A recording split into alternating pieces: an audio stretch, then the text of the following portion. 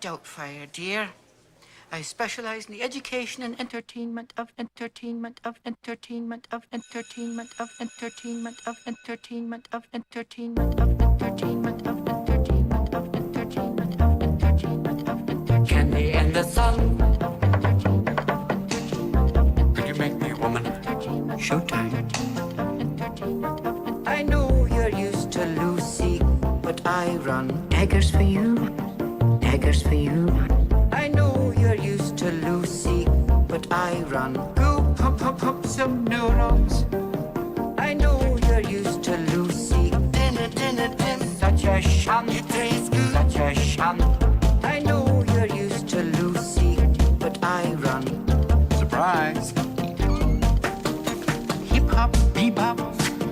Dance till you drop. Hip hop, bebop. Doesn't mean that they don't love. Hip hop, bebop. Bop, bop, bop. Dance till you drop. Hip hop, bebop. Just a little bit of nicotine. The sun. Just a little bit of nicotine. Cream in your sugar now. Little bit of nicotine.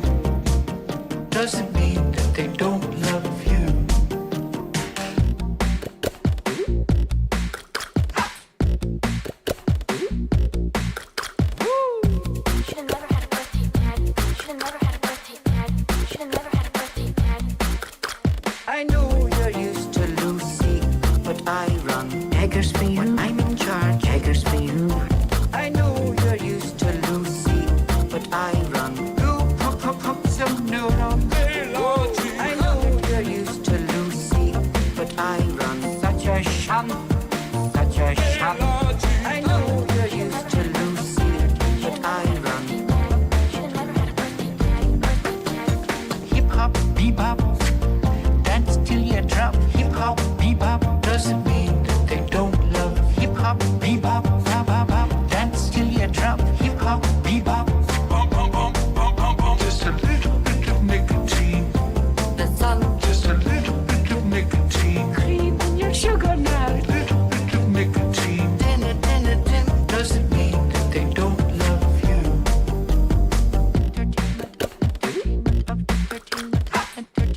When I'm in charge.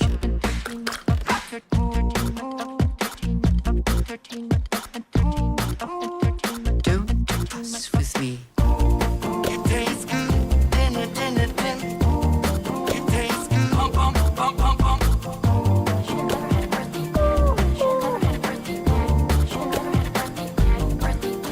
I know you're used to Lucy, but I run such a shun, such a shun. I'm in charge. I know you're used to Lucy, but I run. Yeah.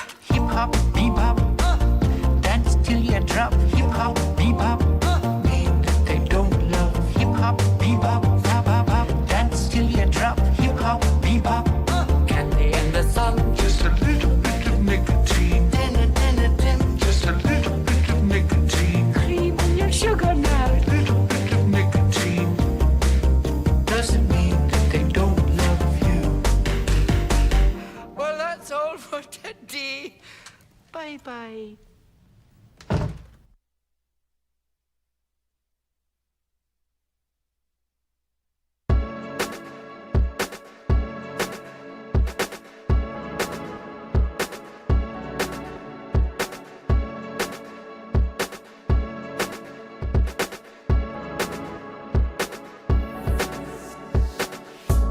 Deep look up, look up, deep look up, look up, look up, deep down you look up, the world that sun look up, deep down you look up, the world that sun look up. I'm going. I'm going. I'm going. I'm going. Don't get it. I'm going. Force of love, things I am. I want to get it. I want to. Don't get it. I'm going. Force of love, things I am. I want to get it. I want to.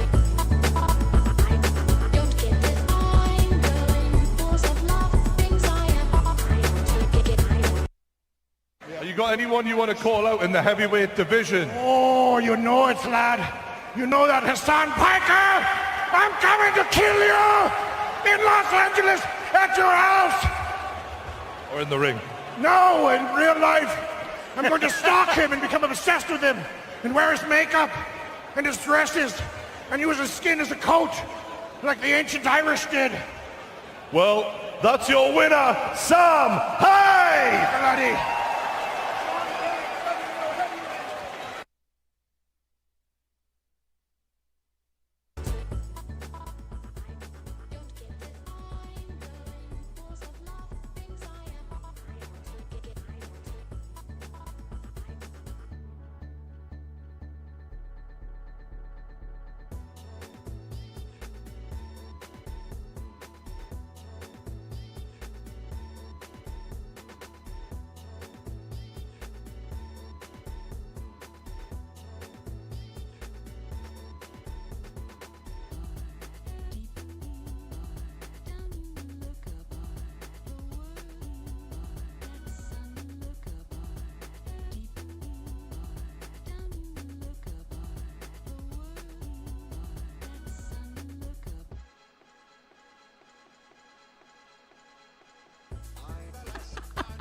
I am such a professional. I am such a professional. Oh. Okay, let me start over here. Let me start over. We're gonna do this again. We're gonna do this again.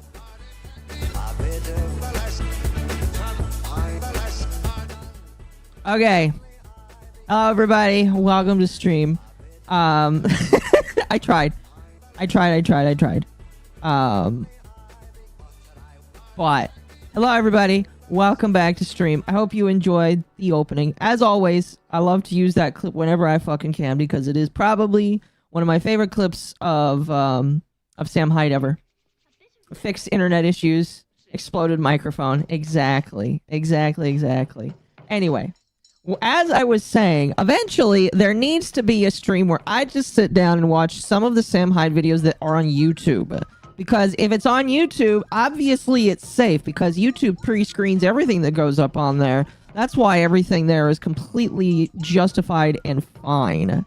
Obviously that is a joke. I'm not wearing the clown makeup tonight, but obviously that is a joke. But I assume that if like it's on YouTube, then Sam Hyde has sufficiently censored it enough to where I can probably watch it. You know what's funny is I didn't think any of my family members would know who Sam Hyde was. In fact, so just to give you guys some context, you know, obviously if you know me for a little bit, you know I come from a semi-religious background. My family used to be Mormon. My dad is like a multi-generational Mormon, actually, and he's part of the reason why my mom converted to the church. And eventually when they stopped, they did stop going to church during the pandemic for reasons that I won't explain because it's theirs and not mine. But they stopped going to church. They do their own thing now. But my mom has always just been a really like pious, close to God individual. After she was done being mad at God, because she was kind of mad at God when for a while when she got divorced to my biological father. But the last thing I would ever expect any of my family members to know is Sam Hyde, because Sam Hyde is one of the most polarizing guys in the universe, I would say. Yeah, when I went to go visit my parents, like, I think it was last year. Oh, was it? Yeah, I think it was last year, because there was a time when I went to go visit my parents, and my brother, he comes up to me. He's like one of my two brothers. He comes up to me, he says, "Do you know who Sam Hyde is?" And I'm like, do I know who Sam Hyde is? I'm trying to get his attention. I once sent him a super chat. And I was like, yes, I know who Sam Hyde is. And he's like, I love all of his stuff. I love $1 Million Extreme. And I'm just like, I look at my dad, because my dad I assume that if like he knows who Sam Hyde is, my dad does. And I was like, you know who he's talking about? He's like, yeah, we watched some of his stuff. I was like, what? So I look at my mom, I was like, do you know who they're talking about? She's like, do I want to know? I was like, it doesn't matter. You know, he's almost an adult. So if dad lets him do it, it must be fine. Now, bear in mind, my dad took me to see my first R-rated movie when I was 16. So, you know, as dads do, you know, sometimes he makes some silly choices, but I feel like introducing my brother, my teenage brother, who was pretty much an adult at that time, to Sam Hyde wasn't the worst thing in the world. I don't think it was the worst thing in the world. You know what I mean? So that was pretty funny when I learned that. Aqua's brother is also a Giga Chad. Yeah, I'm not going to say who it is. Like I said, I do come from a more religious background. Some of them, oh, the music stopped. Is that all of it? That was all of it. All right, back to the chill stuff here.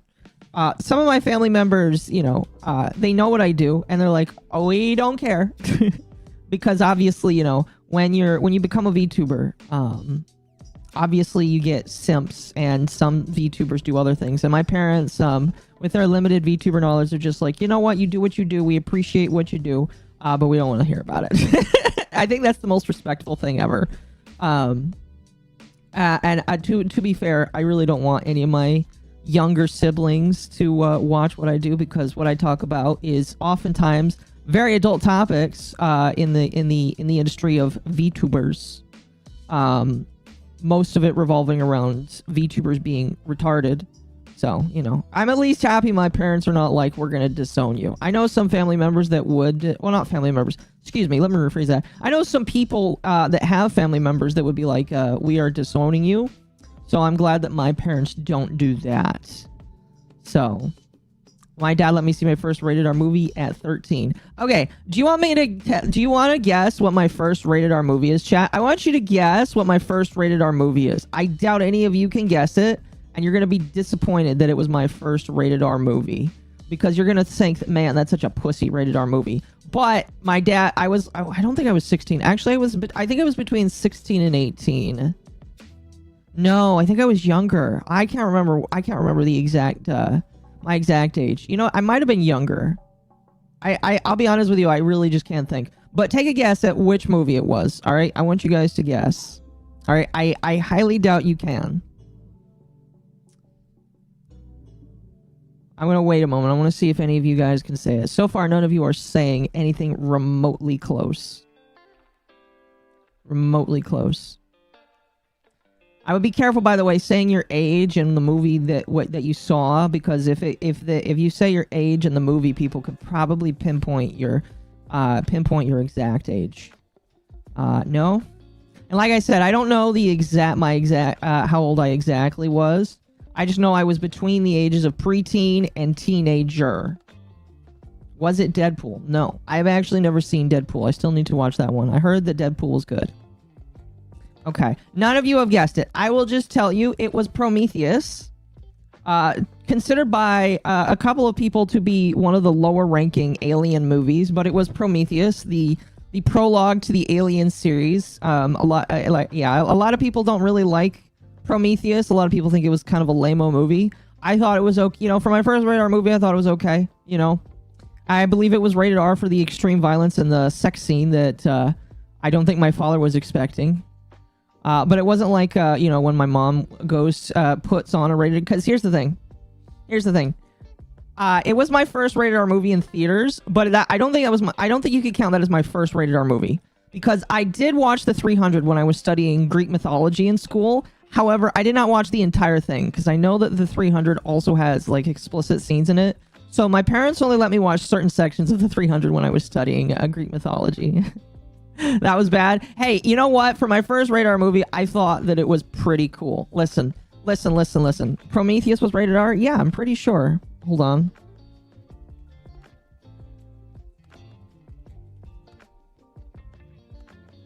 I'm pretty sure it was. Yeah. Did they really rate it PG-13? My dad told me it was rated R. Hold on.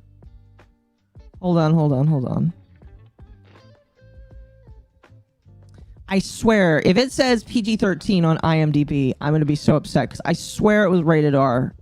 My dad told me it was rated R.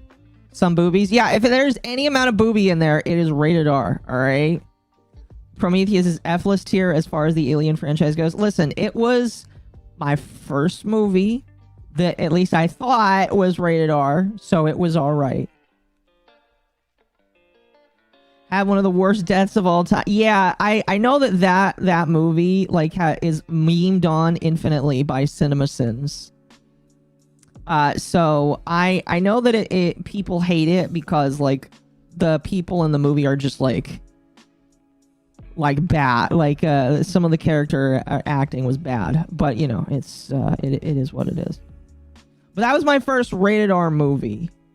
Shit. And again, my dad was very proud to take me to go see it.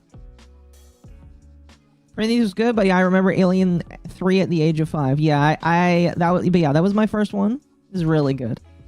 I don't know. A lot of people don't like it. I thought it was all right. I got to see an alien split out of a woman's body. I got to see some mad alien sex as well that I thought was kind of cool. And you know, even though it is supposed to be like horrifying rated R, it wasn't that horrifying to me. I mean, it was kind of scary, but by the same token, like I said, I was like a preteen at that time, between the ages of preteen and teenager, so it wasn't that bad.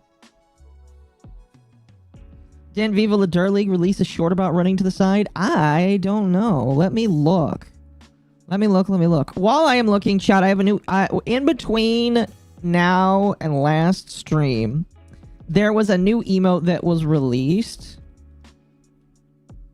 And I want to share it with you guys. I don't have it yet on the channel.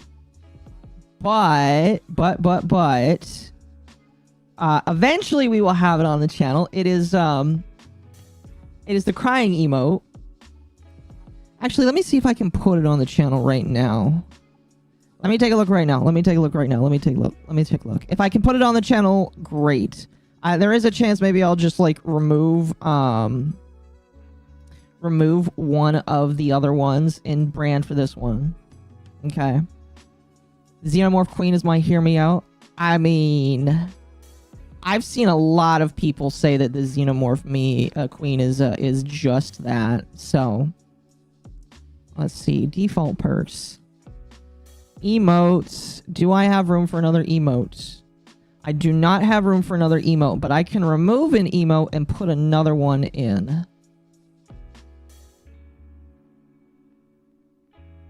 Let's see. You know, I think we're going to replace this one. Give me one moment.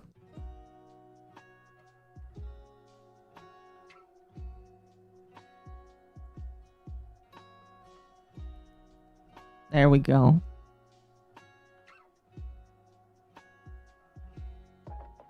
Oh, that one's too big. Hold on. I gotta get the smaller one. Already a crying emote. Well, I know there's already a crying emote, but this one's better. Hold on. Discard changes. Default perks. We'll just replace the other one. Just gotta find the emote first. Give me 1 second, chat. I know you guys like the crying emote. Replace the current one. Yeah, that's the plan. Let me do that real quick. Funny enough, also made by the same a good chunk of all my emotes are made by the same artist. She does a pretty good job at that.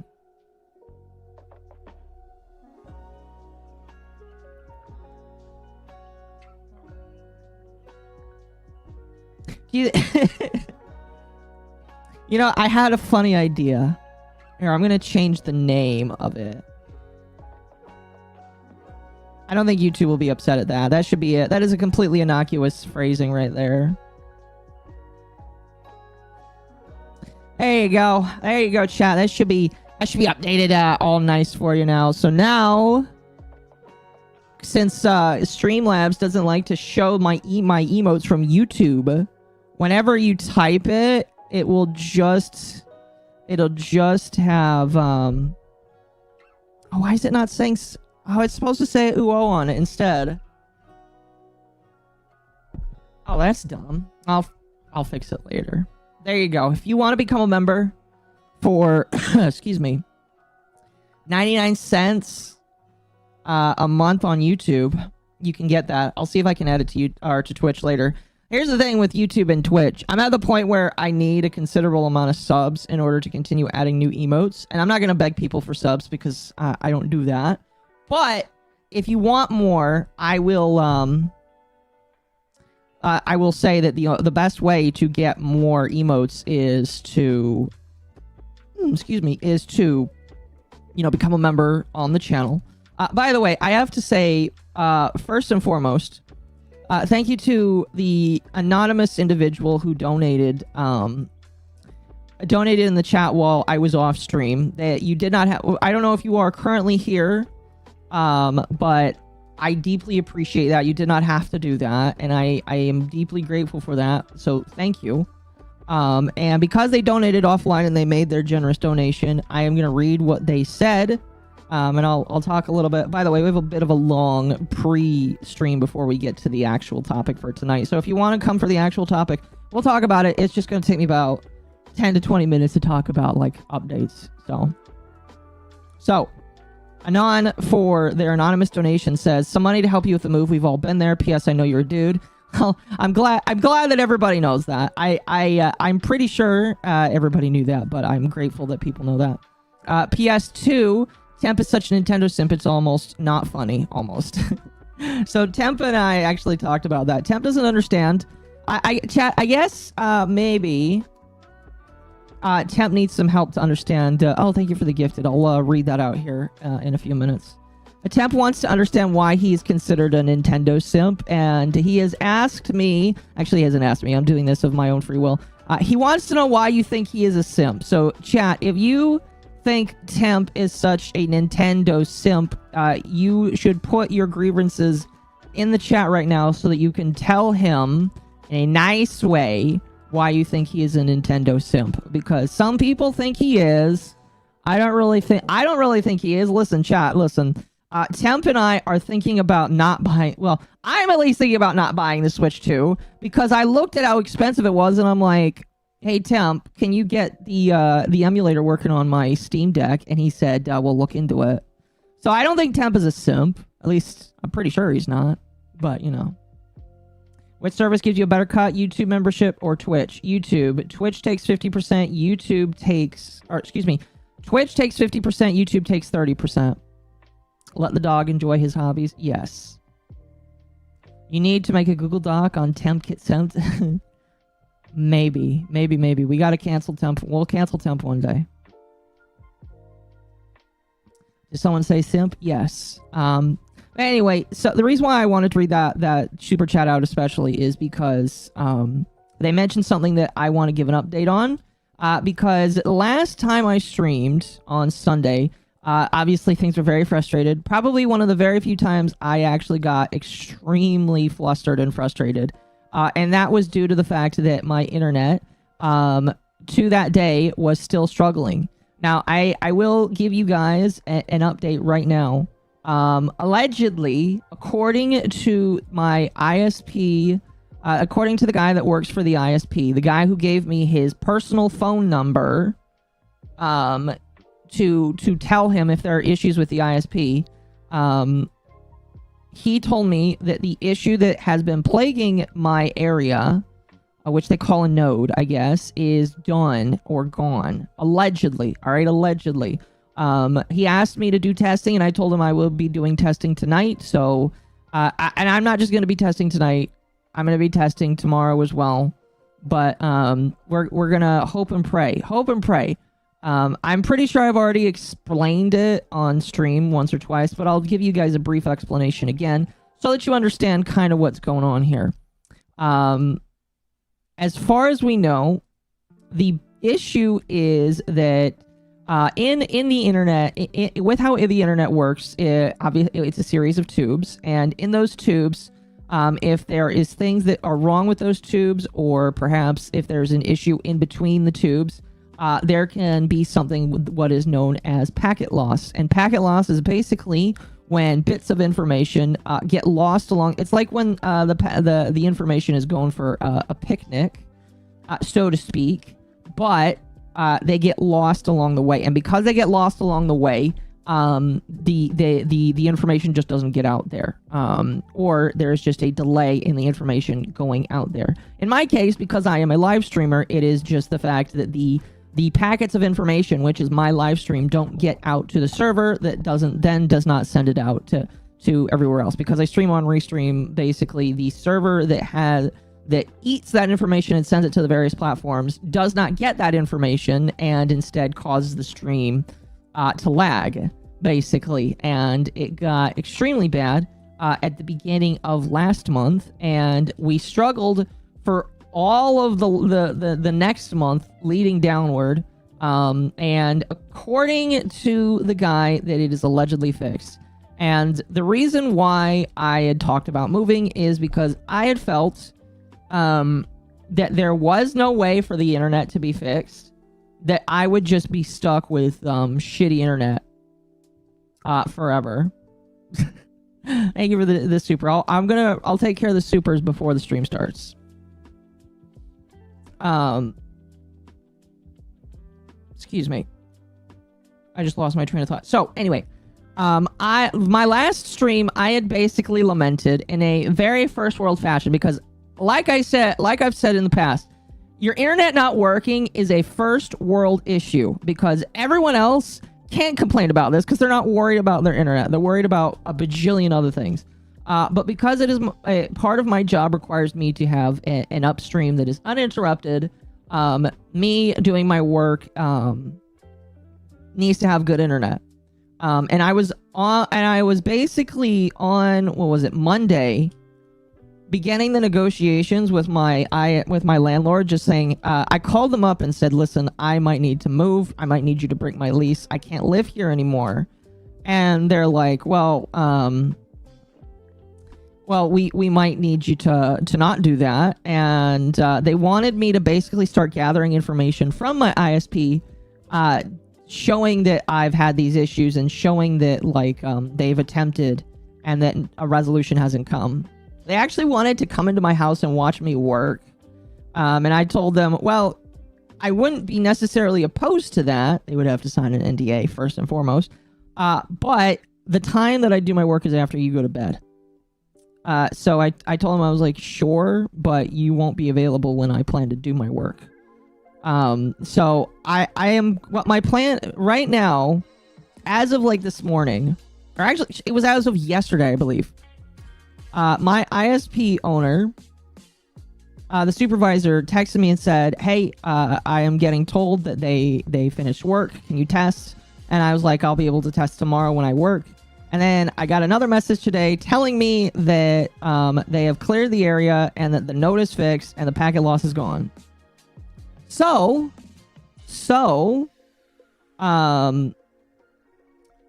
Sparky gives a good analogy here. Packet loss is when little bits of data get lost while traveling across the internet. It's like sending a letter and it never arrives, so your video might freeze or your game might lag. Yeah. And that was basically what was happening, is the information wasn't getting to the servers, and because it didn't get to the main server, it just didn't happen. But hopefully, I'm going to try and remember my my lessons from my mother when she taught me about the power of the secret. I'm going to use the power of manifestation. All right? The power is mine to manifest that my internet is fixed. If it is fixed, I know some people very generously donated because they thought I might have to buy a new what was it called? A Starlink satellite, or some people thought I was going to move. If I don't have to move, that money will be put into savings. I'm telling you right now, I'm not staying here after a year. There are, minus the fact that play Skyrim unmodded again. We're gonna hold off of doing that. No, thank you. Minus the fact that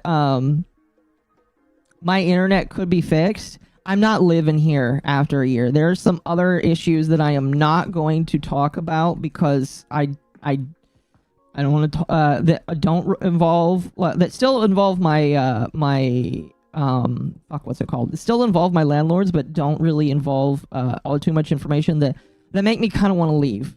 So even if it is fixed, I'm still planning to leave at the end of the year. So if you donate money, I am putting that into a moving fund for the end of the year. So I deeply appreciate anybody who donated. Seriously.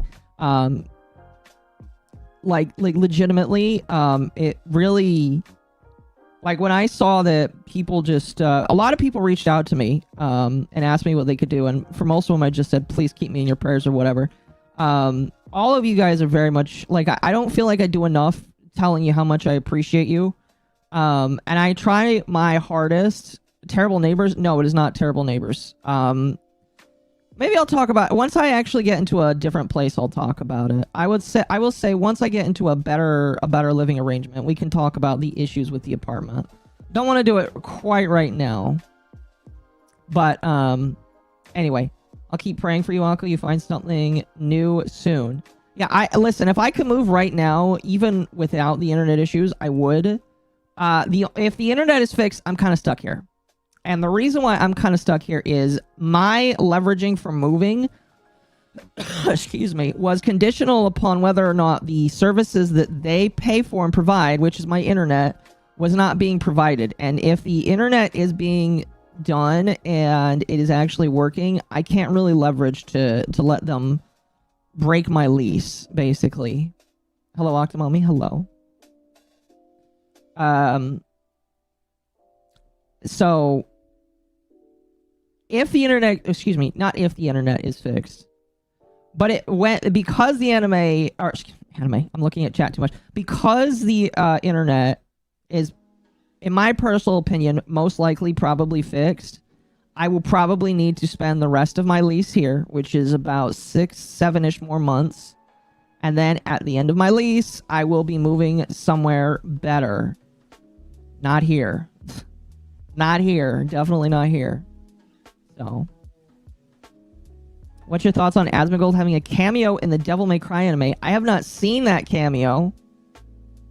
I probably wouldn't be unable to play it due to copyright issues.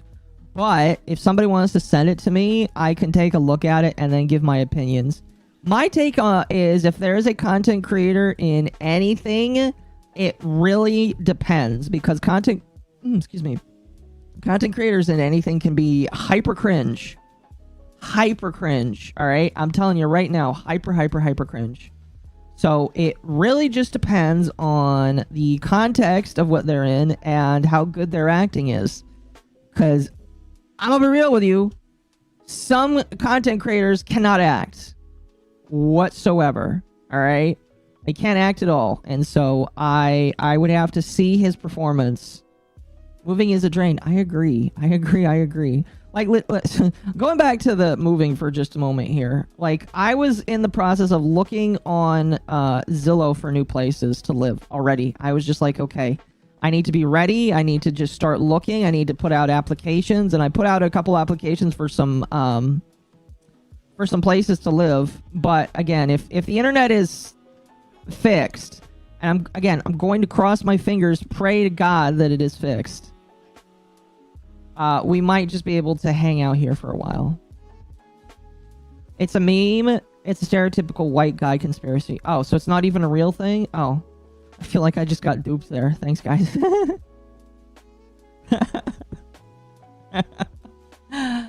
He did not voice it. Just made a character. They just made a character that looks like him. Ah, okay. I have heard that the Devil May Cry anime has pissed off everybody collectively. And the guy who made the anime came out and said, deal with it, because I did it because I wanted to do it. I have not actually, I imagine that we're going to talk about this on, Nightwave. But I've been told that the Devil May Cry show just sucks and nobody loves it.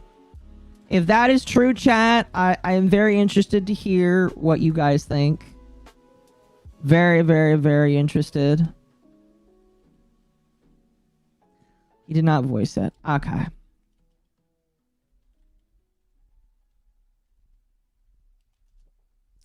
kind of getting that. Netflix adaptation is bad. Shocker. Oh, no, yeah. I don't think anybody is shocked by that. I definitely don't think people are going to end up being shocked by that. Netflix making something bad? Oh, man, that's crazy. I think it would be crazier if the final season of Stranger Things comes out and is good.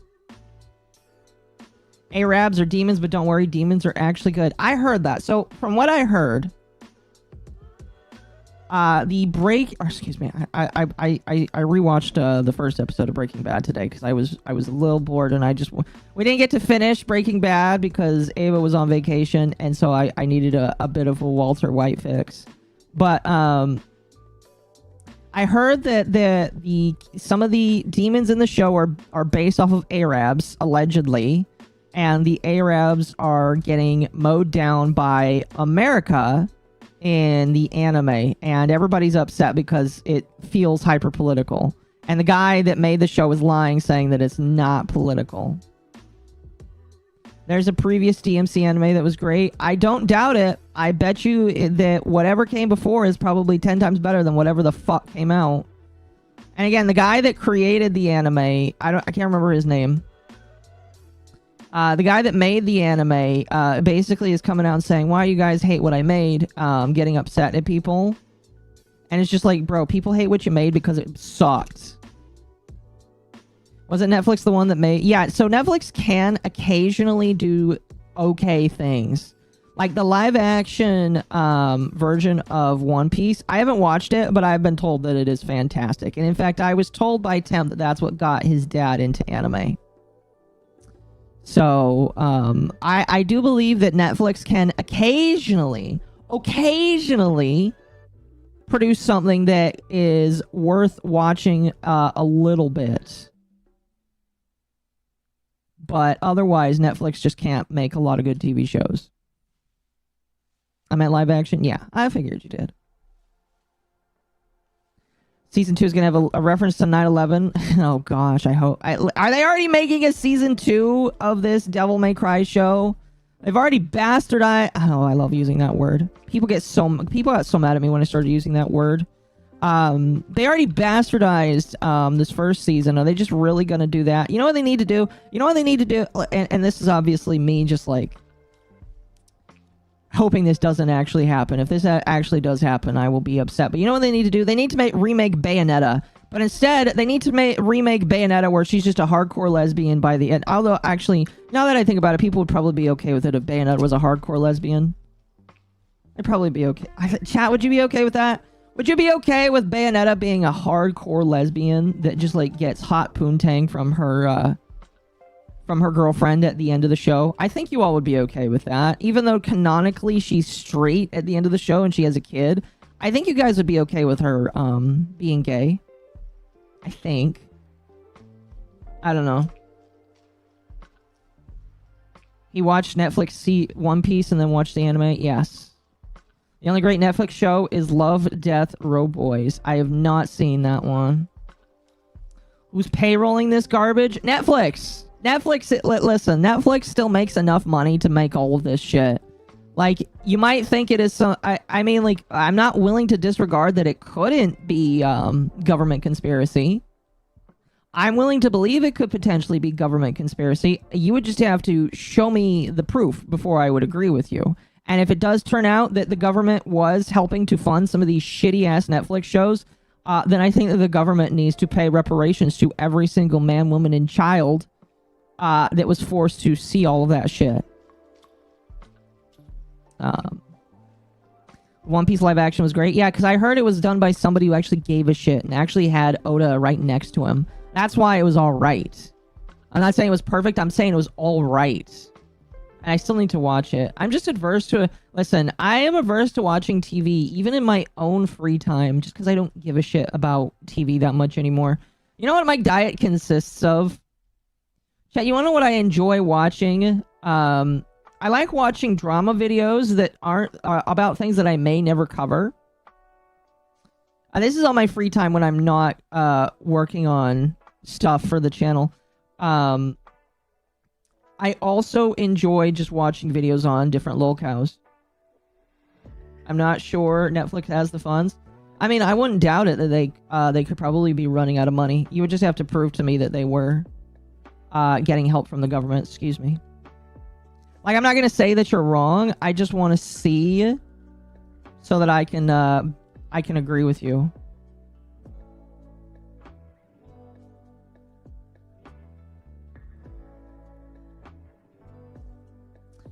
Anyway. You guys have been very gracious. I've only been live for a couple minutes, but you guys have been very gracious. Let me read these super chats here. All right, and then we'll get on to the main event for tonight. There we go. We can turn that thing on. Technically, you've been in super chats already. But yeah, let me to quickly summarize in 1 to 2 sentences. The internet may * be fixed. If it is, the move is gonna have to be held off until the end of the year because I can't break my lease without potential giant fines unless something massively wrong happens. And so if you donated for that cause, all of your money will be saved for the future move funds because the move will definitely happen. Okay? That is what that is. Anyway, let's read these donations here. Heavenly Jester donated 10. Thank you. Hassan saying that Fear Buck, his ex, is a white supremacist is funny because the dude is a black dude who sided with the white kid who died because the killer was a black kid. Hassan has to make it racist. I believe I'm vaguely familiar with that situation where where there was a pair of twins and a black guy killed one of them and now there's a whole shit storm about it. I saw some really stupid people. Oh, excuse me. Like the quartering, asking if there were going to be riots, and I was like, I hope fucking not. Why are you asking for riots when instead we just need to figure out why our government and people are so one-sided about this kind of shit. Chad, I may need to start like a quartering segment, because the quartering is like starting to piss me off more and more, and I just want to show off how much he pisses me off. I occasionally get clips of stuff that he says, and I'm just like, broski, you've been alive longer than me. You're like in your 40s or 50s. How are you this retarded? Like, how are you this brain dead? Oh, you're a grifter. Never mind. That's why. That's why. I don't know. Anyway, we're not. This quartering is not being mentioned at any point during the stream, unless he's for some reason is in the video we're gonna watch tonight. Continuing on here, Sly for 2 won't be joining tonight. Have a fun stream. Well, thank you, Sly, and enjoy the VOD when you are able to watch it the next day. Heavenly Jester again for 5. Also, F all the news stations making it about race when it's a white guy unalived a black guy, but not the other way around. Report race or don't. Yeah, that's just something that these news organizations are going to do. What's crazy is I'm pretty sure I've seen Fox News do something similar as well. All of these news... Listen, what chat, you need to remember, you always need to remember that these news organizations don't care about the truth. They care about the most sensationalized thing possible. And once you remember that it is about the most sensational thing possible for them, then you will, like, I mean, the black pill will still probably be there, but, it won't be so bad, basically. If that makes sense. Wolf for 5. I was watching radar movies at my cousin's house when I was 12, and I turned out mostly fine. Would never happen to my parents' house. That's probably that sounds about right. Again, I think my mom was just waiting for the perfect time, and that was the perfect or okay time, I guess you could say. That was the okay or perfect time to let me watch a rated R movie. Is when my dad took me to go see Prometheus. You know, so that's good. I still think it was an alright movie. Even if some people think it sucks, I thought it was an okay movie. And Heavenly Jester, thank you for the 5 gifted memberships. I deeply appreciate that. If you got a membership from Heavenly Jester, please make sure to say thank you, chat. Because Heavenly Jester's been on a roll this month, and I deeply appreciate them. And then Festiva for 100. Very, very much appreciated, Festiva. Thank you so much. Thank you. If I remember correctly, the last time you donated that much, you wanted me to... do or say something slightly not illicit, maybe, well, slightly lewd on camera. I don't believe you asked for that this time. Deliver us the flaming of Hassan, or I will draw Occo in compromising positions with the yippies. I will send this to Bull as insurance of your compliance as per section 3 article 5 of the super chat agreement between me, donator, and you, stream Ussie Octussie clownin. Don't worry, we will be clowning on Hassan here in a short little while. I promise you. There is no need to involve illicit drawings of myself. I mean, I imagine that even if I do comply with you, you will probably still do it anyway, because you like to. Appreciation dance. Yes, appreciation dance. But don't worry, Festival. We will... The clowning of Hassan will happen. I made you Ara. That is correct. That is correct. I do recall that now. That was back during my Warframe days, too.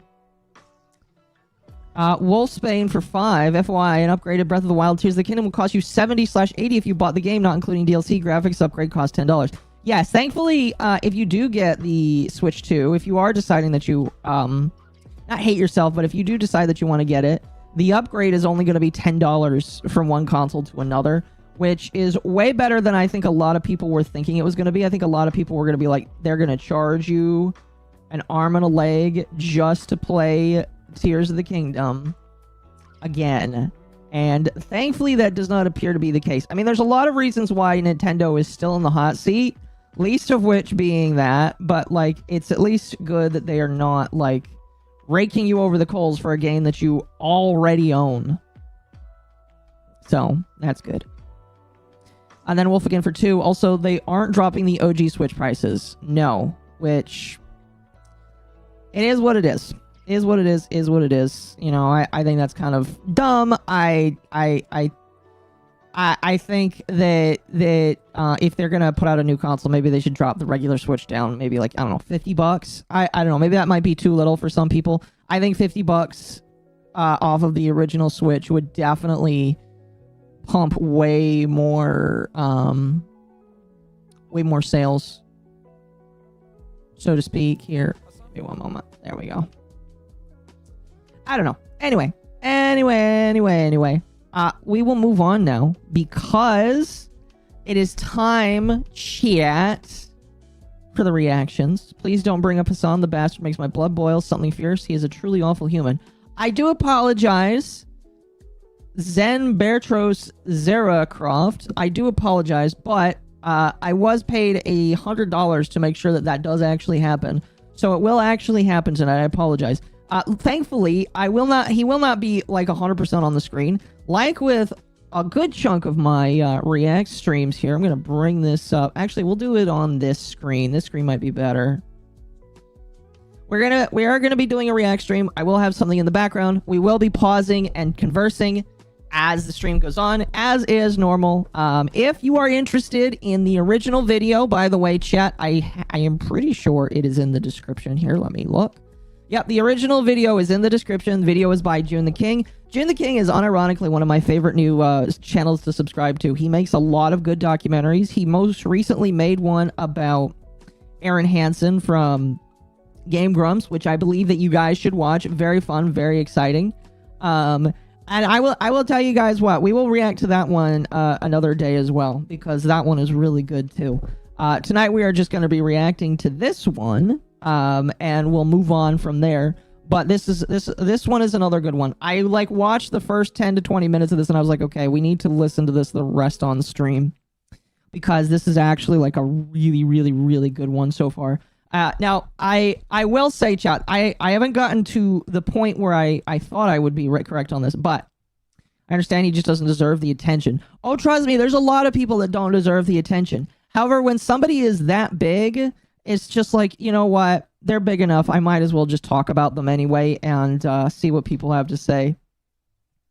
You know. If there's something worth talking about, the documentary's good enough. It's going right in my Hassan Piker is % fucked playlist. I'm convinced that Hassan Piker will never be banned off of Twitch. Like, literally, Elon Musk has to buy Twitch and then ban him first.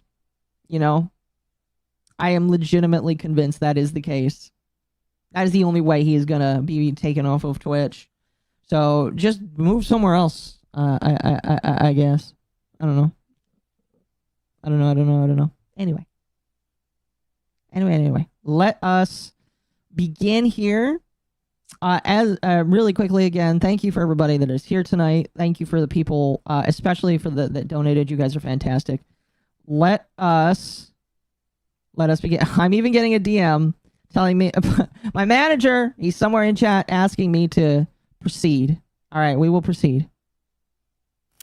Hassan Piker is controversial for many reasons. The most prominent are his political beliefs that will not be the focus of this video. The focus instead will be on him. I'm going to be honest with you, that's probably a good way to start this off, just by saying, I'm not going to talk about his beliefs. We're just going to talk about the other reasons why people hate him. I'm going to be real with you, that is perhaps the best way to take this, because in my personal opinion, there's a lot of reasons why you can dislike Hassan that does not include just his politics. It's really hilarious. Hassan, all those online protesters really cared about Palestine, they would enroll in the military. We know they won't. Him and his 50,000 viewers are definitely not going to do that. And his many inconsistencies that often go ignored. Hassan does this by deflecting criticism of him by attacking those who give the criticism. This is all exemplified by his conversation with creator Willie Mac, who brought forward this exact criticism. I was just about to bring up Willie Mac, even though Willie Mac's kind of in the center in my personal opinion. I really like a lot of what he does. I feel like sometimes, because he is attached to the commentary community, it's kind of iffy. I really do like Willie Mac though, because some of his most famous work is putting Hassan in his place, and I'm gonna be honest with you, I really like him for that reason. I don't know what you guys think about the guy, but I really hey there, cats. I really like Willie Mac for that reason. Like, he's put out quite a few good videos on Hassan, which you guys should all watch. Maybe we could talk about those one day. And the funniest part about all those videos is whenever he talks about him, Hassan never plays the videos, or he only plays specific snippets of the videos that he can safely talk about. Is this June the King? Yes, this is June the King. Again, if you are interested in June the King, please go subscribe to the man on YouTube. He's a fantastic creator. I have left his channel in the description on YouTube. So if you are on YouTube, you can go ahead and subscribe there. If you're on Twitch, think about this. Hold on a moment. I will pull up a link and just put it in the chat for you. There you go. I will pin it as well because we're cool like that. There you go. If you are interested, please go subscribe to the guy. I like June the King. Like I said, he's a really good creator. And there's a lot of stuff from him that is worth dissecting and breaking down. Willie Mac can be an F-slur at times when he gets into CC mode. Yes. Well, here's the thing that's funny about that. A lot of commentary people can have good opinions or good takes, and then when they get into the commentary community mode, they're just like insufferable. And that's what I mean. That's with all of them. I mean, there's a few of them that are different than most, but like for the most part, Willie Mac is good until he gets into that vibe. Anyway, Turkey Tom, Bulgarian. I'm not gonna continue that sentence. You want to debate about a video you didn't even watch? Why? Yeah. If you're not this passionate about the subject, then you're basically admitting that you're a bottom-feeding drama farmer. To add to this, Hassan knows what he is doing in diminishing the image of Willie Mac. It is a strategy he is aware of and hates. To voluntarily and maliciously misunderstand my point so they can make YouTube videos and get ad revenue, because those clicks drive, that controversy and those clicks drive. That is such a self-projection. That is, like, I know for a fact that's exactly what he does because he does it all the time. On Twitch, too. I mean, like, ad revenue on Twitch. Actually, I really don't know how much he would make an ad revenue on. That's a lot of cats. I don't really know what his ad revenue on Twitch is, but I know for a fact that's, like, the self-projection on Hassan is so wild. He's, like, literally describing himself by saying, these people are making ad revenue off of me, disingenuously clipping me out of context. It's like, bro... What does CC mean? Commentary community. Commentary community. That's what it means. So I don't know. I feel like we need to start a counter. Chat, maybe you can help me out here.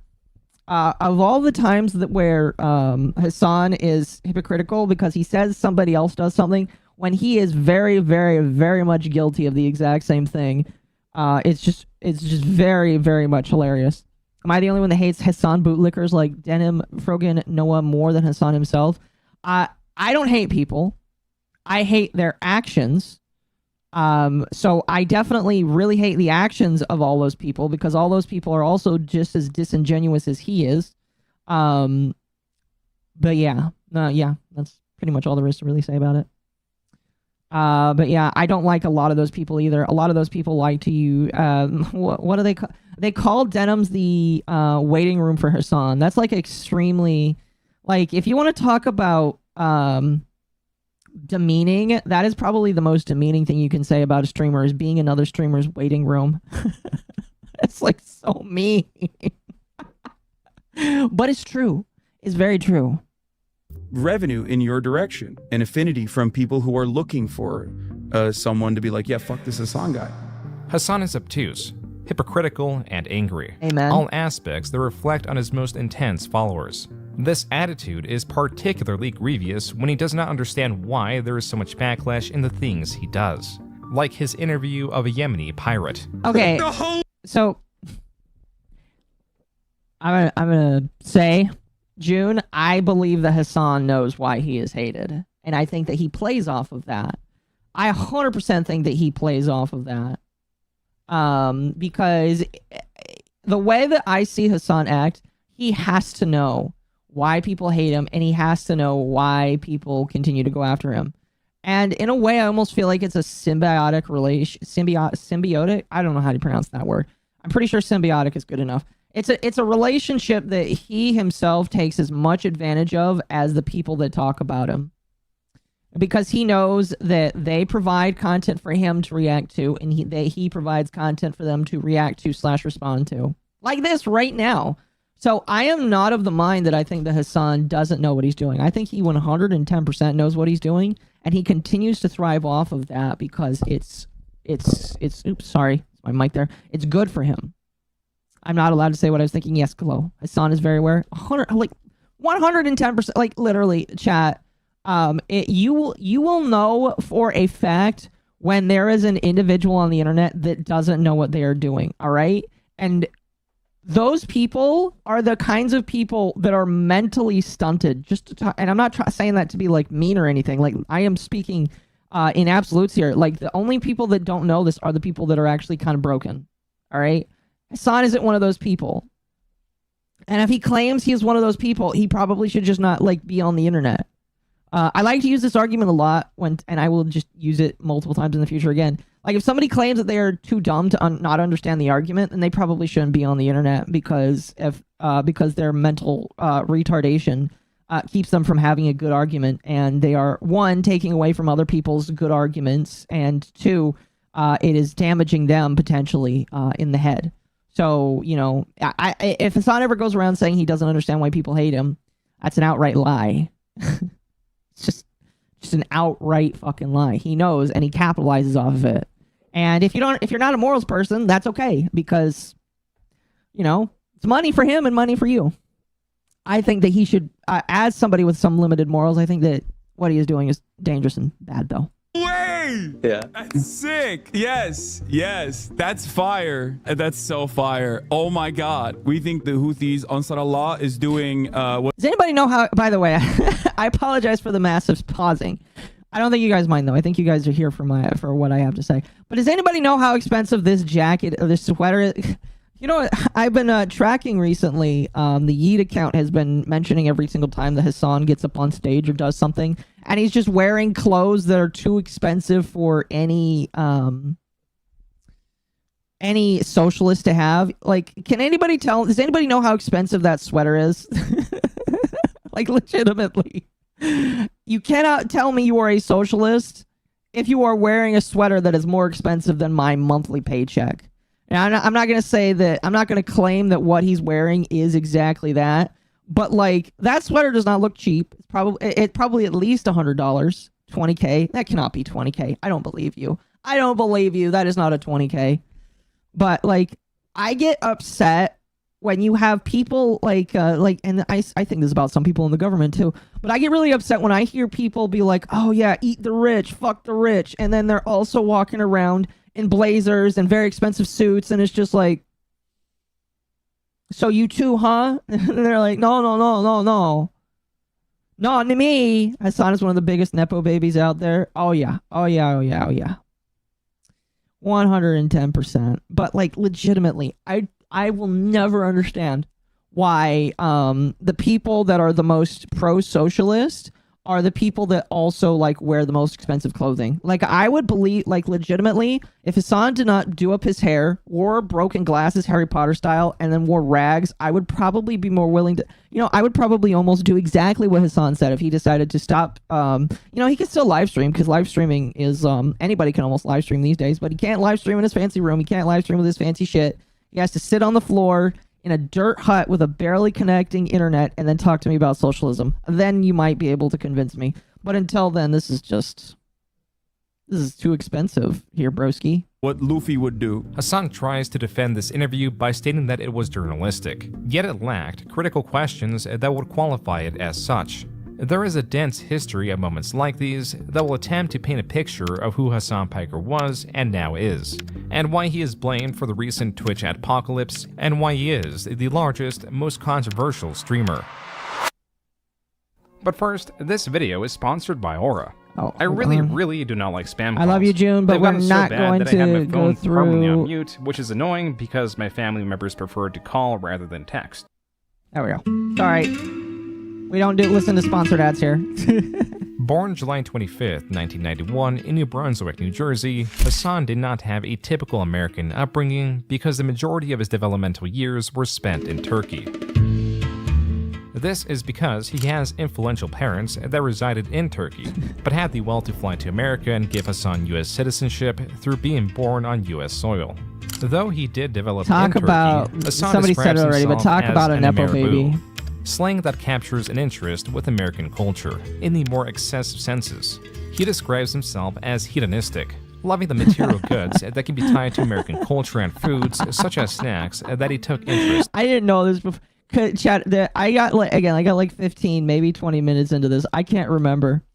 Thanks for skipping the sponsor. You're welcome. But when I heard that Hassan considered himself hedonistic, I was like, you know what? That's probably the first time that's probably one of the very few times I'll agree with Hassan. He is definitely very hedonistic. It's very hilarious. Very, very, very hilarious in my personal opinion.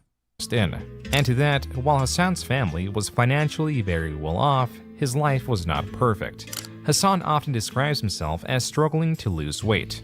Other points of conflict were with ideologies and their presentation to him when growing up in Turkey. Something he did not conflict Holy with shit. was the mandatory service. He looks but like his Turkey parents did. Tom. He's like a Turkey Tom. Hold on, let me scroll up. Like, look at this man. Turkish Turkey Tom. This is the Turkey Tom chat. Holy shit. Is Turkey Tom just gonna look like Hassan when he reaches 30? Oh. Oh no. Oh no. Oh my gosh. Oh, Turkey Tom, I'm sorry, but it's over. You're done. You're done. You're gonna reach 30 and become a champagne socialist. Holy shit. Oh. Hedonism isn't purely about getting off all the time. Oh, I'm familiar, yeah. Leftists tend to be rather hedonistic due to being obsessed with harm reduction. Fair enough. Turkish Tom, yes. Turkish Timothy, pretty much. Pretty much. By the way, chat, let's play a fun game. Type in the chat when you have learned something new about this man, all right? All right, when you learn something new about him, let me know when you learn something, because I'm sure that we're all going to learn some things in here. Something he did not conflict with was the mandatory service, but his parents did. In Turkey, there's still this concept called a pink slip, because everyone has to serve in the military. Every able-bodied male has to serve in the military, either after high school or after college. I thought it would be good. Like, I thought it'd be good for, you know, I'd be even more fit. And my dad was like, I'll disown you. He said, like, I didn't spend this much money on you to fucking go and, like, die in a mountaintop somewhere, you fucking idiot. So he didn't do his mandatory guided a lot of his development, including his college. Wait. It was here that his dad put... Oh, that's fucked up. He didn't get to go serve in the military. What? Like, bro, oh man, that's pretty fucked. I'm gonna be honest with you. The fact that he, all right, here, maybe he did. We'll continue this. I'm being bad faith right now. He went from living in Turkey to now living and attending college in Miami, He did. where Hassan's parents wanted him to take up a traditional, well-paying profession such as a lawyer or doctor. Hassan was more interested in the nightlife of Miami. According to an interview with Hyde and Mormonism, Hassan stated, quote, I wanted to party my first year, and I did. He grins. I got a 2.9 GPA. So he fucking squandered the money his parents... Oh, he is just like every single rich kid. Oh, he is literally 100% every fucking rich kid that is given whatever the fuck... Like, okay. Chad, I don't talk about this a lot, but I almost went to college because my parents were like, when I was still on my mission, my parents were like, what do you want to do? And I was like, I don't know, I guess I'll go to college. So my parents were going to pay for me to go to a pre-college college course, and it basically preps you for college work and, you know, testing and shit. So I was going to do that for a year, and then we were going to pick out what my major was going to be, and, you know, we were going to go after that. I never went to college because I was like, this sucks. And I don't want my parents to go in debt. And even if my parents wanted me to pay for it, I definitely did not want to go into debt myself either. But like, broski, man went to college, probably for free. His parents, because they are affluent, probably very well off, paid for him to go to college. What does he do for his first year? He fucking wastes it. Oh, even though I don't like college or going to college, if my parents paid for that, I better not fucking waste it. Just shy of a B. The man's fucking insane. Oh, it's out of a 4.0. I know, but still, like, when your parents are paying for you to go do something, and maybe this is just a me thing. I guess depending on if you like your parents or not, you can agree or not agree with this. But like when your parents pay for something, you should probably like be grateful and do whatever the fuck they paid for. And if you don't like what they paid for, why the fuck did you agree to go do it? So because he at the very least agreed to go do it. That's why like it happened. Ignore the thing. I've not been playing for 4 hours. I've been in the background for 4 hours. But that's insane.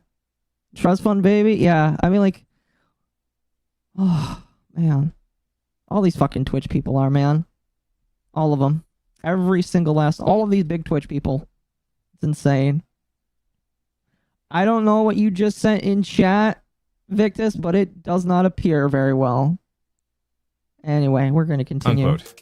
Due to his performance, his parents transferred him to Rutgers, where he graduated with honors with a degree in political science and communications. That's hilarious. Even so, Hassan, through an interview with Complex, describes his difficulty in trying to get a job, pinning it on the recent U.S. financial crisis and stating he lacked the proper connections to get the jobs he wanted. But he did have one very strong connection. I just couldn't find a job. So I was like, you know what? I want to get the fuck out of New Jersey. Like, I want to get out of here. I want to go to Los Angeles. And, it's always Vegas. My uncle at the time. It's always Vegas. Okay, he's talking about how he got onto the Young Turks. Chat, legitimate thought right here. If he didn't go to LA, if Chunk Yogurt did not take him into LA, do you think that Hassan would have been a mostly decent, normal human being? Do you think that he probably would have grown up decent? Because, yeah, it's obviously sounding like he's a rich, entitled brat at this point. But do you think he probably, if he avoided LA, he probably would have been okay? Do you think if the guy that denied him his job, one of his jobs before he moved to LA, if that guy gave him a job, do you think that Hassan would have been like, do you think that he just would have been working a desk job somewhere in the middle of New Jersey? That's a possibility. Like, there's always a possibility that, like, if he got a job and he didn't, like, I definitely think, you don't think so? You don't think he would have just done that? I think it's a possibility. Doubt it? I don't know. I think that it's definitely a small possibility that he could have, like, lived a normal life. Hell, maybe he could have gotten a normal girl. Never would have approached Twitch. Probably not. Okay, you guys are all saying no, so I'll take your word for it then. I'll take your word for it then. Network called the Young Turks Network. Though Hassan describes the Young Turks YouTube channel as small, in late 2013, the same year of his internship, the channel had over 1 million subscribers in a time that this sort of traction on the platform was hardly reachable. Moreover, according to Social Blade, during this time it was actually not just one of the most viewed channels on YouTube with nearly 1 million views a day, it was possibly the largest left-leaning YouTube channel on the platform. And so Hassan, living in LA, entered at his uncle's company and also lived in his uncle's house. Hassan describes his job as building the advertising and sales operation in the company. But what he really wanted to do was be in front of the camera. Of course. So as an additional obligation for himself, Hassan created videos. These would appear on a channel operated by the Young Turks under TYT University. As per the header of the channel, and as the name implies, this was a lifestyle channel that skewed in the direction of college life. And so the videos largely revolved around sexual topics, and not the typical discussion of politics the network was known for. Hassan's entry was his Bro Tip series. Okay, chat. Saying it. I knew that this existed before we watched this video. I will say, I knew that he had like the bro life tips, all right? I knew he did this. This was like before Hassan was big, major lefty champagne socialist, he was the bro tips guy, all right? He came out and wanted to be a bro's bro. All right. So we are going to listen to some of Hassan's bro tips right now. Your comments and ideas and opinions that I really truly care about in the section below. And if you don't, I'm going to come to your house and I'm going to have sex with your dog. Oh. And once more, bro tip is ended, audience. I have successfully given you just the tip. This was from a sub 2-minute video where Hassan provides his top 3 favorite cheeses. And as per the archive of the YouTube page, it was not very so well bad. received. Looking at other archived episodes, this looks to be the standard. Like this one where Hassan gives tips on how to get women in a club. Let's get out of... He was a pickup artist! Holy fucking shit, why is it always pickup artists with these people?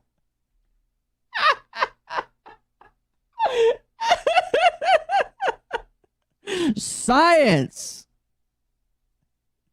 My dog, no! Holy fuck! Look at that dislike bar. Yeah, it was half and half. That was... Oh my gosh. Midwit's gonna midwit. Yeah. Oh. The fact that like I said, chat, this man used a super seducer. My favorite version of... Yeah, I'll be honest. If he stayed doing this, I would have been fine with him. He would have been bearable. Was he picking up cock? I have no idea. Of here. It's time to get out of there, and it's time to separate her from her herd, meaning her crowd of girlfriends that are going to do their best to cock block you because they're fat and lonely. Leave your broski. You need to watch the Carl Jobs video on talking to women. You will cringe to death. Okay.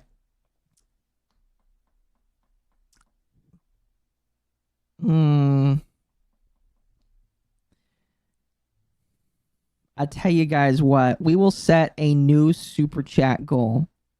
We'll make it small. And if we hit that goal tonight, we will watch that. I heard it was super duper cringe.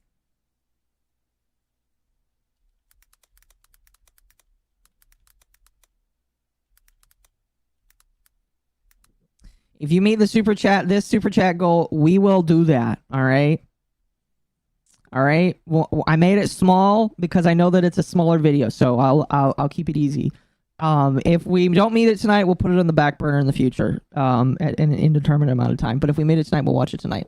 Anyway, I forgot that I knew. Excuse me, I didn't forget. I knew he was a pickup artist. I just didn't know what kind of pickup artist, and it was it's the bad kind. Your comments and ideas and opinions that I really truly care about in the section below. And if you don't, I'm gonna come to your house and I'm gonna have sex with your dog. Following this poor reception, Hassan would open a video reading a zesty comment. Sir Meowington says his head looks way too small for his body. If you're saying that about my head... Why would you do that to yourself? Why would you... Oh, fuck. Oh, I got nothing to say there. You should see the size of my penis.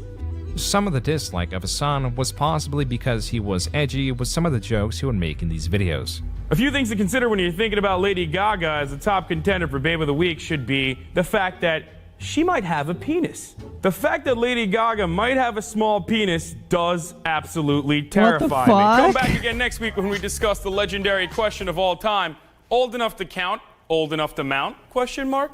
No! What the fuck? Wait, what? I didn't know he made these kinds of jokes. Hassan made a kid fucking joke in these videos. Why hasn't anybody canceled him for this yet?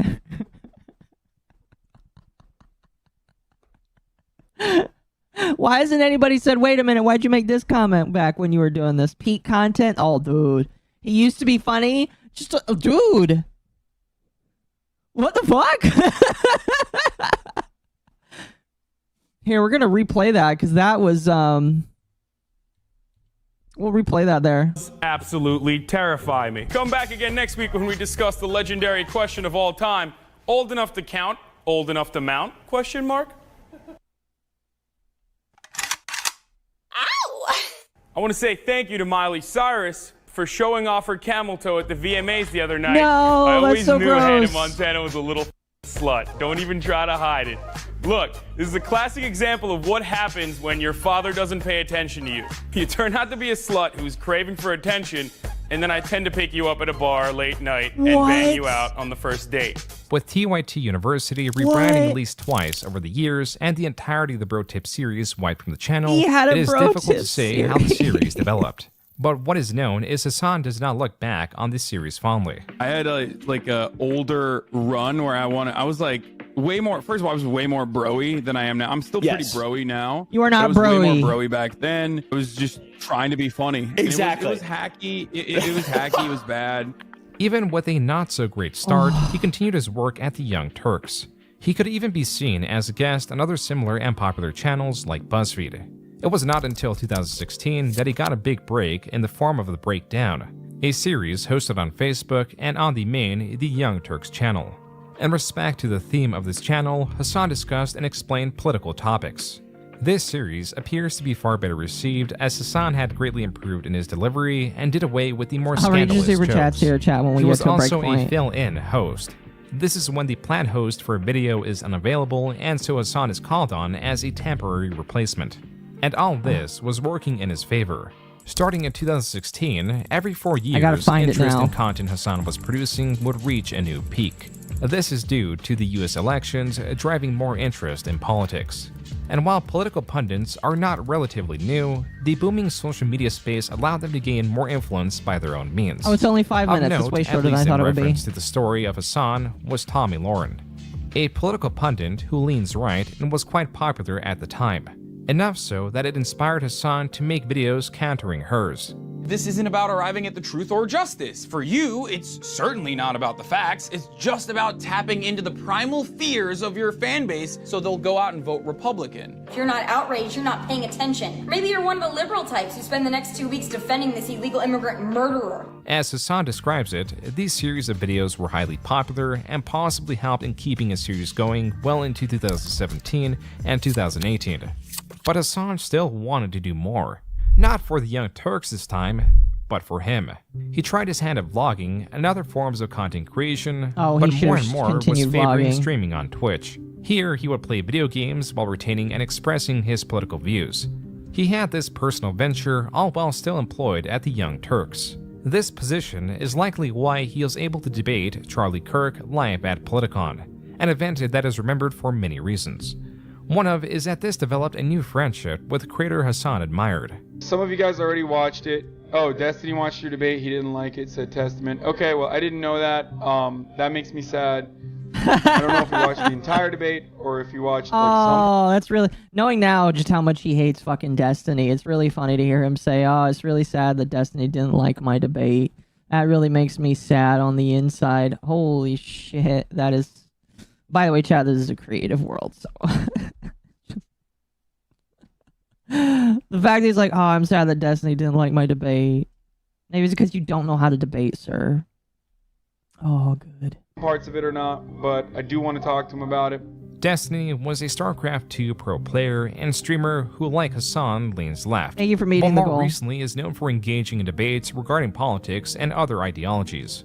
Basically, just real quick, somebody emailed me this a long time ago, and I'm not even sure on the efficacy of this research. It might not have been true or not. But basically, the idea was that in part of clinical treatments for helping people that are pedophiles, so you bring them in to treat them, and part of that, to help them manage their urges, you contact people that have had pornography made of them as a child, you offer them some sort of reimbursement if they consent to sharing that pornography in a clinical setting with a pedophile, and that would keep them from actually abusing like real-life children. Well, that was what the clip was about. After Hassan viewed a clip of Destiny's reaction to some of the debate, Hassan and Destiny jumped on a Discord call. Alright, he said, alright, Destiny said, yeah, call if you want. Alright, let's bring in a professional here, okay? Let's bring in a professional here. Sorry. Destiny the professional. Shouldn't have exposed them like this. Hey, what's going on, dude? Yeah, I heard you're finally ready to join the Minecraft server, dude. Finally ready to join the Minecraft server? What do you mean? Yeah. Wait, Destiny, what? Chat, if you don't know, that is an old Destiny clip. Like, a really old Destiny clip. It's a really gross Destiny clip, too. I forgot about that clip, and I didn't really want to have to rehear that clip, but I imagine when there's an actual good Destiny June the King video, we're gonna have to rehear that clip. I remember Destiny, what the fuck? What's wrong with Destiny? Chat, that'll take way too many videos for me to talk about what's wrong with Stephen Bennell II. Sorry to tell you. I'm just fucking with you. Within this multi-hour-long call, the two discussed debate tactics in reference to how they could have improved Hassan's performance before coming to a close. In any case, all right, I gotta go. I have to pee so bad. I'm just gonna raid Destiny because you guys all have expressed how much you fucking love Destiny, and a lot of you probably came here from Destiny stream anyway. So that's what I'm gonna go do right now. No, seriously, like everyone originally was like, "Oh, Destiny's a suck damn, he sucks," blah. And like now, after this like 3-hour conversation, everyone's in love with you. They're like, "Oh my god, he sounds so great. He sounds what awesome." a fucking cocksucker! All right, holy I'm fucking rating you right shit! now. And by the way, thank you so much for the conversation. I thought you were dodging me for a while. He is such a cocksucker. I suck at responding on Instagram. When you send me like this message, like, "Hey, here's what we're gonna debate," and you send me like 72 topics. Like, the reason, yeah. It would be a little over a week later that Destiny you can just traveled hear to the LA. gawking in it was his here mouth. that Destiny and Hassan streamed together on Halloween. Dude, your fans are crazy. I mean, they're awesome. They love you. And yeah. Yeah, they can be a little eccentric sometimes. No. I have no problem with them. I think they're dope. Okay. Are you I'm jealous of how you've cultivated such a rabid fan base. There were many perspectives on how the pair were interacting. Virtually all of them were Is it positive. all of them where Destiny gets his as a sort of dick professional sucked by political Hassan? figure that was entering the Twitch scene. Hassan viewed Destiny as a veteran live streamer and admired the enthusiasm of his fanbase that he had developed over the course of 9 years. And Destiny's fanbase loved Hassan. He was very easygoing and even tried to get Destiny in on some fun. Say, do you want to go out later, or are you into like going out and shit? You need a Halloween costume. Listen, I am a professional streamer because I play video games inside my house all day, okay? Yeah. I'm not much for the going out type. The night ended after Destiny dropped off Hassan at his residence. Oh, he got turned down by his boyfriend. That's so sad. You think? Oh, that's. I kind of feel like we need to give an F in the chat for Hassan for getting rejected by his boyfriend Destiny, or what he wanted to be. He got friend zoned by his potential boyfriend Destiny. That's so sad. As someone who paid attention to StarCraft 2 esports, the fact that I forgot about him, yeah, a lot of people forget that he was in StarCraft esports. It's crazy, huh? Really crazy. But this would hardly be the last time the two streamed together. Destiny's actually here to help me with my PC setup and make fun of me probably for having a pre-built PC that I use. I have a pre-built PC, by the way. What are these noises? Oh, that's fucking my sub badges. And I'm not gonna be like you. Okay, don't worry. The threat to my country. One of your Speedo McGee's your fan that gave me fucking 200 subs so far. What a fucking loser. What? No, dude, what are you saying?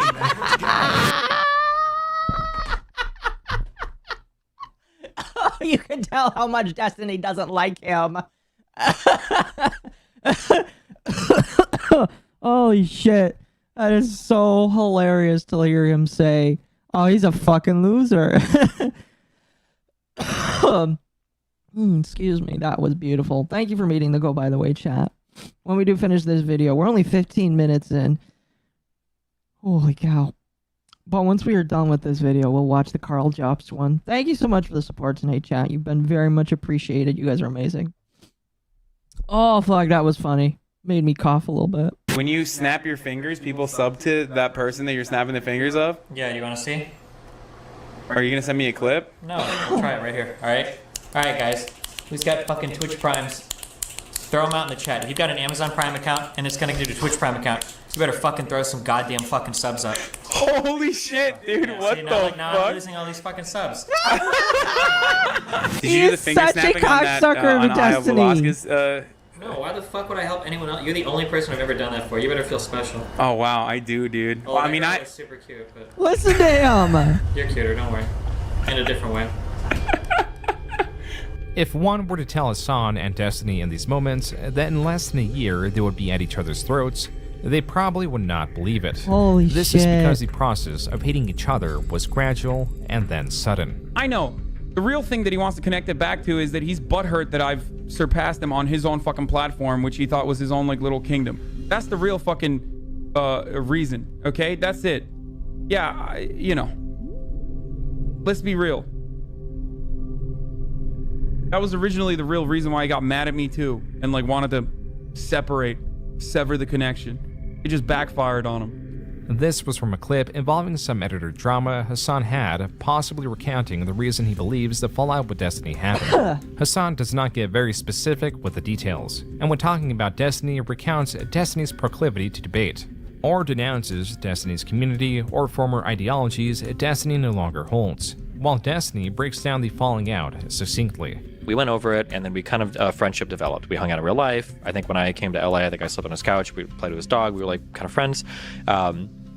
And as time went on, I think he was a little bit more, he was farther left than he let on. So like I was a social democrat, he was a social democrat. But back in those days, like 2018, when people said they were a social democrat, they really meant socialist, but they just didn't want to say it. So he was farther left than me, and we had a lot of deep divides in our approach to politics.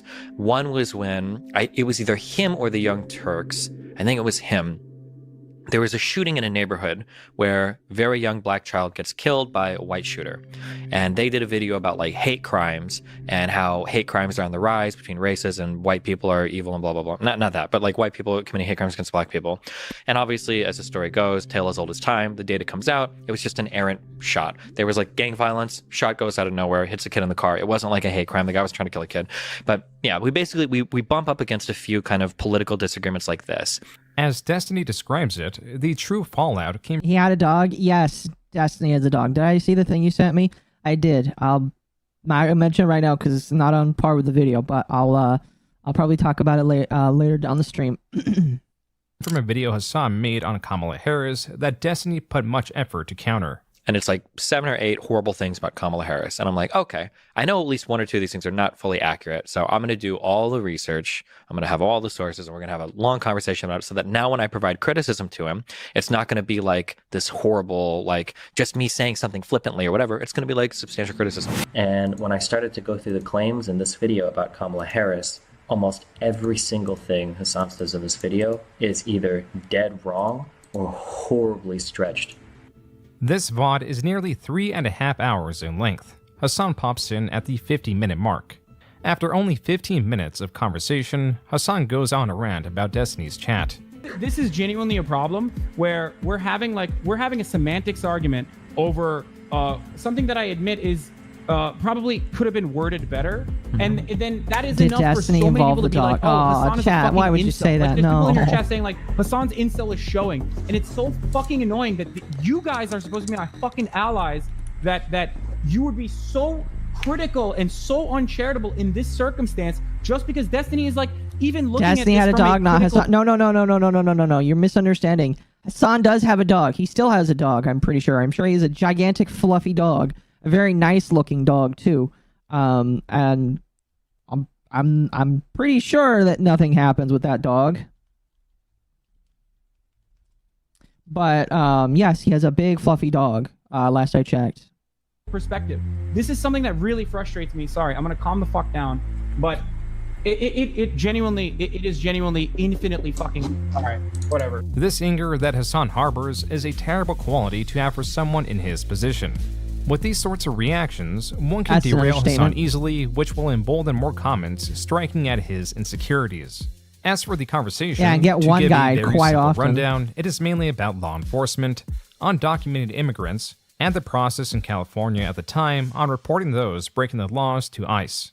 Hassan in his video made it seem like the reports were without any due cause, which is where the problems begin, yet also where some agreements happen. The echo, oh my God.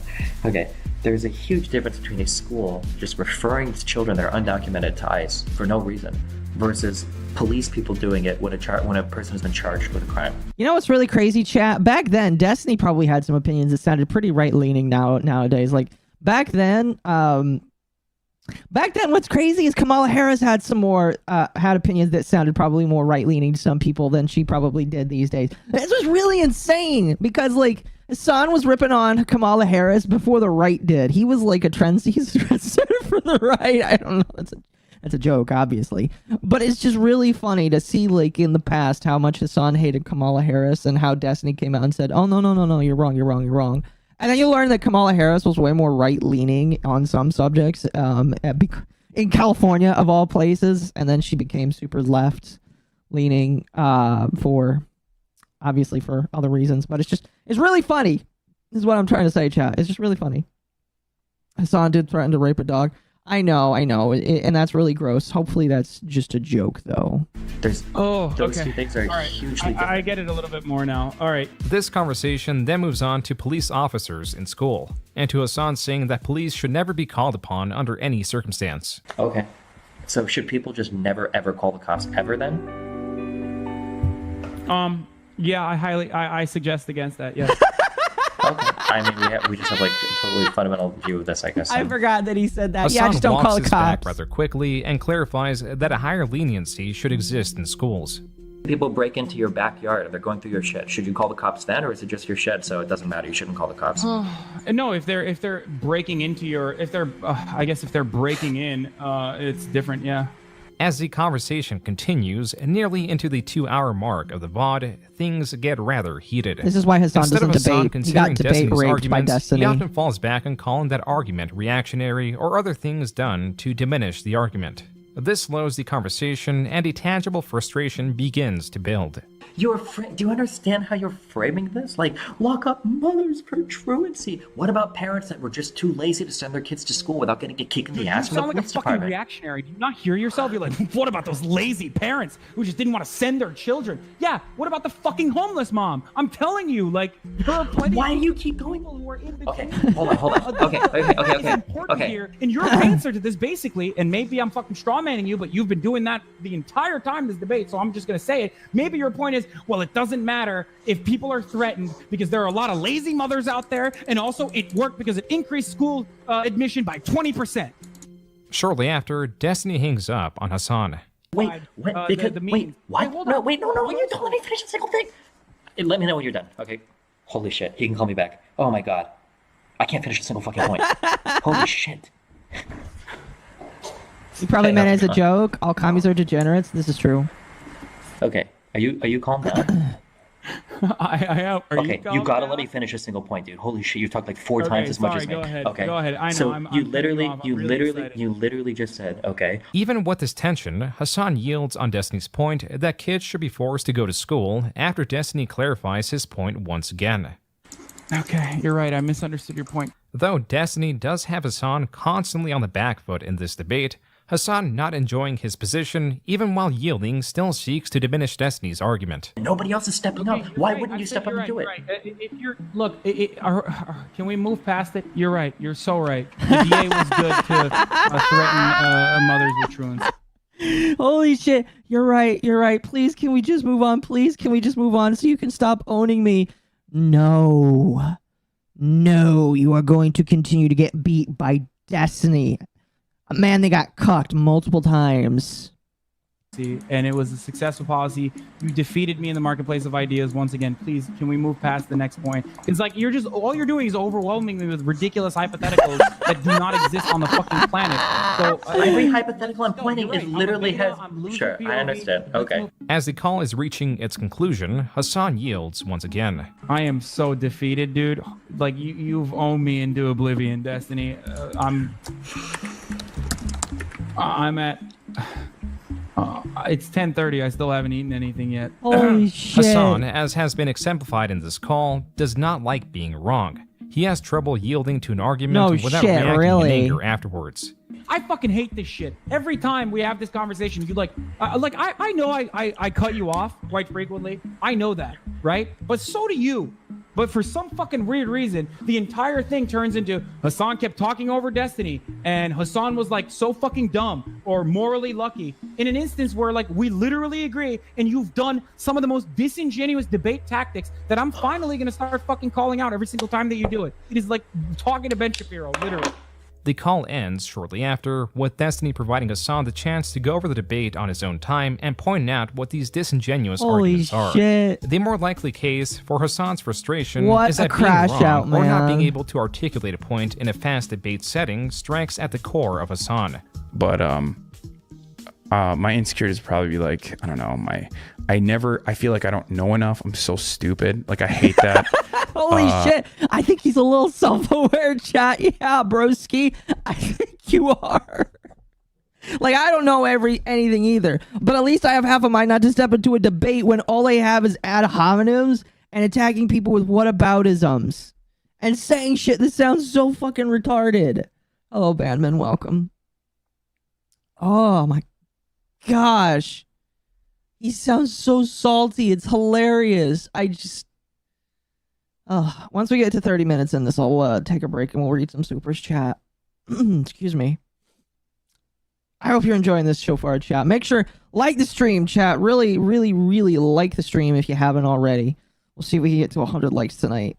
But thank you so much for your support tonight. Like the stream. Like the stream. All right, let's continue. I feel like I don't communicate my ideas well enough. It's all just about like the areas that I'm interested in and how far I haven't gone yet. Hassan, like anyone else, has pressure to succeed. He comes from a wealthy family that has high expectations, yet has failed to meet them.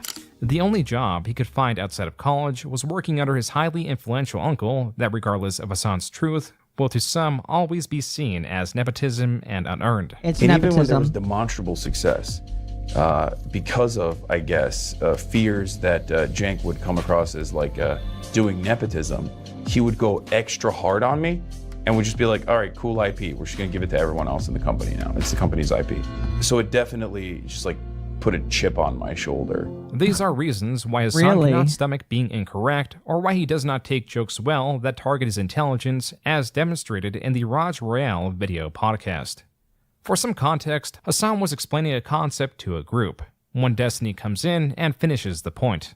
I vote for Destiny. It's like I wish Destiny could just come in at the beginning and give us the right answer right away instead of making us wait. So we didn't have to list a fucking Hassan. Yeah. Yeah, it makes me feel like we bad. have the So cheat sheet goddamn right here. That hurts. Like, it's funny because like the only It's way such a fucking retarded thing to say. Like, I'm sorry, but like if you can't comprehend the fucking shit that I'm saying, it's said the on R you, word. okay? I'm doing as best as I'm doing. Hey, as best hey, yeah, as I Wes. can. Is that Zerka? He literally said the exact same thing that I just said. Like, what the fuck are you guys talking You can about? say retard on Twitch. Soda Poppin says it all the time. Fuck Twitch then. Dude, don't fucking ask me to be on if this is the shit that you're gonna pull, Raj. Like, seriously. What did I pull? What? What did I pull? He is such an upsetty spaghetti man. Have Destiny on. I didn't put Destiny in the poll. He's not in the poll. I was joking. He's not in the poll. I know he's not in the fucking poll, dipshit. I'm Holy saying that it's pissing me off shit. because you're devaluing my perspective, which is on. Oh my god, please tell me you're getting a crumb of revenue from the random ads, or is YouTube being greedy? Yes, as long as I'm not demonetized, YouTube gives me a certain percentage of ad revenue every 1,000 views. I think last time I checked, my my rate is like $3 or $4 per 1,000 ads, or 1,000 views. Excuse me. I guess that is 1,000 ads. I don't know. Yeah, it's like $3 or $4 every 1,000 views. So yes, I am technically doing that, which is why I try and keep my streams monetized, because they still get residual views occasionally. Some of them do.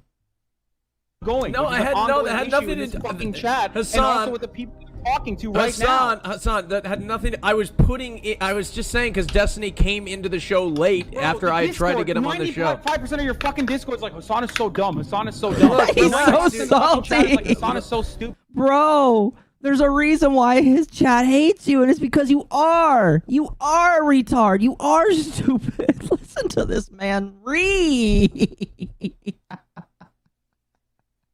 I didn't know. I didn't know this man got so upset. He's spaghetti like I mean, he still does. Don't get me wrong. But holy shit, this is hilarious to like. This is primo again. Chat, go subscribe to June the King. June the King made fantastic. This video's been up for like 2-ish months, and it's absolutely great. Absolutely great. Absolutely fantastic here. At this point, the podcast understands that this is a sore spot for Hassan and seek to ease the tension by relating to him and clarifying their statements were jokes. After a few minutes, Hassan explains that this sort of thing is the core of his frustrations. On top of that, it's like someone fucking unscrewing a cap all the way to the end and then him popping it open and then everyone will be like, oh, it's great. And Destiny is brilliant and he is definitely a more effective orator than myself. But if it's an ongoing thing over and over again where everyone's like, Hassan is so fucking dumb, Hassan is so stupid, Hassan is such a fucking commie, then I don't need to be here. I don't need to fucking bust my ass every goddamn day. Let's get all the feelings out. No, I'm done. I'm done. You guys are right. Oh, he's rage quitting. I was overreacting. This podcast took place before the complete falling out of Destiny and Hassan's friendship. That was solidified late 2019, when Destiny was in a bit of hot water when debating the usage of the N-word, like using it in the context to retell a joke from a comedian in a private setting. The overall usage and arguments extended to various different creators that saw things differently, including his former podcast host, Trihex, and various other creators he discussed this matter with. Destiny broke down the drama in a lengthy Reddit post where now 5 years in, a fair amount of the links are dead and the drama around it is still dense. Hassan's role in this, as Destiny explains it, was his changing of stances on the argument depending who he is talking to. Though I don't know why you're bringing it up. But if someone else is doing it in the privacy of their own conversation with another person, there are specific contexts in which you could probably say the N-word. Cool. That is my point. My position, literally. Holy shit. But because it ultimately, no matter what, no matter how you use the term, ultimately, no matter what, no matter how you use the term, the N-word is bad. Ultimately, it just implies that the person themselves are like a racist person. Destiny expanded on this in a live stream which Hassan reacted to. Nothing I do is performative. So I'm not going to, for instance, I'll use Hassan as an example. I'm not going to talk to a black person like Trihex and say, hey, the N-word, it's always bad. What do you think black people... What a fucking liar, dude. Holy shit. Okay, I need to see that again, only bigger. I'm sure you do too, chat. Hold on. Hold on, we need to replay that there. We're gonna rewind that. Okay. Can I like fix the transparency here? Hold on a moment. There we go. That's much better. All right. Listen to this. Watch this, chat. Watch this. I'm not going to talk to a... I'm not going to, for instance, I'll use Hassan as an example. I'm not going to talk to a black person like Trihex and say, hey, the N-word, it's always bad. What do you think black people... What a fuck...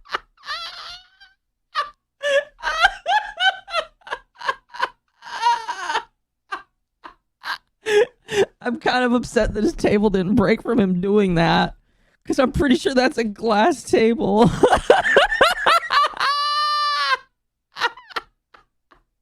Please timestamp that. It's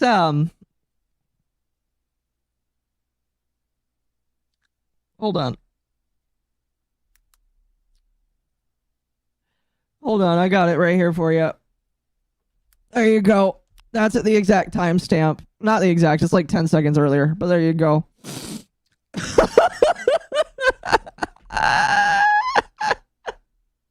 I'm sorry. Holy shit.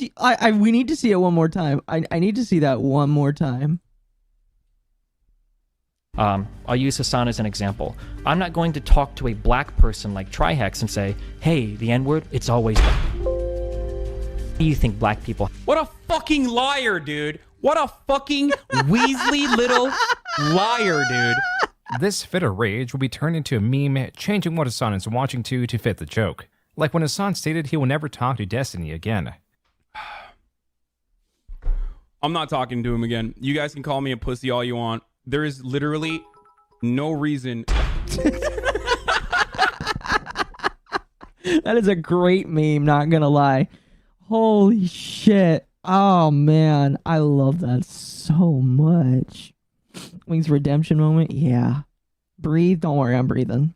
What a fucking liar, dude. Though rage was not Hassan's entire state of being, this period did have Hassan more prone to anger, especially when being compared to Destiny, as was shown in this popular video compiling some moments of Hassan getting angry. Watching you squirm after Destiny's stream is my favorite thing to watch.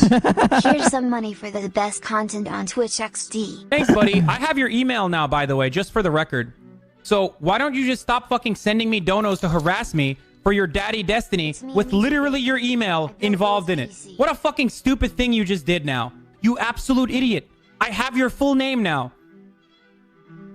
And this time, if I go to fucking Twitch, it's reasonable because you're literally harassing me. Do you know how many fucking donos I've gotten from Destiny's fans tonight? Do you know how many fucking He's threatening to dox this man. He's threatening to share their information. I'm going to tell everybody your name. I'm going to dox you to the entire world because I think you're a Destiny fan. Probably were not going to be wrong with you. Holy shit. I don't watch Hassan unless I get clips of him doing stupid shit, but like I imagine he probably like has reined this in. Maybe. But the rage outs that Hassan has done are so classic. It's so like condensed and beautiful. I'm kind of upset that we don't see a lot of this because this is beautiful. And he gets one guy so easily in the chat. It's fantastic. Oh my goodness. Smart level head of Hassan to react while getting angry, not something a tarded dumb would do. Oh gosh. See, like, Chad, I don't do debates. I only ever really did one, and I hated it just because it was with somebody that I ended up hating giving airtime to. But I just wouldn't debate. Like, if I'm gonna get this mad during a debate, I just wouldn't do them ever again. Like, Hassan, holy shit, maybe you should like rethink your strategy here. I mean, this is multiple years ago. Anyway, we're basically at 30 minutes here, so I'm gonna take a moment to thank the fans. All right, make sure that I thank you all for encouraging me, my whoreness, to continue here. So let me pull up my supers and thank you all for emboldening me. Let me scroll. I just scroll up. There we go. Okay. And again, thank you so much for your love tonight. Stream seems to be okay, maybe. We'll see. We'll see. We have to we're going to be testing for a couple nights before I go and say something, but you know, we'll see. Anyway. Mercenary for 2. Bayonetta is the only gay for her hot sister Degen. This is fair. This is very fair. Otherwise, she has to be super duper straight. She is like Christian straight. Probably, I don't know. Mercenary again for 2. I grew up in LA, got out in 92. Riots made me right. Yeah. Oh yeah, I'm sure that if you get rioted against, it will probably turn you more to one political extreme. And then Garrett for $10. You did not say anything, at least, as far as YouTube says, so thank you. Let me check, actually, the dashboard, see if it's on there. I just want to make sure that I read if you said something. Yep, you didn't say anything. All right, thank you. Mercenary for 2. The riots got with a block of me off Century and 405, excuse me. I vaguely know where that is. Wangus for 50. I'm not quite sure what that is, but thank you. Smash JT reacted to the Jobs video. It hurt my spine. Well, we are definitely going to react to it tonight. It's only like 5 minutes, so we're definitely going to give that a watch. I heard it's really good. Mercenary again for 2. Forget the FBI, get the Marines on this guy. I'm assuming you're talking about Hassan, and you know what? Maybe so. Although I'm pretty sure he's in Japan now, so don't gotta worry about that. Starwin for 10 for the future relocation fund. I deeply appreciate that. Like I said, if moving does not happen now, because if the internet stabilizes, if I am able to actually use the internet and it is not like shit, and I can stream and continue to work and make videos for you guys and use it to do a little bit of providing for myself, I can't move because I won't have a reason for them to let me break my lease. And if that's the case, then we'll move out at the end of the year. We'll move out at the end of the year during Christmas or some shit like that. Excuse me. But like, that will be like, if I can't move out now because of the internet actually stabilizing, we will move out at the end of the year. Move out at the end of the year. But I appreciate you guys. Mercenary again for 2. Kamala was never right-leaning, only followed the wind. This is true. A lot of Democrats just follow the wind. See it all the... I mean, to be fair, a lot of Republicans do that too. All fucking political people will follow whatever's the most popular, all right? And that's why when there's some right-leaning things that people on the right will vote for, you'll see some of them also do for left-leaning things, and it's just like they know that's what will give them the most votes. It's just, I don't think people should be surprised by that, though. Do I like Tentacruel and Tentacool? I am not sure I understand what you're asking me. I'm sorry. Sparky, thank you for being a member for 7 months, and you did not leave a message. Either way, thank you very much. I appreciate it. And then Sparky for 5. Hassan will always be a Nepo baby, and Hassan will always be low IQ. This man-child always throws a fit. Yeah, I'm not going to say that Hassan is low IQ or that he's like a dumb individual, because that's against YouTube's terms of service, and I don't disobey YouTube's terms of service whatsoever for any reason, and you guys can't point out a single time that I've done that, because I definitely haven't. But, like, legitimately, I do believe that, like, raging out like that is a sign of, like, reduced intelligence in some way, shape, or form. Like, if you constantly do that, if you constantly have to scream in order to get your voice heard like that, I think that there's something wrong with you that you might need to get checked out. Question is, do you like those 2 Pokemon? Oh, okay. I think I know which ones you're talking about, and I think they're cool. I think so. Yeah, I'm pretty sure. Anyway, like, if you constantly rage out like that, I feel like that is a sign of your intelligence being called into question. And I'm not trying to be mean. Like, legitimately, I swear I've heard something that says that, like, if you get upsetty spaghetti like that all the fucking time, like, oh my gosh, that auto connects? That's super duper cool. Like, if you get upset like that all the fucking time, it's a problem. It is just one major problem. Gabriel for 5. No Clussy tonight. Pathetic. I will have Clussy on Friday and Saturday. For these react streams, I'm doing the more normal one. I'm trying to keep the normal one for things that I could turn into smaller videos. This one probably won't be a smaller video. Just because.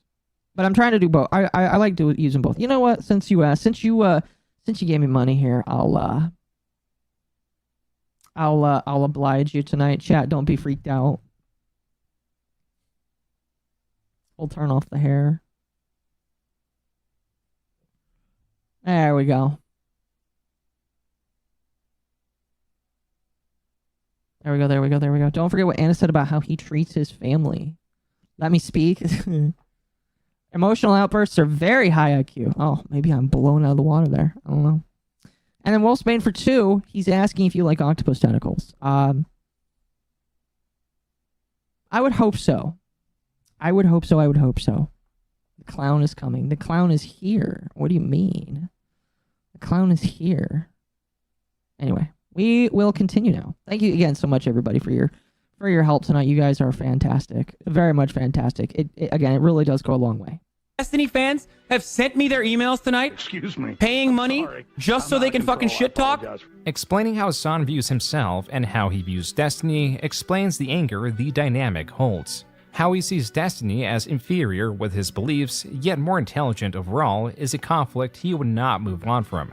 And this was hardly the only conflict he was involved in 2019. Oh, I'm sure. A smaller of note is when he referred to Pete Buttigieg as this. White liberal friends. Pete Buttigieg. Pete Buttigieg. Booty check. Buttigieg. Okay, it's really hard to say this dude's last name. Now, Buttigieg has been the talk of the town, especially in... Hassan calling him Buttigieg was likely not aware that Pete Buttigieg is gay, and this comment could come off as derogatory. This can more easily be seen as a... Did he get soft canceled for clowning on a gay man? Oh my gosh.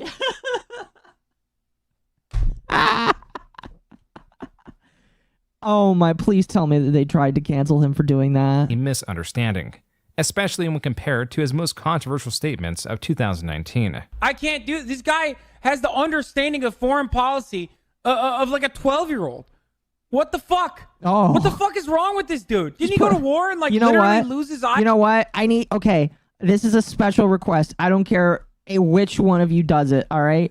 I need somebody to take this clip where he is talking where he is saying these words right now, overlay it with a clip of just Hassan, and then send it to me. All right? Just like grab any random clip of Hassan talking about the Middle East, and then like overlay this and then send it to me. Pretty please. That is my one request. One request for tonight is to have something like that on there. I'm sure it's probably already been done, but I need this so bad. Because some mujahideen, a brave fucking soldier, Shit, fucked his eye apologies. hole with their dick. Isn't that how he lost his fucking dumbass eye? Because he got his fucking eye hole fucked? America deserved 9/11, dude. Fuck it. I'm saying it. Oh, I forgot about that. Them. We're not there doing our own thing. We're there partnering and training In a video and game. equipping and enhancing In our a video capabilities. game. It's happening. Like, we fucking totally brought it on ourselves, dude. Holy shit. We did. We fucking did. In a video game. There are two large aspects to this controversy. There is first interpretation. An interpretation that Hassan supports terrorists by calling them brave. Then there is his intent that breaks down his statement in that the US funding of terrorist organizations against mutual opposition like Russia empower them enough to be able to choreograph such an attack. The comments about brave fighters is also one that references a section in a Rambo movie when it called terrorists brave. This film was dedicated to the brave Mujahideen fighters of Afghanistan. We did fund them. Yes, they were fighting the Soviet Union at the time. That's obviously important context, but, but we did have blowback when they turned on us. That was Cenk, the owner of the Young Turks and Hassan's uncle, bringing Hassan on to explain what he meant by his statement and clarify he did not mean ill will. So you said America deserved 9/11. Gotta bring him on. Following the original statement, Hassan was suspended on Twitch for 7 days, and he and the Young Turks were getting a sea of death threats. Entering 2020, this was one You're of... saying Hassan was banned on Twitch for 7 days? There was a period where he was... I thought he had never been banned, like unironically, legitimately. I didn't think he had been banned before then. I thought that when he made the comments that he did last month that got him banned, that was the first time. What the fuck? You're kidding me. What? I'm kind of surprised that that's the first. I'm again. I was legitimately convinced he had never been banned before. Like unironically convinced. Of the cited reasons why Hassan wanted to separate himself from the Young Turks. Bringing this controversial nature to the doorstep did not sit right with him, but also the Young Turks were starting to take issue with Hassan's success.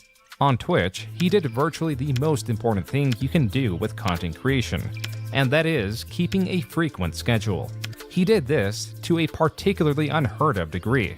In 2020, he was live for over 3,600 hours, an even more jaw-dropping statement when looked at percentage-wise. I was live for 42% of the year. This Truman Show-esque dedication guaranteed a strong following, which was further tempered by those aligned with him politically. Additionally, 2020 was an election year. To be fair, though, if I could be live that long for you guys, I 100% would. Although I would not be talking about politics all day. I'd be playing all of my Satisfactory sessions online for you guys to watch and critique. And then you would watch me edit videos. He's been banned 5 times now. Really? I guess that... well, fair enough. Fair enough. Full of unrest and perfect for Hassan to grow and grow and grow. This momentum turned Hassan from a relatively unknown streamer to one of the largest. This surge of popularity had those in direct political opposition cover him and his previous controversies. Alex Jones! Hassan Piker. Can't make up that name. That's his name. Hassan Piker. He's got some big old giant bitch tits. I'm sorry, it's a family show. Just go ahead and roll this. Due to this surge in popularity, Hassan was also in the process of making new friends, one of which would be Ethan of the H3H3 podcast. Here, Hassan is explaining why he started streaming more. Yeah, so this is like the only... This was like the only being in my life. I'm like far away from everyone, can't see anybody. And so I just started streaming even more than I did as a way to escape, you know, and like to have some organization in my life. So that there was something I was doing every day when I woke up, because otherwise I was like, I don't know what the fuck I would have done. I think I am, but I mean, I game too. I play variety games. So I'm not like only one game. I don't play only one game. Well, thank God goes for on that. to explain that he does dabble in gaming, which relates to his next big stream. Being at the top level of influence in this environment is powerful, yet not as utilized or understood as much as traditional media. AOC, a political figure who also excels in the space, in 2020 put out a tweet asking if there would be any Twitch streamers interested in playing Among Us. I remember this. While she replied to other streamers, she did not reply to Hassan, but he was still, like several other streamers, invited to the game.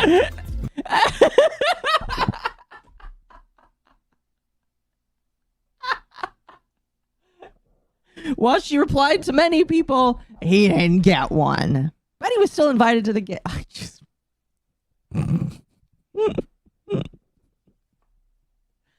Oh, that's gotta burn. That's gotta really, really, really burn. Holy fucking shit, man. That is so hilarious. This stream, not through Hassan's side, was reported as the third most viewed stream on Twitch ever. As for That's Hassan's gross. new peak, the following month with covering the elections, his stream was reported as, quote, the 6th most watched election-themed channel across Twitch and YouTube. That's even more unquote. gross. Following this stream and the elections, there was a natural drop-off of viewership. But overall, with Hassan's persistence, he maintained a strong viewer base where he averaged roughly around 30,000 concurrent viewers a stream. The only other person on Twitch doing something similar was Destiny, who was only getting a fraction of the viewership and was virtually the only competition Hassan had. This space goes untouched by many creators, as focusing on politics can only limit one's reach, especially if it is irrelevant to the content the creator produces. Discussion of politics can also diminish the escapism some seek. These are two reasons why many are avoidant of that space. And why they Even should in the continue. political realm that Hassan exists in, this is still very much a thing with the more specific aspects of politics, and why Hassan states that one of his biggest failures was exposing that his beliefs fall under the umbrella of socialism. My biggest failures in my entire career was openly saying that I'm a socialist. There is way too much baggage associated with the term. By baggage, Hassan likely means interpretation. Socialism is something that can be explained simply but expanded on infinitely. Trying to get a great understanding of the entire umbrella can be fruitless, as that will not change the interpretations of others. This is the same for virtually any political alignment. There is too much nuance, too many variables, too great of a divide. You're telling All reasons me. why creators may avoid openly speaking about politics like the plague. Because all of these people fight with one another and have historically killed one another all the fucking time. This is specifically what Hassan at one point. I hope Connor ditches Hassan for good. He won't. He absolutely... Listen, chat, here's what you have to understand about Hassan. This is why Hassan is such a big person in the creator sphere, and why people are not interested in pissing him off. Because if you guys will remember, this is something that some people will definitely remember. This is something that I kept in the back of my head. Ethan Klein of the H3H3, who was excommunicated by Hassan, well, kind of excommunicated himself and kind of like pushed away Hassan. H3H3 has been abandoned by all of his friends that he stood by or he helped. That includes Anissa and iDubbbz, two people that that Ethan Klein stood by in some of the hardest times. He helped iDubbbz when iDubbbz was really suffering, really going through some stupid shit. And like they both abandoned him for Hassan. So I am telling you right here, right now, Hassan has to fall apart before these people abandon him. And I think he knows that. I think he knows that the moment that he takes a fall that is unavoidable, that in my personal opinion is unavoidable, that he cannot come back from, he is going to lose a lot of people in his space, because the only reason they stick around is because he's got power, he's got prominence, and they don't want to lose that potential with him. And I'm going to be honest with you, it is kind of a sick thing to think about that you only hang out with somebody because they make you money, or you want their fans, or you want the potential to be held in the same limelight as somebody that people see as better or cooler. It is really sad. It's one of the reasons why I try not to do that myself. Like if there is a content creator, and I would never name names because I don't like to create drama like that myself. But if like there were content creators that were bigger, I'm not oh, my game just crashed. It's not live, but yeah, my game just crashed.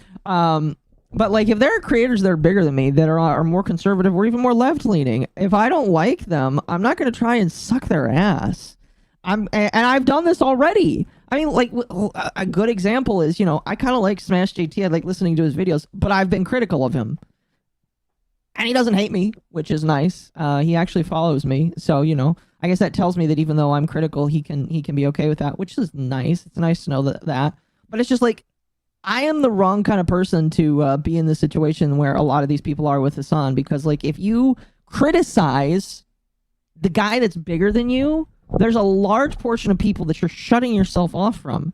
And that's why Connor will never leave him. Connor will leave Hassan when it is socially acceptable for him to leave Hassan. until then, Hassan is just the guy that everybody is gonna suck the dick of. All right, that's just it.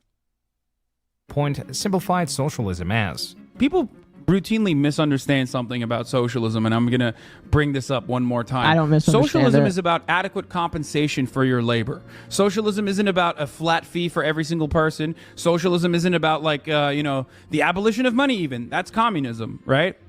Others might see socialism as a push for strict equality among things like wealth. And that's why in August of 2021, there was a controversy about Hassan buying a $2.7 million house. For any other successful streamer, this would not matter. But for Hassan, it does, because it can be seen as inconsistent with the values of a socialist. It is likely that the most flack he got was not even from people diametric of him, but people in his own community that denounced the purchase. It does not help that Hassan was also antagonistic, like with this tweet that reads, quote, "Socialism is when no house," unquote. This opens up the criticism that it was not just a house, it was a $2.7 million house. Tweets like these, whether correct or not, do avoid the argument about the significant purchase and whether or not done with intention and just for a joke, it misrepresents why people are angry and will only frustrate them, as Hassan knows. Because that makes a lot of money for them to voluntarily and maliciously misunderstand my point so they can make YouTube videos and get ad revenue, because those clicks drive that controversy, and those clicks. Another element Hassan uses in his defense is a perception that he believes people look at socialism like a poverty cult. Yes, in America, people literally think socialism is a poverty cult. People straight up think if you're a socialist, you need. Okay, but it is. When you are a socialist, the guy at the top is the rich one. And I would say arguably Hassan is the guy at the top, whereas the guys at the bottom suffer. They get whatever the guy at the top decides to hand them. So yeah, it is kind of like a poverty cult because only the guys at the top get to be the, like, I don't know why that's so hard for some people to understand, but like, I'm not even gonna attempt to get into it because I would just go for a long ass time. But yes, it is basically a poverty cult. 110%. Only the guy at the top gets to win. That is just, it is what it is. So, fucking retarded if you don't think that way. Need to, like, literally, this life of austerity, and every single dollar that you generate cannot go to, like, any kind of personal consumption because that's fucked up. This is a defense Hassan will use when addressing controversy about other purchases. Literally, chat, I used to joke about this when I was still Mormon, but Mormons are technically communists. Because, well, they're not full communists. They're 10% communists because Mormons believe that they should give everything that they own to the church. But because they're not responsible enough to do that, they only give 10% of what they own to the church. That's technically still communism. Back during the days of Joseph Smith, they tried to have a rule from God. They claimed that God told them that everything that they owned, all of their money, all of their livestock, everything that was made, that they owned with their own hands, went to the church, and the church would redistribute it back to the needs of the people depending on what they needed and what the issues were. That's communism right there. That's 110% communism right there. And do you want to know why they didn't do it? Because everybody back then was like, yeah, no, I like to keep some of my stuff, thank you very much. And the brethren were like, okay, people aren't willing to part with 100% of their stuff. Let's make them part with 10% of their stuff, which is why Mormons have tithing. Now, here's the thing. Tithing, I feel like when you're donating to a church that doesn't make any money, although that is wrong, and the Mormon church does make a lot of money, especially for things that they denounce, tithing can be okay, especially when it's just like one pastor that doesn't have a job and his job is teaching church every single Sunday. That's a little bit different in my personal opinion. But like, I don't believe that... I really just don't believe in donations to a church unless the church is doing something with it.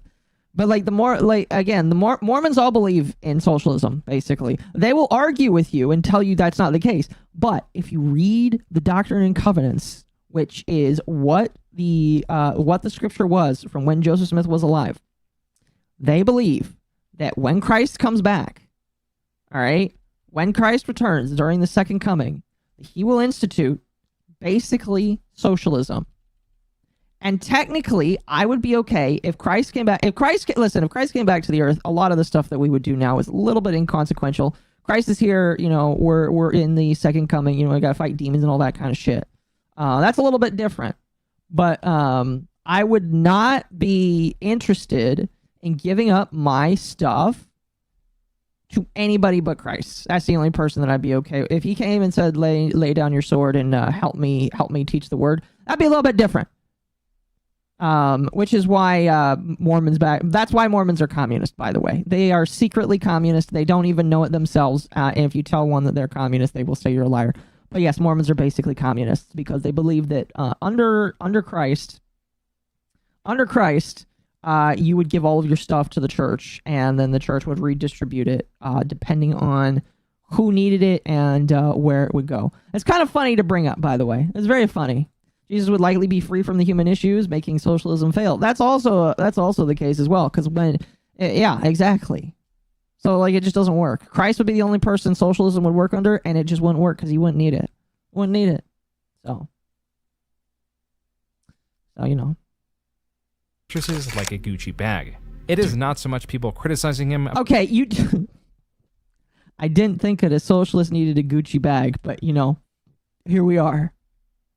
Christ is built different, so it's cool when he does it. This is true. When Christ, you can't call Christ a socialist though. That kind of makes me want to throw up a little bit on the inside. But yes, it would be different if Christ did it, because he's fucking Jesus Christ. So, you know. About needing to live in poverty, but rather him living a highly consumerist, hedonistic lifestyle. A lifestyle that can be seen as aligning with the greed that capitalism can carry. Whether fair or not, these are the reasons why Hassan is increasingly becoming disliked regardless of political alignment. Even so, Hassan does say he gives money to charity, though he does not specify how much, and does make the point that giving money to charity should not exempt someone from criticism.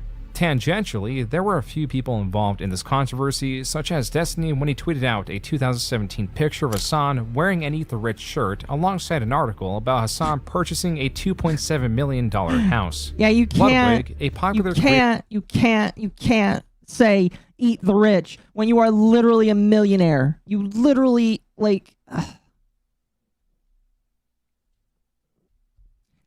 I don't believe in taxes, chat, but I feel like Hassan is somebody that definitely needs to pay the taxes of the American people. I feel like he's one of the people that definitely should pay taxes. I mean, like, now he lives in Japan, so I don't really know if he would. But Hassan is one of those people that you want to pay their full share of taxes because you feel like he's screwing people if he doesn't.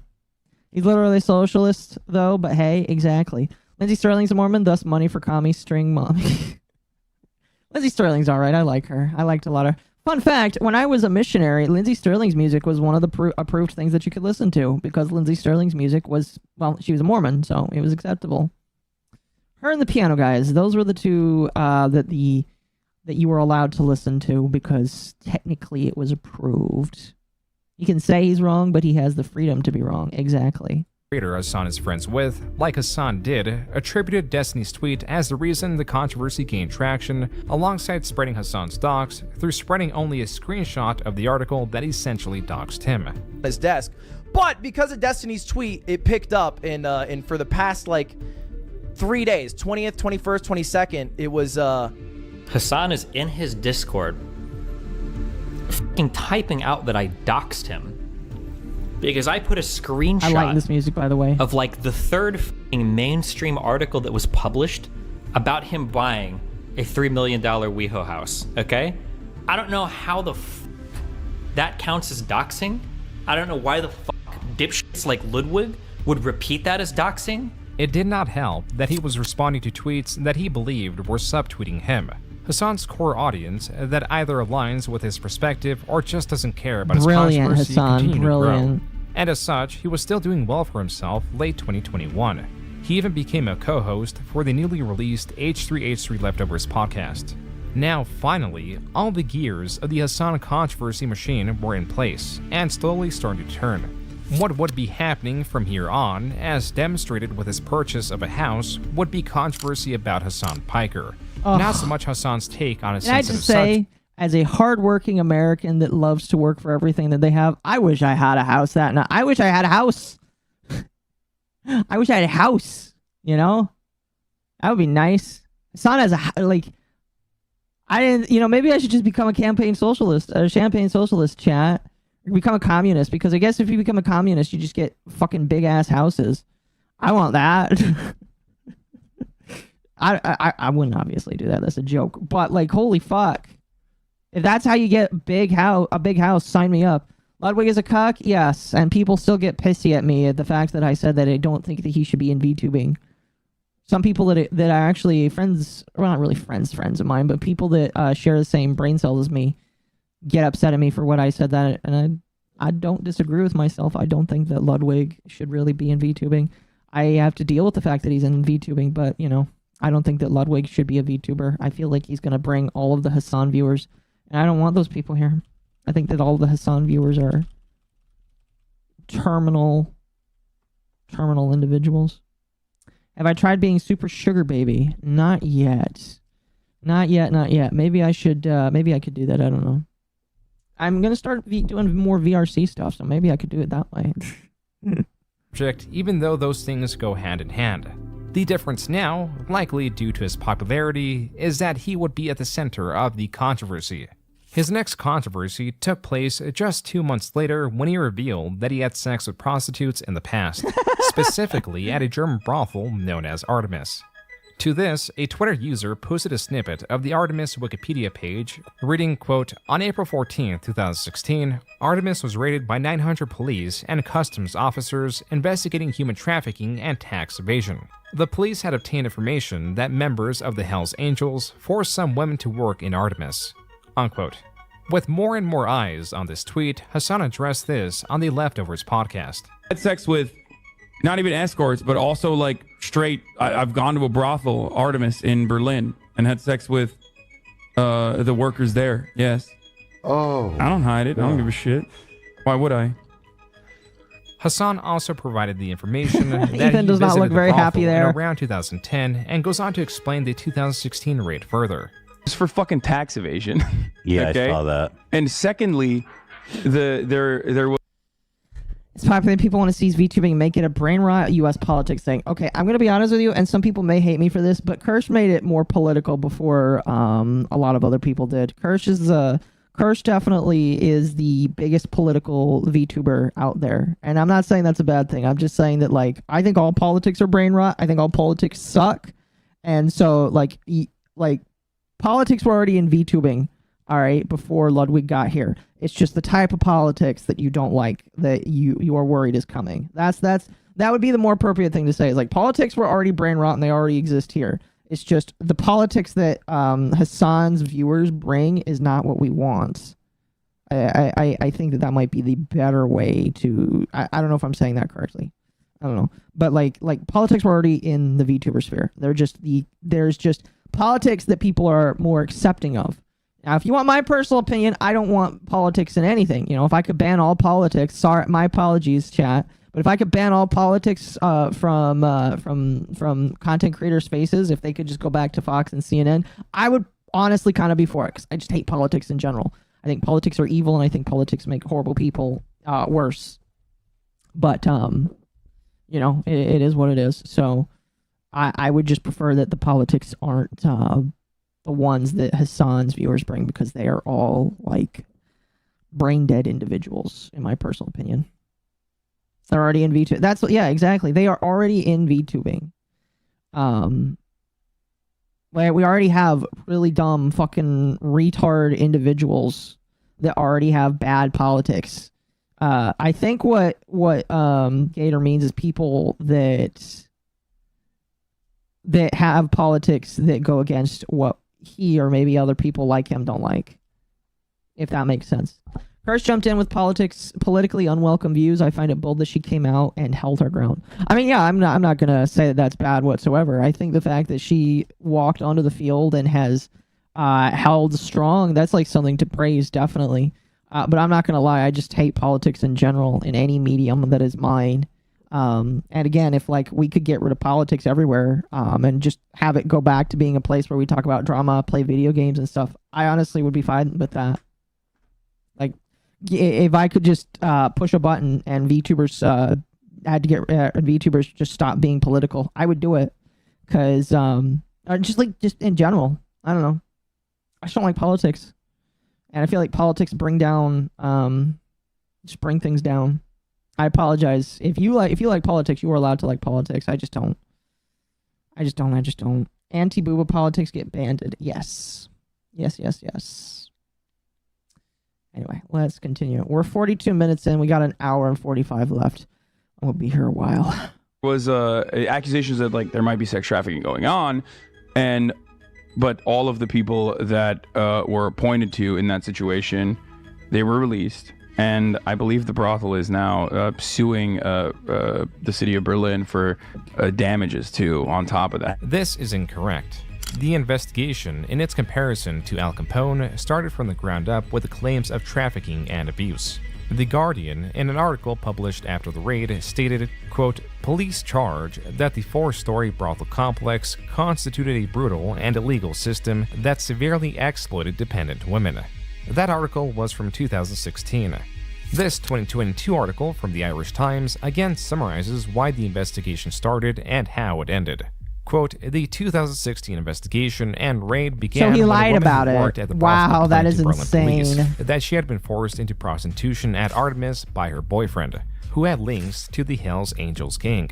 Then and now, the owners deny having any links to the gang or other organized crime groups. He was They wrong about a insist women who work at the prostitution. brothel Oh, are that is so self-employed, disgusting. unquote.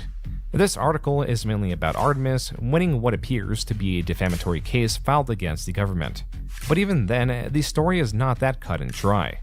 According to the Berlin Journal, the assailant, quote, "was sentenced to 7 years in prison in Berlin on Friday. The former Frankfurt football professional and Hell Angels rocker used drugs and beatings to subdue his girlfriend, who was underage at the time of the That crime, is and sent to insane. work as a prostitute," unquote. The article details the horrific treatment of the at the time 17-year-old, but does add some clarity in that this is how the investigation started and why the trafficking was likely not systemic, even though the assailant did work as a bouncer. There are varying perspectives on this related to Hassan, but some not caring. What's Akko playing? I'm playing Satisfactory, one of the most autistic games ever. It is the 3D version of that other autistic game that everybody plays. I can't remember what it's called. Factorio. This is the 3D version of Factorio, basically. About the reports being that Hassan visited the brothel prior to these investigations, but there was also the diminishing of the investigations, more likely as a defense of Hassan, rather than a more fair interpretation about a crime he was not even responsible for.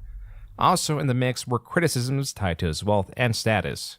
Then in December 2021, things moved to his newest and most recent controversy. Wait, what? Fizz got suspended too?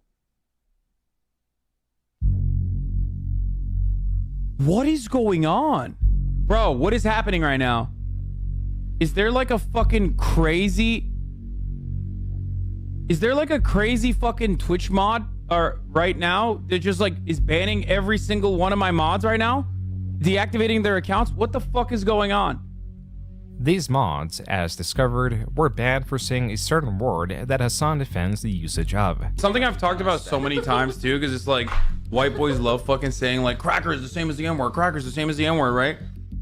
Oh gosh, please don't ban really me for that, stupid. Twitch. It's not like the etymology of the word is different. Also, look, you can see the queen of Twitch. Or not really, she multi-streams now, I think.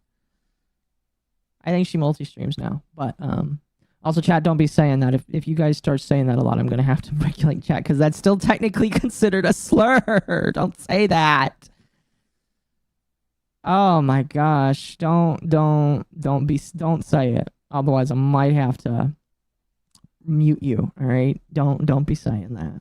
Have I played Astroneer? I have. I got bored with it. I need to play it more though. Like cracker means literally whip cracker. It comes from whip cracker. So the power still is in the hands of the white person in that situation, whereas the N-word is dehumanizing. Hassan defends the usage of the word primarily because it is not as worse as others, but does not address the notion that people don't like being insulted due to their skin color. Okay, I don't care personally. You know, my personal belief is you can insult whoever you want, whatever you want, for whatever reason you want, and you know, you can choose to be offended by it. I don't get offended when people are disgusting and decide to call me something weird, But if you want things to be fair, it is a slur that should get you removed from Twitch for saying. Oh my gosh. This spiraled into conversation on the usage of the word, and many streamers weighed in, with Hasan even asking some about their opinion, as streamer XQC is reacting to. What do you think about the word cracker? The what? The word cracker. What do I think about the word cracker? 2 of my mods got banned for saying cracker yesterday in a sequence of like 3 minutes. I don't use it personally. Oh. I'd rather describe people with things that aren't just broad stroke derogatory terms based off the color. Amen. Okay. On Twitter, Hasan continued this tirade, stating that it is not a slur, and then did the same thing on Twitch. I've been called a cracker more times than every single one of you fucking pasty little cracker bitches in my chat, okay? Holy shit, does he really have to Let's be fucking real for a second, okay, Mr. Alabama? I've been called a cracker a fuckload more than you. Why? Because I'm extremely online, okay? So shut the fuck up. Stop crying about this fucking term, okay? Recognize that the person who's calling you a fucking cracker is literally powerless, okay? Sorry, it's just the truth. A person calling you a fucking cracker is powerless. They're doing it as someone who's been historically oppressed, blowing off steam. Okay? What? You can say that that's infantilizing or whatever the fuck, but that's truly the reality. Now, 2 days into this controversy. Okay, funny story time now, chat. Funny story now time, chat. I talked about this in Discord earlier today. I will talk about it again, just as like a passing thing here. Because somebody asked the question about racism and like not interracial. Somebody asked about yeah, it was about interracial, and somebody asked about calling people slurs, and I told them because I in my time in roleplay forums and talking to very interesting people on the internet, I have met people that like very interesting things. And one of the things, one of the people I met a couple. These are real people, by the way. This is not like fake or anything. These are real people. I met a couple, so a dude and a girl. Dude was black, okay, and he told me that when he and his partner, his female partner, had sex, he told her to call him the N-word during sex.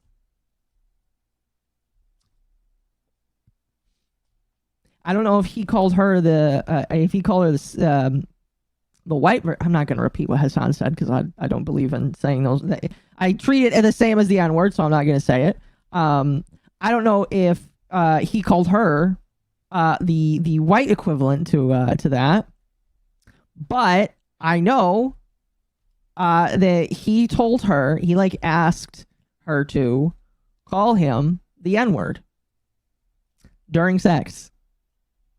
If you find that weird, trust me, I definitely did too. I didn't really understand it. Listen, what's funny is that when people ask me about the things I'm into, they get a little confused, and some people on Twitter think I'm racist, but they don't bother to ask me like, oh, how far would you go? Not that far. We don't go that far, ma'am or sir. I just, if I had like a dude, if I was like dating a black dude, and he and I were engaging in anything passionately, and he said, "Knock, I want you to call me all manner of racist, derogatory things," I think I would look at him and say, "Please don't hurt me." I'm not gonna do that. Please don't hurt me. Obviously, he wouldn't hurt me though. That's an aside. But like, I personally just, I wouldn't know how to handle it. Gonna be honest with you. I say all this, by the way, because again, it's just like, at the end of the day, most people don't give a shit. Most people don't care. They only care if you are being super duper derogatory in the actual way. And I think like what's funny is Hasan, when he is having this conversation, he is trying to be derogatory. He is trying to be yeah, he's trying to be derogatory. What if there's a black dude called I know for a fact that's probably happened. Again, I know some interesting people I used to role play a lot, and you guys know what I like and what I'm into. At least some of you do. I knew some people that I'm pretty sure probably do that. Because trust me, people are weird. BDSM exists. People are weird. All right? I'm not going to say that, chat. Anyway, let's continue. See, Hassan would not let this go. Just fucking ban me and get it over with if that's the case. You know what I mean? That is from Hassan's video titled, "So I Got Banned." And so is this clip. This idea that, like, I'm being racist towards whites, especially as a fucking white person, especially as someone who advocates for the rights of everyone, which also includes white people, is a fucking ridiculous thing. Hassan on Twitter confirms that he was banned for the reason everyone thought, and was unrelenting on using that word or similar ones. All sorts of people had an opinion on this. Few more extreme than the infamous creator Sam Hyde. But Hassan, you're gonna fight me. You are going to fight me one way or another. I don't care if I have to break into that nice house of yours.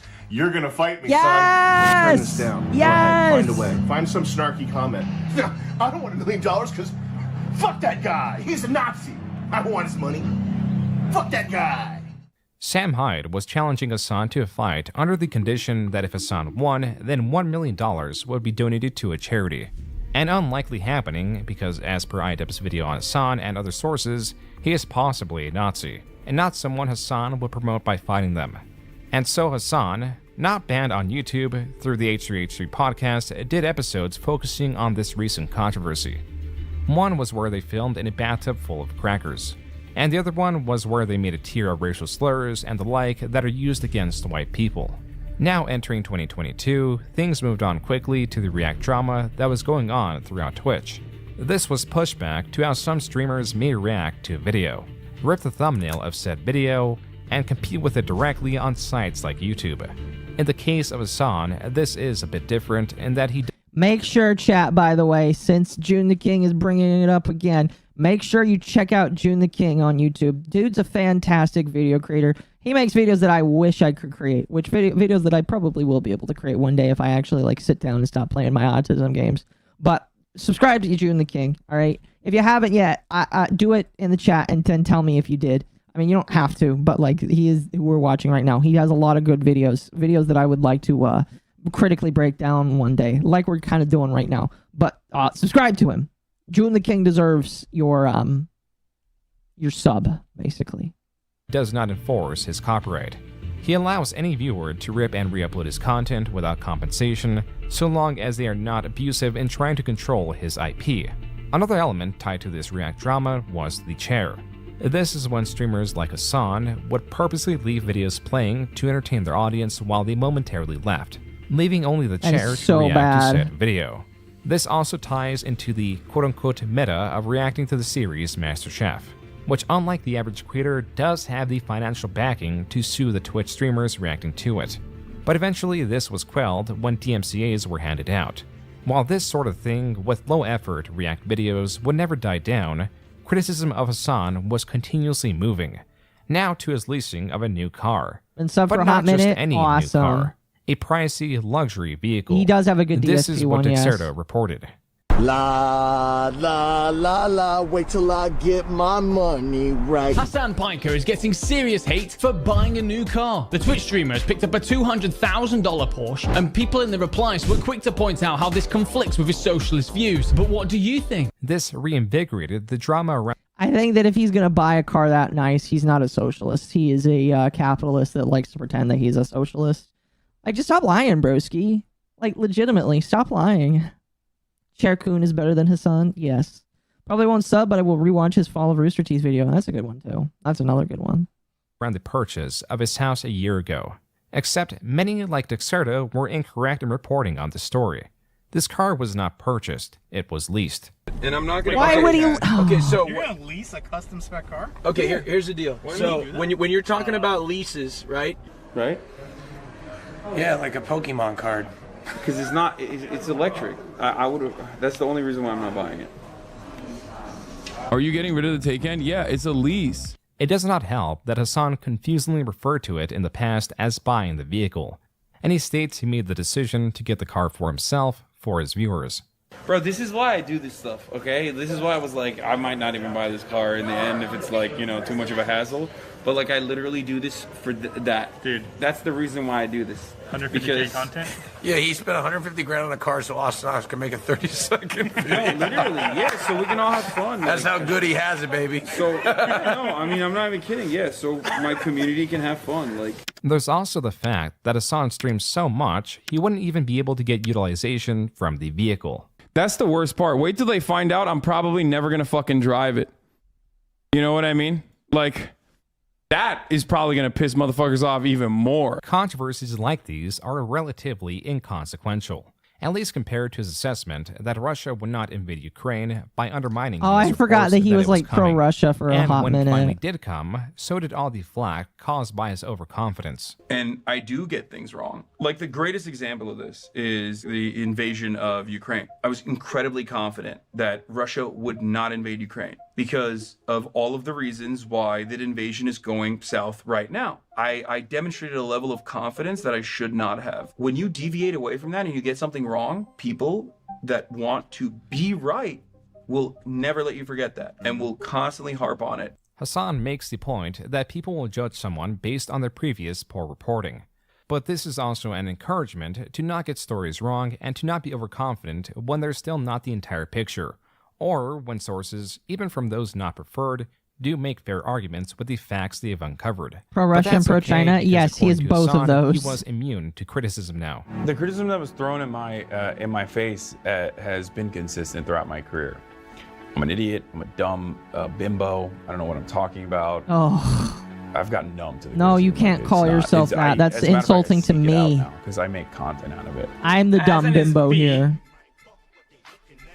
I like Hassan a lot. He doesn't play a lot of games, so it cuts his versatility a little bit.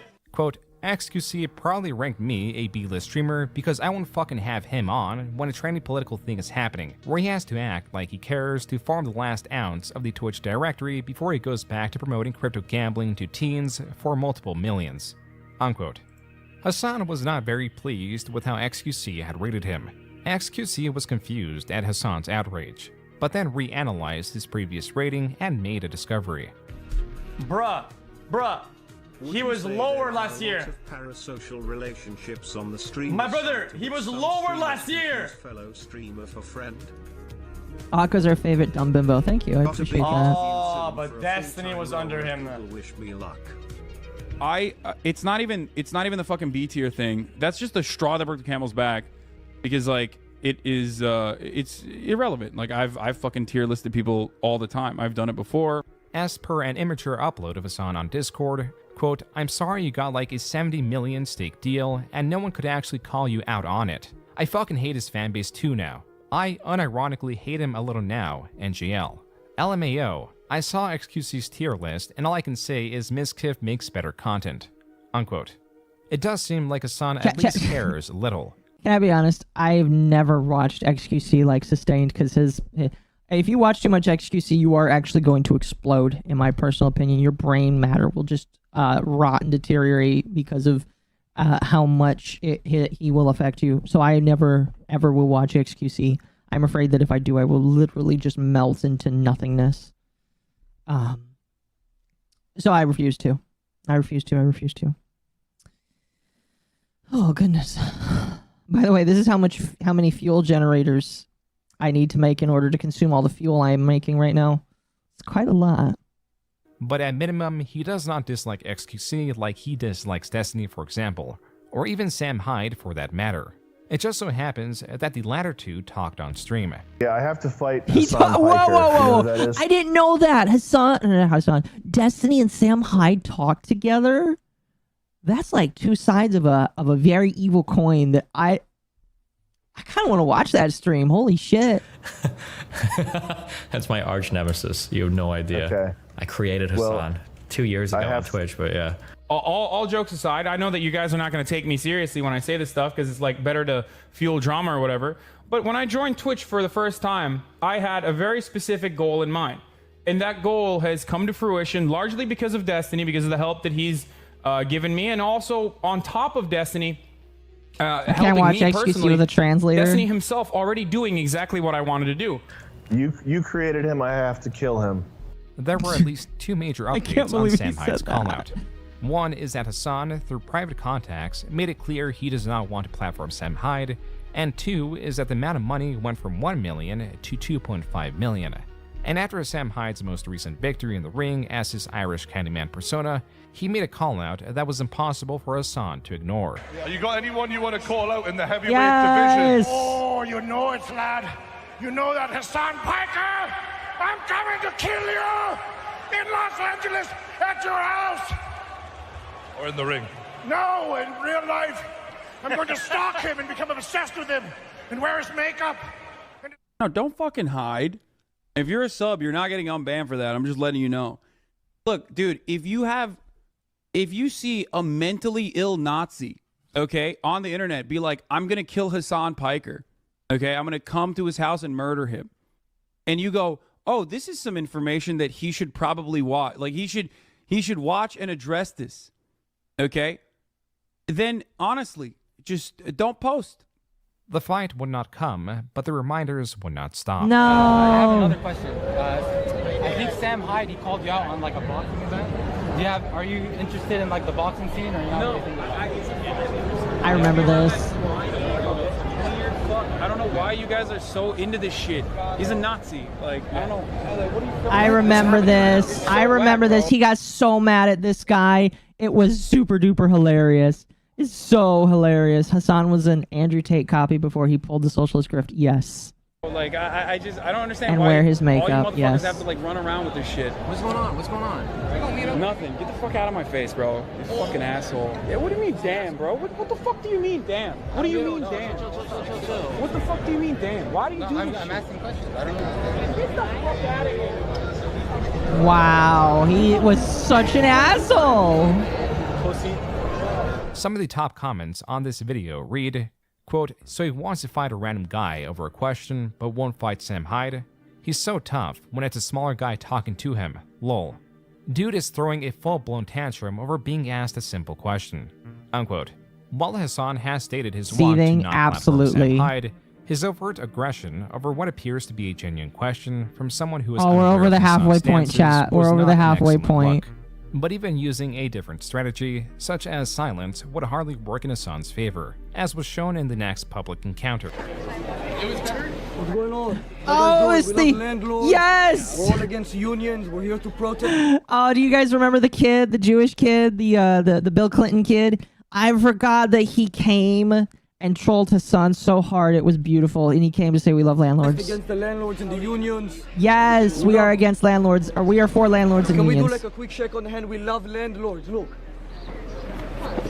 We love landlords. We love landlords. We love them a lot. We're all against unions. They're not fair to the corporate companies. This is a crazy protest. A troll that has done something similar at events such as the Game Awards, and now with Hassan at a writer's strike.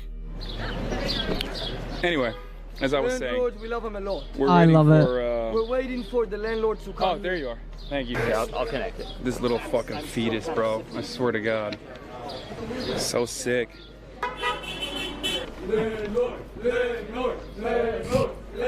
Man trolled the fuck out of him. This It was is who Hassan beautiful. was in 2023. A critter that can be quick to anger, but it is also that passion behind him that some seek.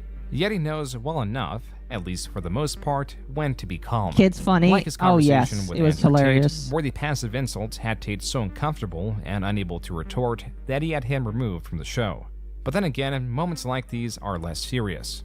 Even though the influence of the people he interacts with is considerable, all those interactions mean nothing in a grander scale. A grander scale like the Israeli-Palestinian conflict. This is a far different beast.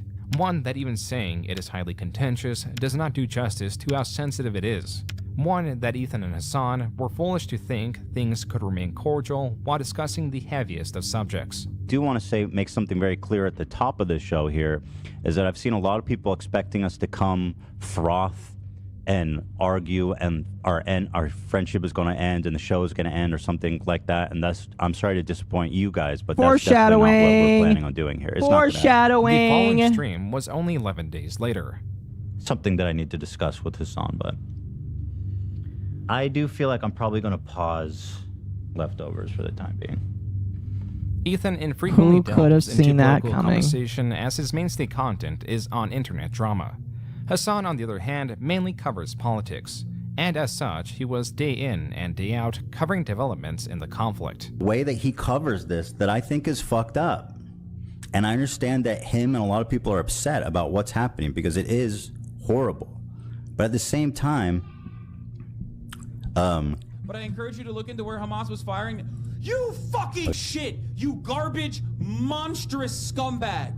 You garbage, monstrous scumbag! You said IDF didn't bomb the hospital, and then you said it did. But Hamas was firing rockets from it in the same 2-minute time I think we frame. should say So really why did you quickly, fucking lie chat. at first? I hate war. I think war is wrong. I think the fact that these socialists are on camera, both fighting different sides of a war and can't agree with each other, is the funniest bit. I think that we should leave the desert people to fight in the desert on their own, and we should let the desert people eradicate themselves on their own without my money and without my help, because that is what they want to do. They wanted to do that for thousands of years, and they are probably going to do that long after I am in the ground dead. So I think that if the people in the desert want to hurt themselves or hurt other people, I obviously don't advocate for violence against yourself or other people, but I don't want to be involved in it, so let them do it on their own. Huh? Why did you fucking lie? How can you live with yourself? by the way, for the record, the IDF did not bomb that fucking hospital. You genocidal piece of shit! So, How? Gen- Why did you do that? This is the kind of thing that happens when people rush to cover breaking news and do not carefully weigh in not just the facts, but the lack of them. And it was not just something Hassan was guilty of. This is why I'm kind of careful as of even not major talking about publications were politics. incorrectly reporting on information Unless to I get the feel story out confident. first. As such, Hassan walked this back and went on Piers Morgan to discuss this. But it's interesting that you call me a propagandist, because I want to play you. This was your reaction to when the hospital got I'm bombed. a propagandist. Well, no, For the record. I'm not calling I'm a you that. propagandist. I'm just saying. I'm going to play you. I'm saying I am. Okay, well then, I want to I'm play. saying I am. I just before want to you put even it. play it. Okay. Perhaps the point Hassan was trying to make was that all publications, as people do, have an inherent bias. Even machine learning has a bias dependent on the information it is fed. At least But he's being conversely, truthful. Hassan has an over 10-year career in politics. He has a degree in political science and knows the difference between bias and propaganda. Bias is inherent and can be at times difficult to perceive. Propaganda by design distorts the truth to promote a position. It actively undermines conversation and can make sensitive issues worse. Propaganda more easily exists in political spaces Hassan admits as it. Well, yeah, I mean, like, yeah, that's one of the. happens when you try to use. That's one of the times where you're whenever Hassan tries to act stupid and say he doesn't understand, that's one of the times where I'll be like, okay, Hassan, what about this? And this and this and this and this and this. It's just like, you can't say you're an idiot because you actively admit that you're not an idiot. So I know that you are. You can't say that you aren't smart because you are smart, and that's the issue. By the way, how long into this are we? Are we over an hour? We're over an hour, chat. We're gonna we'll catch up on. We're gonna take a short break here. We're gonna take a short break here to catch up on your super chats. Thank you again, everybody that donated. You guys are absolutely fantastic, and I appreciate you guys. Let me open up dem supers. If they will open on Studio. Come on, Studio. Is the Studio just not going to work? Studio's broken. All right, we'll open it up on Dashboard. All right. I think we only got a few here. Borracho Gatto for 5, thank you, says, when Christ does it, it's called agape. Plus, he'd probably do it while wearing cheap sandals from Walmart, talking about socialism. And the answer is yes. He would do it while wearing cheap sandals from Walmart, or maybe even less. He'd probably make them himself. I don't know. Thank you for that. And then Lobert. By the way, Lobert, I want to say thank you. You are the one that bought me both the pressure cooker and you bought me the air fryer. I deeply appreciate that. The air fryer arrived today. I actually unboxed it a couple hours ago. It's very pretty. I need to find something to cook in it now, so I'll be looking up recipes so that I can throw it in there. Maybe I'll actually look for something to cook in there tomorrow. And when I cook it, I'll make sure that you get a picture of it. Lobert, by the way, are you in the Discord? I don't know if you are, but if you are, please. I want to make sure that I show you pictures of the good stuff I'm going to cook when they're done. So he went on the news. He's been on the news multiple times, chat. What do you mean? He has. I imagine that they will uninvite him a little bit more in the future. Anyway, Lover says, obligatory Occo biddies, very much appreciated. The only politics that should exist in the VTuber community is which VTuber is the cutest / prettiest / cringiest. I agree. Also, do you know about the satisfactory calculator that allows you to maximize your autist levels in the game? Yes, I just don't use it. I prefer to do all the math myself because I'm a masochist. The game is very addictive and time will suddenly disappear playing it. Very accurate. Very, very accurate. I lost the entire day. Well, not the entire day. Actually, so here's how my day went. I woke up, went to the store, came back, did some cleaning, did some building, unpacked the new air fryer, hung up some shelves, hung up a picture, and did some cleaning. And I think either tomorrow or next week, I am going to do some spring cleaning out of stuff that I don't want anymore. Because I have a lot of stuff in my closet and I'm looking at it's just like, do I really want this? Am I really going to keep hold of this? And if the answer is no, we're going to get rid of it. So we're going to start paring down again because I just need to continue doing that. I pared down a lot when I moved from Texas, and I'm going to pare down again start next week, hopefully, so that I can continue to release things in my life that I don't need. Anyway, thank you so much for the donations. I appreciate that. Chimkin Nuggies, yes. All right, chat, we got 45 minutes left on this, and then we are free. Propagandist tactics to undermine and or defeat someone you know nothing about. This exact thing happened when Hassan... Scree thrown for having the wrong description for that 91 pressure cooker. I know, I was really excited for that. It looked super duper cool, and then I get a tiny box and I was like, where's the pressure cooker thing? And it's not in there. I kind of hate that. It's really bothersome, and it I don't know. Throne sometimes gets stuff wrong, you know, sometimes. But you know, I will use the pressure cooker anyway. It is the exact size I need for small stuff, so I'm going to use it. I'm going to use it, and I deeply appreciate it. Debated Willie Mac. If there has to be a singular piece of evidence that contains all that makes Hassan unlikable, controversial, poisonous to himself and those around him, it would be this just over hour-long debate. On that note, here's the Willie Mac Show. What's up, Willie Mac Show? Hey, what's up, Hassan? So I am not very familiar with what you do, but I believe you've done a couple videos about how dog shit I am, I think, right? You want to turn on your camera, by the way? Willie Mac has been covering Hassan for about a year at this point. He covered him partially as a minor point to the grander Twitch React controversy, but later made him the focus of other videos that also exposes Hassan's propagandist nature. If you can't already tell, Hassan likes to take some polarizing stances on things, where he will talk about his opinion as if it is the only acceptable take. This gets him now into I need a some rice sticky cooker? No. situations. You don't understand. I have an Instant Pot. The Instant Pot makes rice for me in like 10 minutes. I am not buying a rice cooker. Absolutely not. I don't need a rice cooker. The pressure cooker just does it for me. I don't. No. Have Uncle Roger rate her egg fried rice. I've actually never made egg fried rice. I should probably, you know what? I could probably make fried rice tomorrow. Oh, man. I kind of want to. Make fried rice and then cook chicken in the air fryer. Then mix it all. Ooh. I kind of want egg fried rice. We'll take a look.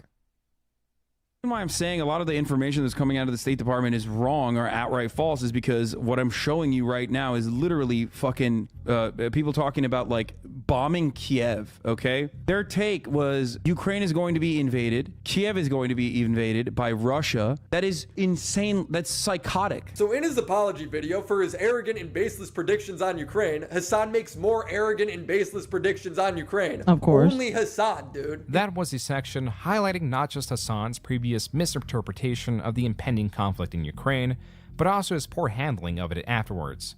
Willie Mac also goes into how Hassan is not entirely free with his copyright. Fuck you, dude. Don't make me DMCA your bitch asses. Motherfuckers are literally posting my YouTube videos from my fucking Twitch, stealing this shit because I allow them to so they can make money off of it, just to make me look fucking bad or shit on me. So you're going to DMCA them if they make you look bad?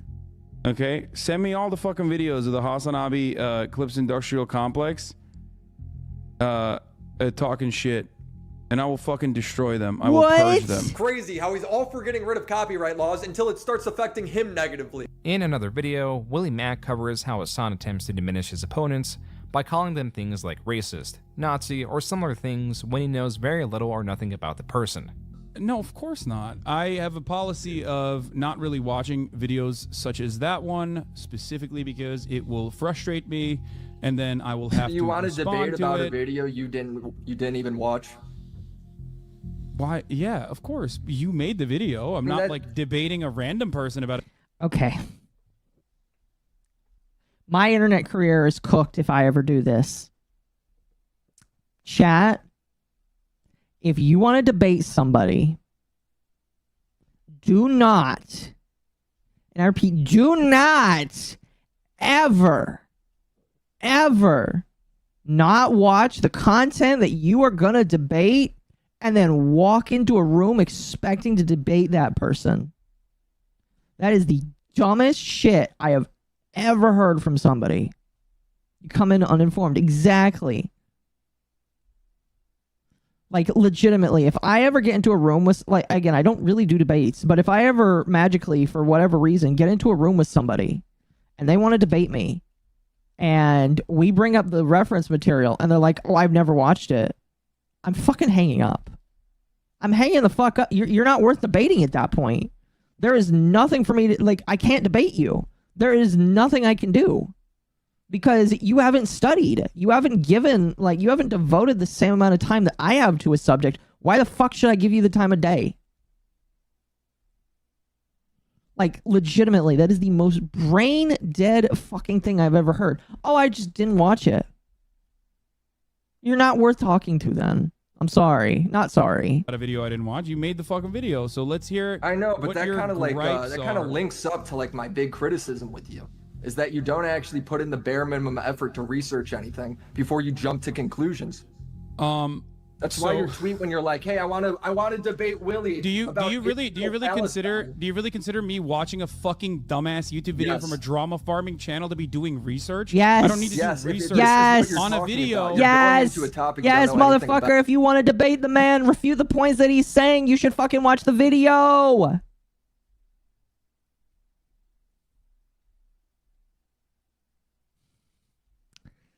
I'm getting mad by proxy. I'm getting mad for Willie Mac by proxy just by listening to this.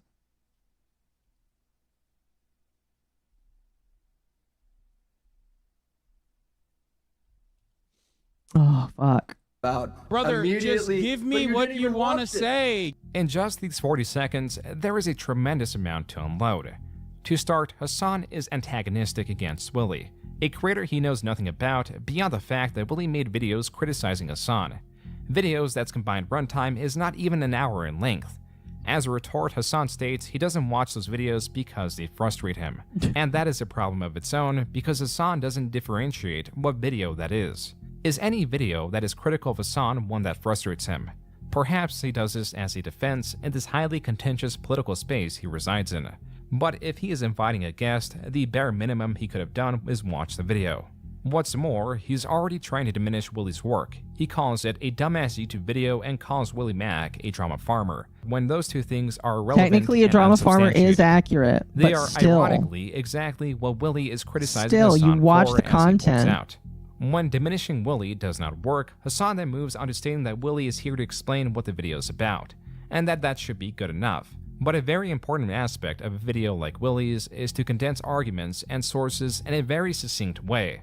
Enforcing Willie to summarize his videos without Hassan having watching them forces him to be in a worse position in trying to summarize them not only just from memory, but also without all the evidence present. Why would I have to research a video about myself? Like, oh man, I can't believe I have to watch. I have no doubt you didn't. I have to watch a fucking dumbass talk shit for 25 minutes and jerk off like all the fucking talking points that I've heard about myself over and over again. Incredibly stupid. Give me the fucking takes and we'll talk about it. Hassan, in that moment, both states he is aware of all the criticism of him and reduces that criticism. But how to would you invalid know if you criticism don't by watch labeling it? See, that's the talking problem. shit. That's the problem, chat. This is an eternal problem that that people will have with Hassan. He doesn't watch his own shit that people do against him. Because if he did, some people, I firmly believe that he knows this. If he watched a lot of the criticism against him, he would have a lot of people turn against him because a lot of the individuals that love Hassan would probably dislike him if they learned some actual truth about him that's very unfavorable for people to know. So I firmly believe that, like, the moment that he actually watches real good criticism, which, to be fair, Willie Mac does real good criticism. You know, the moment that happens, I know why these aren't working. Or are they working? Yeah, these aren't working. I hate these 4 pipes. These 4 pipes have never worked. Ever. But the moment that, like, Hassan engages, he knows that it is a good, like, a lot of what people have to say are probably fair about him. So he will hide and obfuscate the context. There's a reason why Hassan, you need to watch the fucking Ethan Klein fucking expose. Like, legitimately watch the expose by Ethan Klein. But his, like, whole thing is, oh, I don't need to because I already know what they're gonna say, and it's just like, oh, that doesn't work, broski. It's how Cyrax argues with. Oh, don't talk to me about. I hate Cyrax a lot, actually. Cyrax is one of those guys that you hate, but you juggle if you dislike the trolls around him more, because the trolls around him occasionally commit illegal acts in order to do what they want to do. And it's just like, and maybe there's a deeper conversation to have about this one day, but, like, legitimately, I watch what some trolls do to Cyrax, and I'm like, you guys realize you could go to jail for that, right? Like, Cyrax is a predator. Nobody is going to disagree with that whatsoever. Only idiots or people that are trying to concern troll will disagree with that. But don't do illegal shit in order to, like, push him off the internet. Because then you're just going to go to jail too. Because, like, excuse me. That's just it. Like, if you do illegal shit, you're going to get pushed off the internet too. So, like, don't, like, mess with Cyrax. He's a predator. He deserves to, like, have a life of misery. But don't do illegal shit in order to do that messing with. Does that make sense? I hope that makes sense. Because I see what some of those trolls do, and I'm just like, you guys are getting, like, I know that when Marty was still alive, he was messing with Chantel, and Chantel called the FBI, and the FBI visited his house. Because she called the FBI on him, and he had to stop talking about her. So, I know like, excuse me, I'm trembling over my words here. Not really trembling, but I know that they know that what they're doing is illegal because, they've had the police called on them. Obviously, unfortunately, Marty has passed away, and I say unfortunately because all life is precious, and, and death is always sad. But, like, I feel like Marty was, like, getting close to being, a person that was just as reviled by reviled. Is that the right word? Just as upset, like, the police hated just as much because he made their job a living hell. He made them keep having to deal with Cyrax, and it's just like, don't make the police hate you.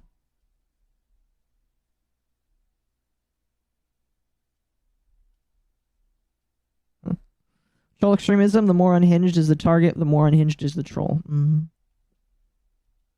Yeah, his life is miserable, don't make your life miserable in the process, yeah. I actually thought Cyrax from Mortal Kombat. I mean, technically that's where the name came from. Cyrax stole the name from the Mortal Kombat guy. I don't know. This is a bit of an aside here to the main beef here. But don't try and troll other people to the point where you start committing illegal acts, because I will not have sympathy for you.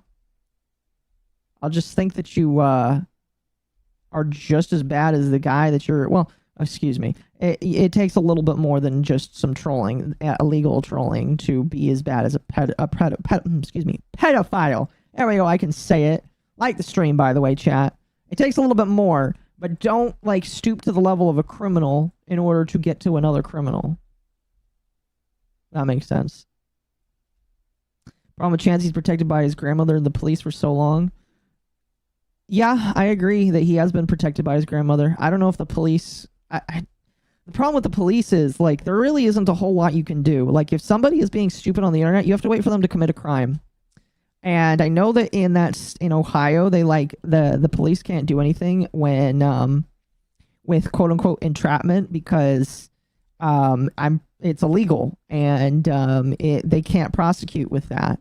So they need to wait for him to do actually something.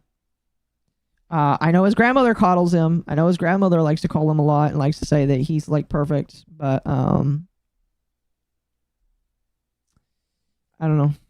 Again, wide tangent. We're getting back to Hassan here, but I don't like Cyrex. I also just think that some of his trolls are a little unhinged as well. This is all horrifically arrogant. As the conversation progresses, Hassan, already demonstrating he does not care to do research, insults Willie for claiming he does not care about specifics. This random nonsense. Yeah, because you're a fucking scumlord drama farmer. Of course it doesn't have anything to do with anything. Because the specifics don't matter to you. Hassan, a creator who primarily live streams and has over 10,000 hours doing so, will now attack Willie for a lack of experience and lack of preparation. Even though Hassan invited Willie in a limited window to this impromptu debate. Like, I don't know what to do. I'm sorry. You fucking brainlet. Give me what the fucking inconsistency was. You made the video. You made the video. Give me the inconsistency or what you consider to be false information. Are you having a hard time without a script or without people fucking feeding you clips that you can post? Pretty good, bro. Nobody's fed me anything. Dude, I you're got all the killing clips. it. Like what? What is the claim? I gotta go pull it up in the video because you didn't. You didn't prepare for your own fucking. You didn't prepare where you were literally coming on here to talk about not Israel-Palestine, mind you, but about Ukraine, and you didn't even fucking prepare with talking points. I'll talk really? to you about Israel-Palestine. That'll be the next point. It's you doing the same thing again. Well, dude, how do I... Hassan, just 7 minutes in, swayed the conversation to mainly target Willie through either superficial attacks or entirely unsubstantiated claims. But it only gets worse. Worse because Hassan is doing this with intent. It's rather self-serving, even, where you're You don't not really say. going into the nuances in many instances of what your worldview is, and you're simply playing a game of maybe even chess or checkers where you have established what the interlocutor's talking points are. You know what they are. You don't say, you have your Hassan. talking You don't points, fucking say. and the goal is to basically overpower your opponent with rhetoric. Are you trying to link me your video? I'm not going to watch your video. Just say it with your mouth, with your words. Go ahead. I have to watch my video to see what my receipt is because this is a year old. Right? I didn't know where this You don't even know your own video? You don't know the contents of your own fucking video? I made it really? a year ago, bro. You think you're like how doing a this good is job joke right now? for you when instead Do of you think letting you're me doing a good find the job right now, receipt- defending your position? Hassan is now attacking Willie for not remembering the entirety of a year-old video. This could have been avoided if Hassan wants a video. Chat, can I just tell you, I don't remember what I like. I mean, like, obviously I try to remember all my videos, but I'm not going to remember everything that I say in those videos or claims. If you ask me something that I put in a video, I'm going to have to watch it before I agree or disagree that I said that. Like, we're not going to talk about Palestine here. We're not going to talk about Palestine or the conflict in another country because, again, one, it is an issue that YouTube doesn't like if you talk about, so I'm not going to talk about it. And two, I literally could not give less of a fuck about a country that I cannot point... Well, I can definitely point it out on the map. That's not an issue. I could not give less of a fuck about a country that most other Americans do not care about either. So I really don't care. I really don't care. I think that the Israelites and the Muslims have a centuries or long war with each other because they hate each other and they just need to do it on their own. And I don't want to be any fucking part of it. All right. I am a non-denominational Christian. I don't care what the Jews and the Muslims do to each other. I just don't want my money spent on it. So I don't want to talk about it. Okay. We're just not going to talk about it. Video, but then again, Hassan would not be able to force Willie to summarize the video and put him in a worse position recounting it. This is highly manipulative through Hassan's point, and may be typical in a political discussion when the admittance of lack of information is damning. But in this case, it only damages Hassan. Willie no-show, give me the second talking point. If you're not this fucking passionate about the subject, then you're basically admitting that you're a fucking bottom-feeding drama farmer. The arguments that Hassan is making are absurd. Yet he continues to press on until Willie realizes what is going on. Hassan, as is common in political debates, has tried to move the conversation not just on attacking Willie's character, but also into politics, possibly to distract from criticisms about him. To add to this, while the conversation How much does did I involve miss? politics, Oh, they are solely you missed about a little Hassan's bit. reporting of them, It's okay, though. and not his personal stances. Do you have any genuine opinion? My opinion, if you want to get a summarization, we're halfway through the video. You'd have to watch the beginning to understand. Brother, hold up. We're having a conversation about Ukraine and Russia. We're having a conversation about Ukraine and Russia, and I'm asking you a specific question. I'm asking you a specific question. My conversation's about you, because my videos are about you and your pattern of behavior and your poor reporting, and now you're trying to shift it all these other ways because you know you can't face the truth. Russia had not bombed Kiev at the time. With Hassan now back as a topic of conversation, Hassan continues to find ways to get the conversation back on coverage of conflicts. Do you have any genuine interest or any curiosity in like Russia and Ukraine at all, or is all you do fucking drama farming off of clips? Because over the course of this entire conflict, I've dedicated tens or hundreds of hours into my coverage, and the analysis in and of itself comes from a solid foundation. Now, the predictions might be wrong, and it certainly was, which is something that I took accountability for, even though you said I had not. Hassan tries to inflate his status by stating he has hundreds of hours on stream looking into conflicts.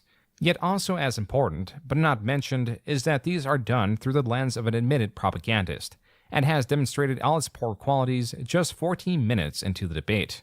At this point, Willie is getting frustrated at Hassan's deflections. Neoliberal commentators and whatsoever. Neoliberal commentators is the same fucking 5 clips that you are going to present here. You think Destiny's secretly behind this? Is this what you're crying about right now? Is this why you keep saying random shit? Does it sound like I'm Yeah, crying it does. to you? You just said, yeah, it does. You're talking about stuff that doesn't matter. Brother, you're trying to shift the goalposts away from the criticism, which is your poor reporting. You bring me on to debate, you let me pick the debate topic, and now you won't engage. Hassan then drops the bombshell that this is as good faith as he can possibly be. I am trying to engage with you. I'm trying to engage with you. I'm trying to engage with you in good faith as best as I possibly can. The conversation Willie got his son on the pissed, yes. misreporting of the hospital. To this day, we still do not know whether this was an Islamic Jihad rocket that was misfired, or whether or not this was actually an artillery shell that might have hit a fuel tank, or even some other kind of munition that Israel may have deployed. So why did you say it was now, the 100% reason why, Israel and then call everyone genocidal freaks that disagreed with you? You don't actually watch the content beyond.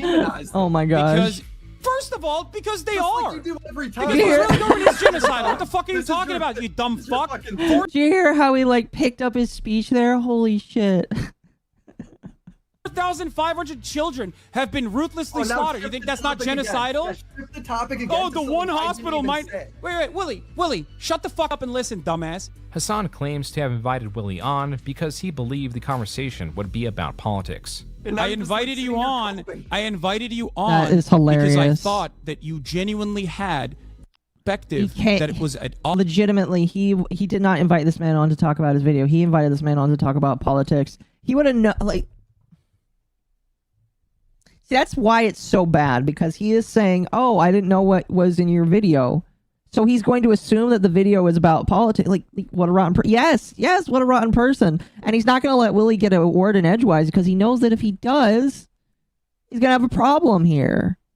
Also, hello everybody on Twitch. Holy crap. Thank you for viewing on Twitch. I'm thinking about going for like a Twitch partner eventually. Eventually, you know. Maybe I have a lot of people on YouTube. Maybe if I shift everybody over on Twitch, make myself Twitch partner, then you can go back to YouTube. I don't know. I don't know. I was thinking about that. That might be funny if I did that. I don't know. Anyway. Odds with mine on Israel-Palestine. You said, never mind. It's not what we're going to talk about. We're going to talk about my videos that I've made on you. So now we're stuck having this fucking stupid conversation. Hassan was able to extract at least the smallest of opinions that Willie has on the matter. Okay, do you think what Israel is engaging in is ethnic cleansing and ethnic displacement in Gaza right now? You do? Yeah. Great. Okay. Do you think defending this ethnic cleansing and ethnic displacement campaign We have cool would emotes. be defending We have animated genocidal emotes. acts, then, in your own assessment? Yeah. Okay, so we agree. All right, got it. Thank you.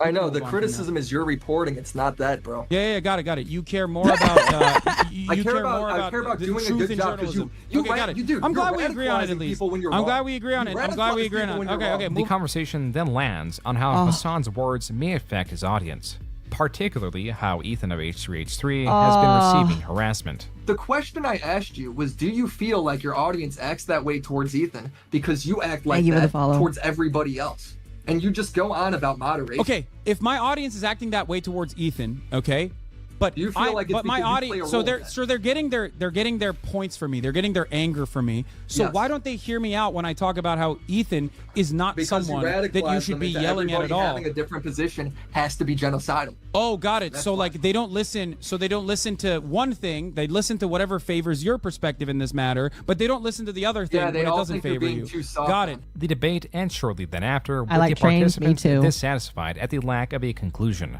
But Willie does bring up a fair point, and so does Hassan, in that audiences will perceptibly be more responsive to anger than to understanding. This is because those that listen to Hassan in that Ethan should be left alone are imperceivable due to their inaction.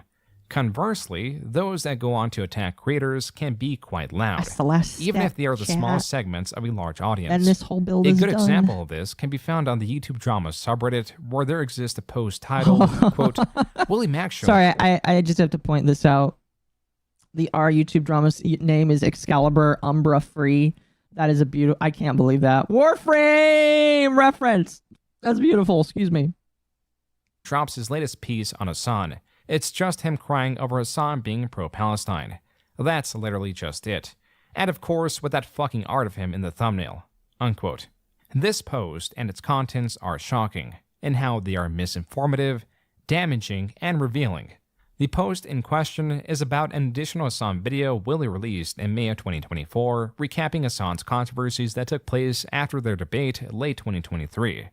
The first point Willie focuses on is this. Hassan streaming other people's videos all the time, it's hard work. He's really exhausted by it. He claimed that streaming was more soul-sucking and draining on his social battery than a normal job. Yes, a real job can be gruesome, a real job can make you very tired, but a real job doesn't suck the soul out of you. You know what I mean?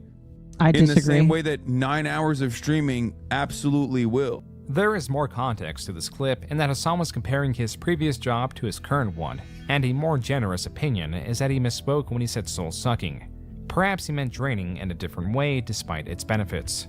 This is similar to what Ludwig, a friend of Hassan, explained after he prodded Hassan for his opinion. So Ludwig shows all the context and he still disagrees, making a lighthearted joke about Hassan, and Hassan feels devastated. But I wanted to talk about this as a streamer myself for almost 6 years now on how hard it really is. I'm kidding.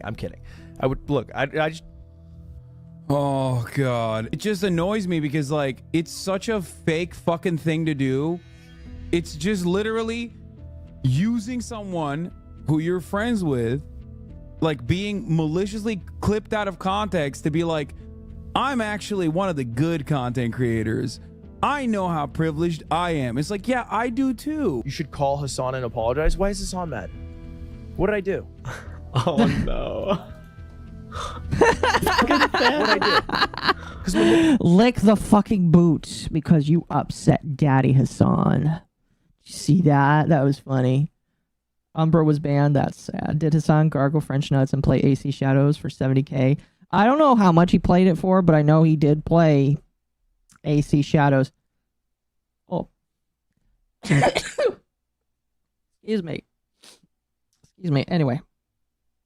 Oh, that's so funny. Mogul Mail Did call Hassan, he's crying unironically.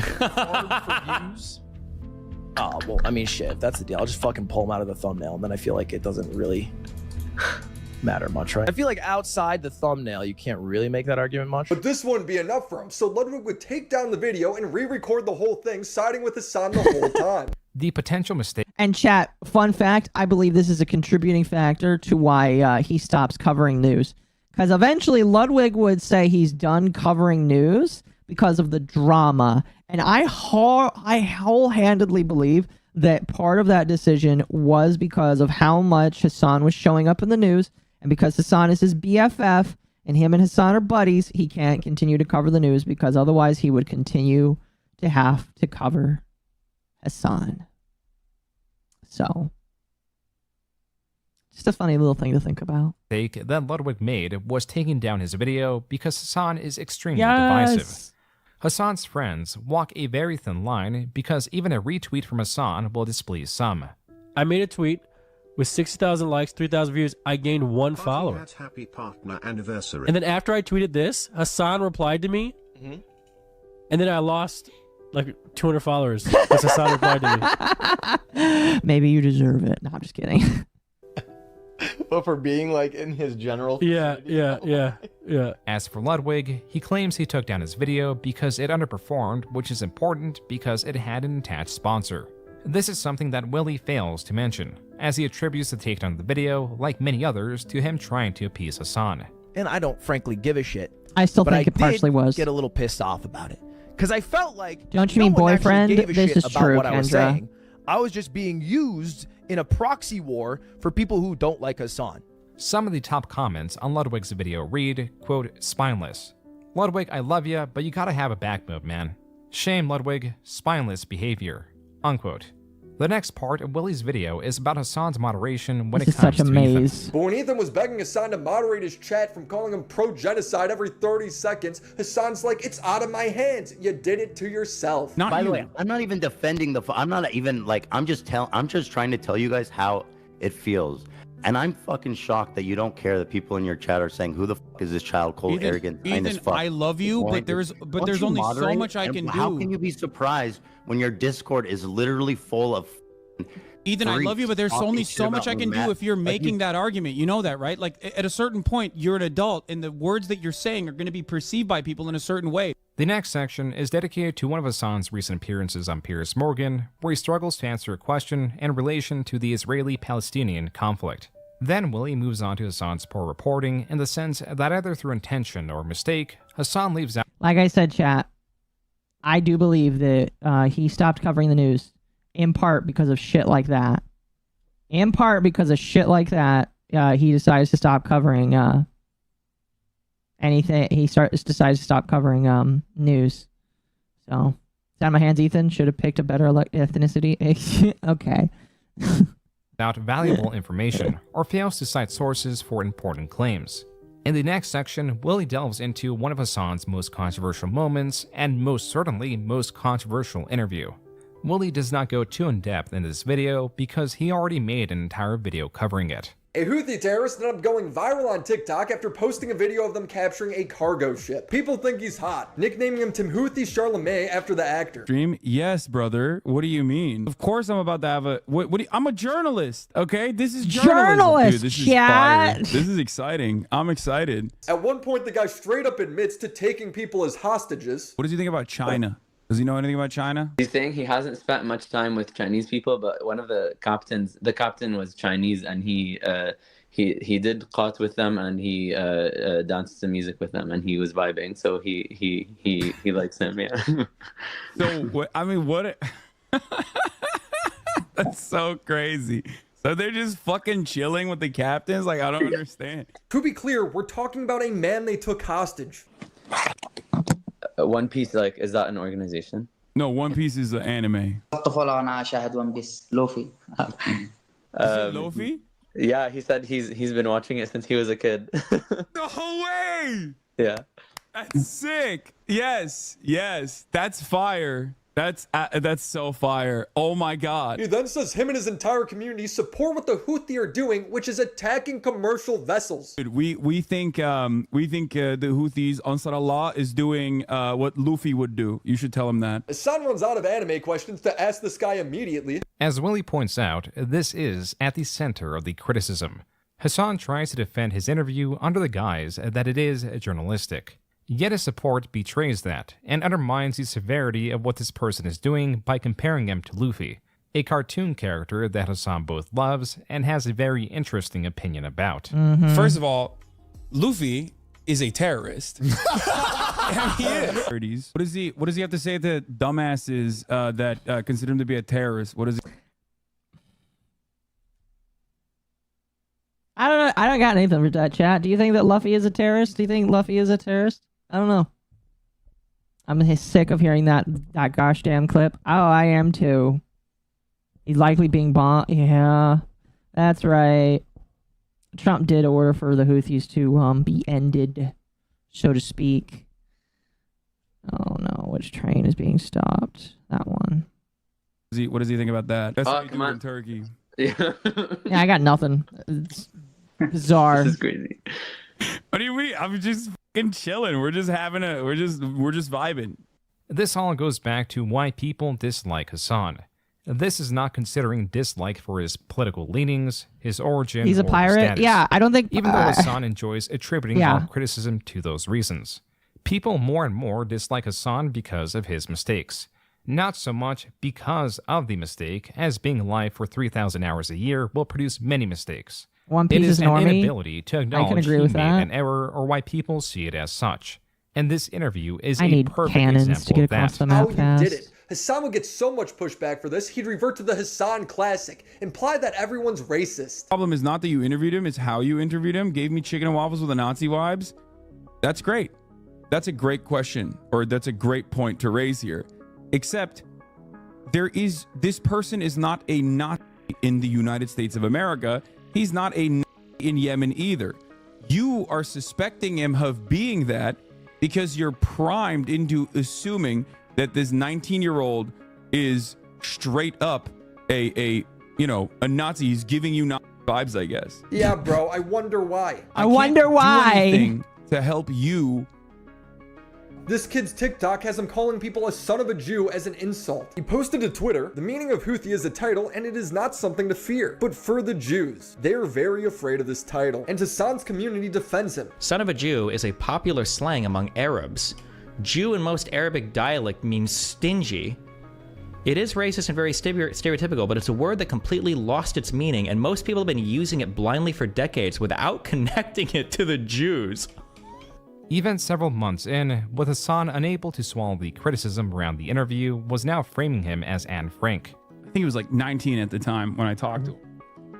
Which means that for most of his life, he has withstood genocide, right? Like he is a person whose only experience is like, it's literally like talking to fucking Anne Frank, basically, okay? Being able to talk to Anne Frank. This all ties back to Willie's video. Naruto's and Ash. Stop drinking Coke Zero on stream. Why? It's boycott. Wait, is it? You're preaching pro-Palestine and you're drinking all this boycott stuff, please. Unironically, this is my favorite clip of Hassan ever, when he has one of his fans here. I'm gonna blow this up real nice for you, chat. I want to rewind this so that you all can enjoy this. This is one of his fans. This is one of his fans coming at him. To Willie's video. Hey, you need to stop drinking Coke Zero on stream. Why? It's boycott. Wait, is it? You're preaching pro-Palestine and you're drinking all this boycott stuff, please, Hassan. At least pretend. Do it off stream. Please, Okay, just I'll put it in. pretend. She's like, please, just pretend to care, Hassan. Best fucking clip ever. It shows you that he has no fucking morals. He doesn't care anything about what he preaches. He is just here to make a buck off of the people that he claims to love. He's such an evil person. Thank you for the 2. I can agree with that. I can definitely agree with that. I do think that he is definitely evil. But not in the classical evil way. He's just evil because of his lack of morals, I guess you could say. And he's like, sure, that's my whole grift. Is Pepsi okay? No. Is Pepsi okay? I didn't know it was like that. I'm trying to stop it. He's an animal. You hosted him in his home and I watched him on stream drink Coke Zero. Yeah, It's but your house. You get to say no. Hassan's annoyed here, but he created this. Willie also covers a time Hassan laughed at a cop getting shot. We are boycotting- But Willie does yeah, fail it's to so provide the hilarious. context that it was another cop trying to shoot a dog, but accidentally struck an officer who survived the wound. Finally is the infamous J-Dam clip, where Hassan assessed the type of explosive used solely on the noise and explosion it made. All of this and more was condensed in Willie's 52-minute-long video. It was not a video criticizing Hassan's politics, it was a video criticizing Hassan. This is why this Reddit post that got 531 upvotes is maliciously wrong. Not just in the title, but also clear by the comments that mostly focus on the thumbnail, as it is likely as far as the majority of commenters got with interacting with the video. And then there is this. The optics, Quote, yes. I'm not the biggest Hassan fan either, but Willie Mac show is an dishonest opportunist who jumps on whatever drama he can find to quickly make some easy money. His videos are sensationalist garbage. The things he quote-unquote reports on are grossly blown out of proportion, Don't and do it, sometimes chat. he straight up gets Don't the you facts dare go completely commie. wrong. Unquote. This commenter fails to provide any evidence of such a thing and believes Hassan won the debate against Willie. And then there is another post talking about the conflict. Quote, so I don't really care if Willie Mac is mean to Hassan or says Hassan doesn't do research. I disagree, and I think it's stupid, but so what? Unquote. The commenter then states Willie is doing genocide. Sometimes you have to wonder, chat, if Hassan's viewers are dumber than he is. And then you see some of the people that like are the waiting room for him. And it's just like, yeah, some of his fans are dumber than he is. Some of his fans are way dumber than he is. And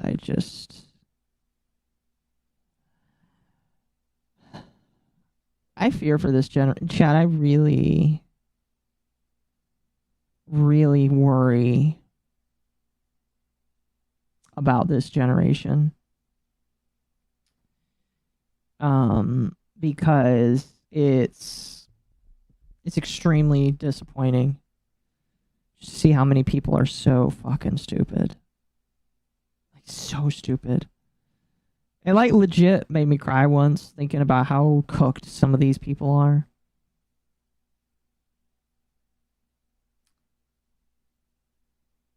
Like, I don't know. Denial for covering Hassan's poor coverage of the bombed hospital. We got about 20 this minutes is left. interesting because, as a reminder, Willie has stated he believes what's happening is genocide. Do you think what Israel is We're almost engaging at in is 100 ethnic likes, cleansing though, and by the way, chat. If we could get like 2 or 3 more likes, we'll be at 100. If you would help get us to 100, be very much appreciated. Thank you so much, everybody, for being here tonight. ethnic displacement in Gaza right Yeah. now? You do? Yeah. Great. Okay. Do you think defending this ethnic cleansing and ethnic displacement campaign would be defending genocidal acts then, in your own assessment? Yeah.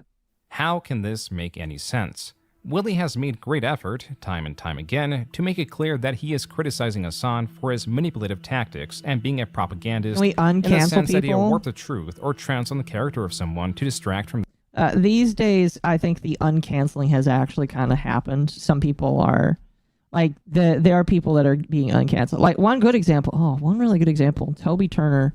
And I'm going to talk about him on podcast tomorrow. I was thinking about bringing this up tonight, but I decided to hold off because it is VTuber related. And, Hassan is an entire stream all to himself. Very greedy for a socialist, It's a joke, by the way. I want to talk about a VTuber who tried to Me Too Tobuscus many years after the fact, and then decided to say, he groomed me, but I'm not going to, like, provide context. And it's just like, okay, then it didn't happen, bitch. Like, legitimately try me and prove that it happened. Otherwise, you're committing defamation. I hate people like I hate people so. It fills me with so much rage sometimes that I legit I take a break, I go eat something, I go out, I drive in my car for a little bit. The amount of people that just that lie to fulfill their own gains, to say, oh, I was just wanting a couple clicks out of this, I didn't want to actually, like, go viral. And it's just like, you know what you were doing, or you're the biggest fucking dumbass in the world and you shouldn't be on the internet. But, like, there are some people that I believe should be generationally destroyed financial wise because of how much they harm the rest of the world. I'll talk about the VTuber tomorrow, though. Their arguments. The Really answer wanna is get past what this, so I'm not entire up Reddit post is. till 3 a.m. A post alongside lying entirely about the video in the title has comments that are both unengaged with the video and comments desperately trying to defend Hassan through his politics alone. Quote, I think Hassan is kinda cringe, but any creator out there speaking up about Palestine deserves nothing but respect, IMO. Hassan and a few others are raising a lot of money for Palestinian children. More like silly wax show, frankly, IMO, IMHO, unquote. That's a funny name. This is a highly dangerous viewpoint, but more accepted in politics. However, when someone is so controversial, it spreads and destroys those disinterested in the chaos, the problems become too large to ignore. This built a divide, a hatred of Hassan and a hatred of those that criticize Hassan for any reason, a hatred of anyone that is friends with Hassan regardless if they share his viewpoints or not. This horrific turmoil is what is behind the quote-unquote Twitch adpocalypse. To start, Hassan's new peak of controversy was not without consequence. In the peak of the Willie Mac show coverage, and with similar videos coming out against Hassan, his viewership fell to its lowest point since 2021. But 2024 was an election year, a year that historically has been great for Hassan, and this year was no different. On the day of the election, Hassan broke a new viewership record of 331,000 live concurrent viewers. As such, the following will be covering mostly late 2024, an attempt to give a simple overview of a highly dense situation. Jeez. Prior to the That's a election, lot of Hassan was views. invited to the DNC and subsequently removed from his designated caster station. But before then, there was some interesting happenings. We allowed in here, y'all? Destiny made you good? That's so true, though. Fucking loser. Asked the lady at the counter, what is the best thing? She said, curse breaker. There was also his Oh, that's reaction hilarious. to this media If you guys didn't hear, he said Destiny made you. Crazy that they put me below, like they're saying like Infowars, OAN, and Hasanabi, like two sides of the same coin. Just say this. I don't think a person actually unironically goes like, Hassan, you are basically like. I was glancing at the majority of viewers were mocking him. Jones. Oh, Like, I that's know funny. That, like, Destiny's community tries to say that all the time. Hassan, a self-labeled propagandist, is surprised at this chart's rating. Unrelated to the DNC, there was a clip going around of Hassan playing a Houthi propaganda video to a friend and walking out of the room.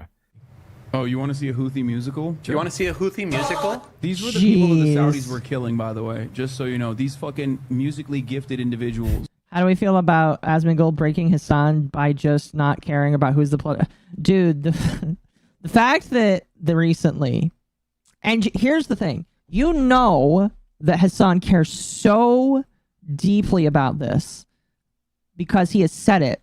Fun fact, Chad, according to Hassan, Asmongold is the top political streamer on Twitch. And guess what? Asmongold is not even trying to be. Asmongold is just being Asmongold, and he is the biggest political streamer on the platform, period. And that burns Hassan so hard inside because he spent so many years trying to be so radical and go so hard. And Asmongold, in less than a year, took over his spot. Tricky? No, Tricky's been quiet from what I've seen. And like Tricky is so bland now that that she even collabed with Curse. So I imagine that like she's fine now. I imagine that when the situation with Tricky happened, that management came to her and said, "Don't you fucking do that again. Because if you fucking do that, you're gonna get fucking fired from our fucking organization." If you don't know, Tricky is also in Mythic, just like Curse is. So I imagine that when all that happened, Tricky got a stern talking to. I still think the dynamic is funny considering that Kirsch talked about her and then like a couple of months later, Kirsch and her on a game show together with Fillion. That's extremely hilarious. I imagine it was very awkward for both of them. Very awkward that the person that that was roasting you was on the same show as you. I call that very hilarious. Kind of funny in my personal opinion. So I would imagine that if Mythic was smart, they went to her and say, "Shut your fucking mouth, you fucking whore." That's probably what she said. That's probably what would happen. So, because that's what you do. You don't do that. You don't ask for assassination attempts. That's just wrong. It's gross. It's horrendous, and you should be punished for that, and probably looked at by the FBI. I don't know. Tricky is basically trying to re-gauging her frame. She collabed with Kirsch on Fillion. Yes, it was via Fillion, but the fact that it still happened is funny. It was still funny to see it happen. That's the point. The fact that she was basically buck broken to the point where she is on stream with the person who called her out for being a bitch. That's hilarious to me. And I think that Kirsch is a queen for having that happen. I don't know. My personal opinion, though. These musically gifted individuals. It's so funny, man. You know what their slogan is, right? It's like death to America, death to the Jews, death to Israel, death to Israel, a curse upon the Jews. Based. Yeah, that's correct. More accurate than mine. Sorry. In this video are banners that state a curse upon the Jews. Even a couple days ago, I was hanging out with my buddy Hassan, and this guy unironically put a terrorist propaganda music video on and then left the room. And I was just like, and the thing is, like, in hindsight, it's hilarious, you know? But at the same time, I'm like, what is going on here? This is wild to me. The Twitch apocalypse can be summarized with this video. Happy birthday to you. What the fuck? Happy birthday to you. Bro, we're never beating the Hassan runs Twitch allegations after this. This is crazy. The most rabid Redditors just clip this and they're going to use this permanently to be like, see, I told you, he's got banning powers. Happy birthday, dear Hassan. This is crazy. Quote, not a gamer Dan himself, Clancy is one of the heard dumbest about it on fucking retards in the world for having done that clip right there and then recording it for God and these angels to see. I cannot believe, like, legitimately, how fucking stupid are you to record a video like that for the most divisive man on your platform that people have asked countlessly time and time again to regulate, and instead what you're going to do is sing happy birthday to the man? That's like a middle finger to every individual in the world, specifically Jews. And even though I really don't, like, I'm not going to get into the whole argument about that. I just think it's so hilarious.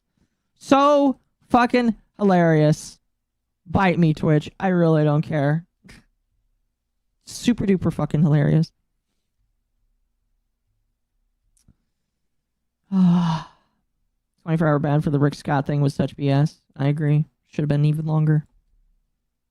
Much stream, longer. Opening with a retraction of statements about the defense minister, then onto the last section of Ethan's video. And I think people were telling me that he then spent the rest of the video talking about how I love Hezbollah.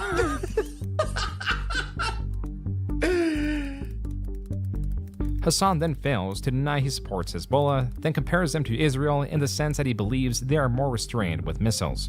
Yippee Hassan be does upon not ye, care curse to of watch that Occo, video yes. from Ethan, but we'll give time to focus on a community that only has 23 members. They call themselves the Taliban or the Hezbollah Brigades, community dedicated to documenting the anti-Semitism of Turkish colonizers. What are the Hezbollah Brigades? 23 members? What is this?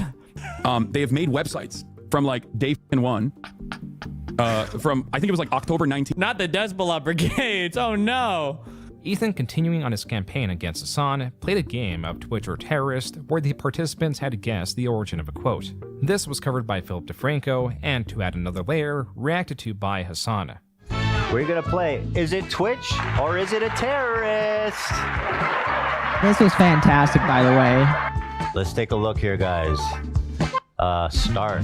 You know, there's more to the game, but even just that part right there alone, that faced tons of backlash. With a number of people think that it was wrong that the opening image was a side-by-side of Hassan Piker and Osama bin Laden. I didn't expect you to cover this. I wouldn't have, but Philly D is covering it. But again, most ended up being from creators Sneeko and Myron, so he ended up closing the game by saying, You're right, though, that game sucks. It was just not enough variety. It didn't prove anything, because all the anti-Semites was just like Myron and Sneeko. And so all that happens, but then once the clips... Damn, I can't believe that they couldn't find anti-Semitic quotes of me. Perhaps because I'm not an anti-Semite. Damn. Everything involving Hassan is highly sensitive.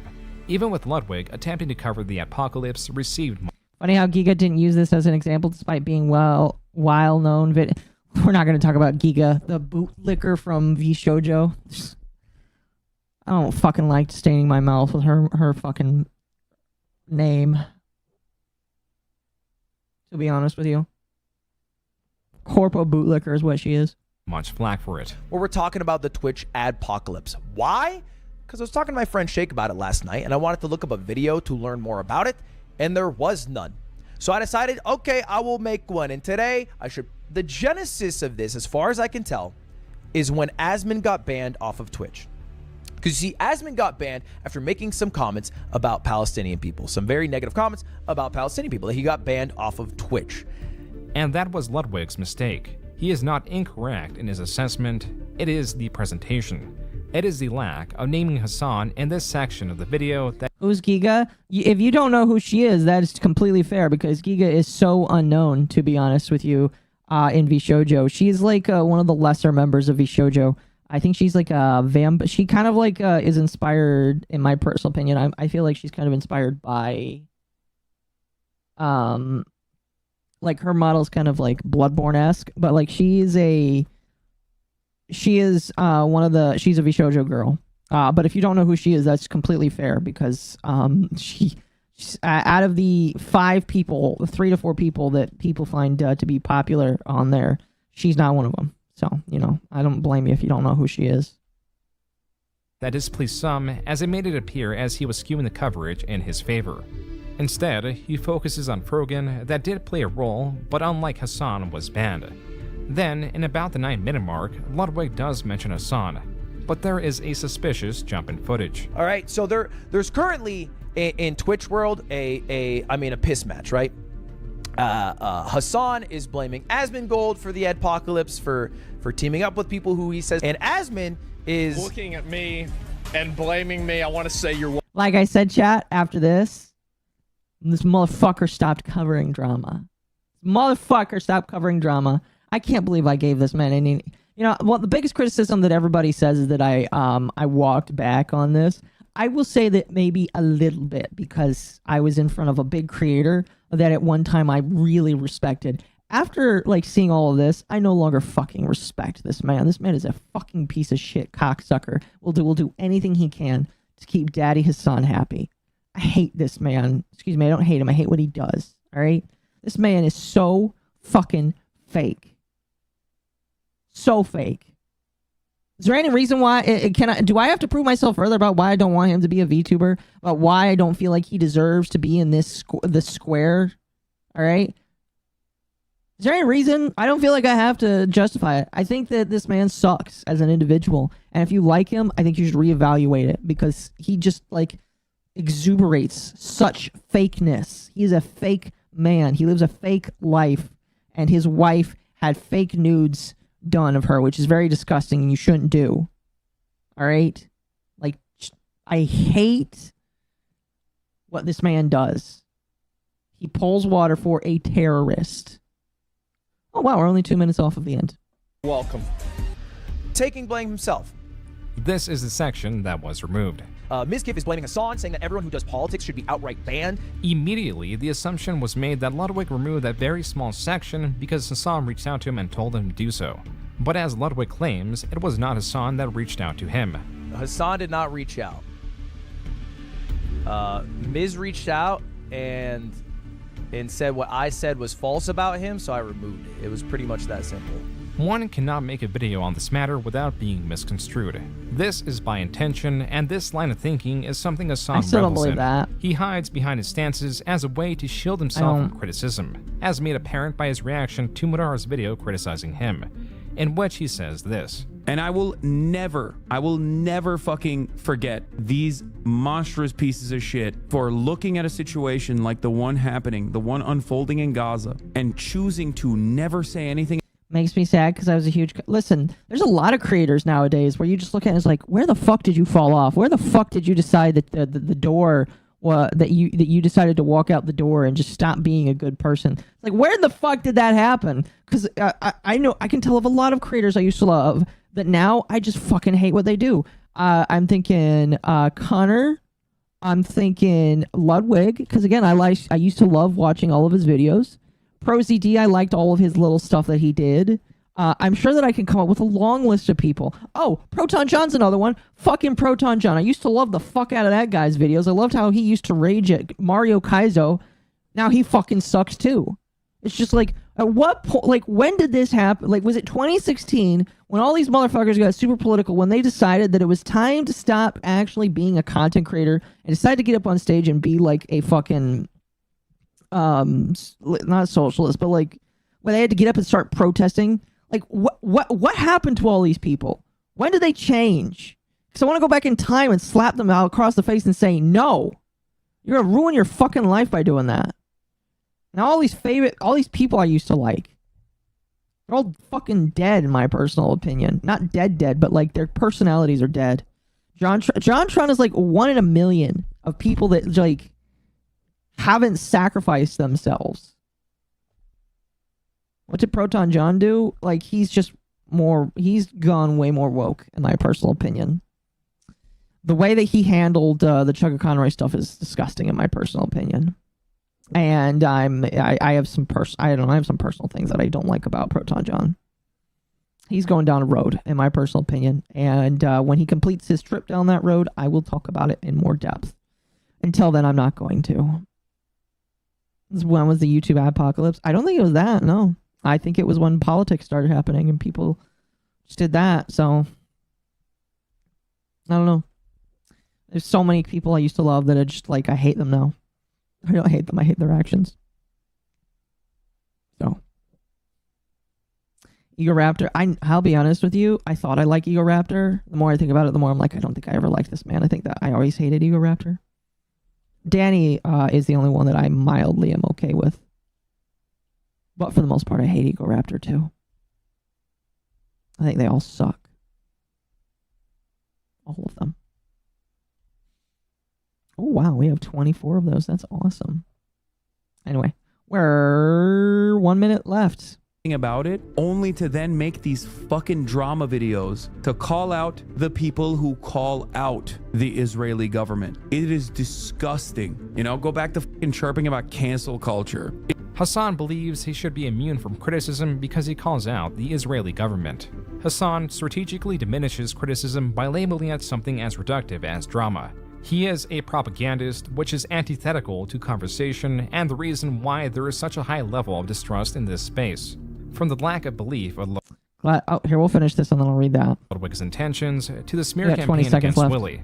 Hassan is divisive, destructive, arrogant, and damaging to anyone around him. He is the most controversial streamer who cannot accept the most minimal criticism. For all these reasons, this was a video critical of Hassan and not his politics. Amen.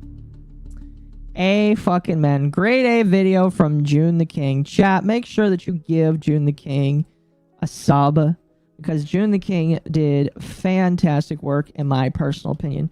She was alright. I don't really have anything to say. I love her hate. Shuan Head has actually gotten better over the years. She got married. She's got a kid now.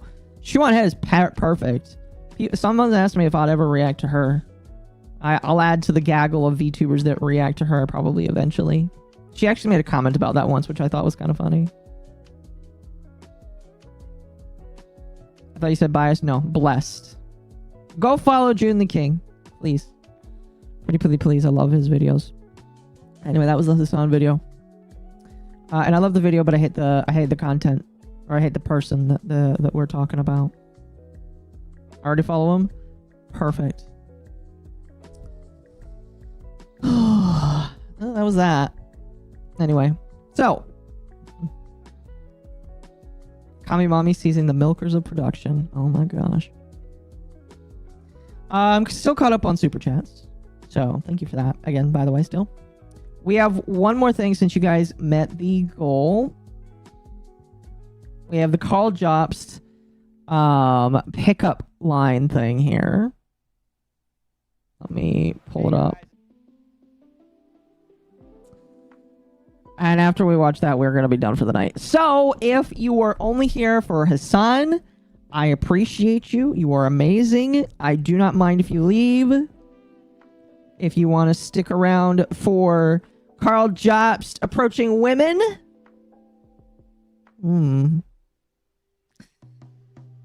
Oh, you're welcome to stay. I'm a fan of Zone. I'm assuming you're talking about Zontan. I've never watched them. Start family or ends up like Hassan. Pretty much. Alright. I turn this up. We're going to cringe together, chat. This is, I heard this is really bad. Hey guys, it's Kyle here. In this video, I'm going to demonstrate a simple and easy approach you can do if you're looking to overcome your fear. Can I just say, I have not really actually seen a good picture of this man. He looks like such an albino.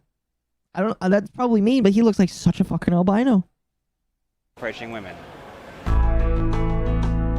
What the fuck? What the fuck is that logo?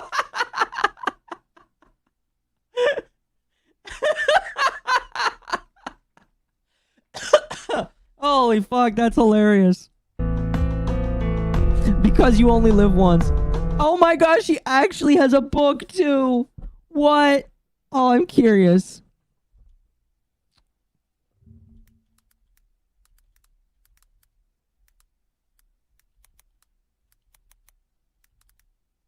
Is this still a website? No, you can't go there anymore. Is this a parody video? No, this is actually him.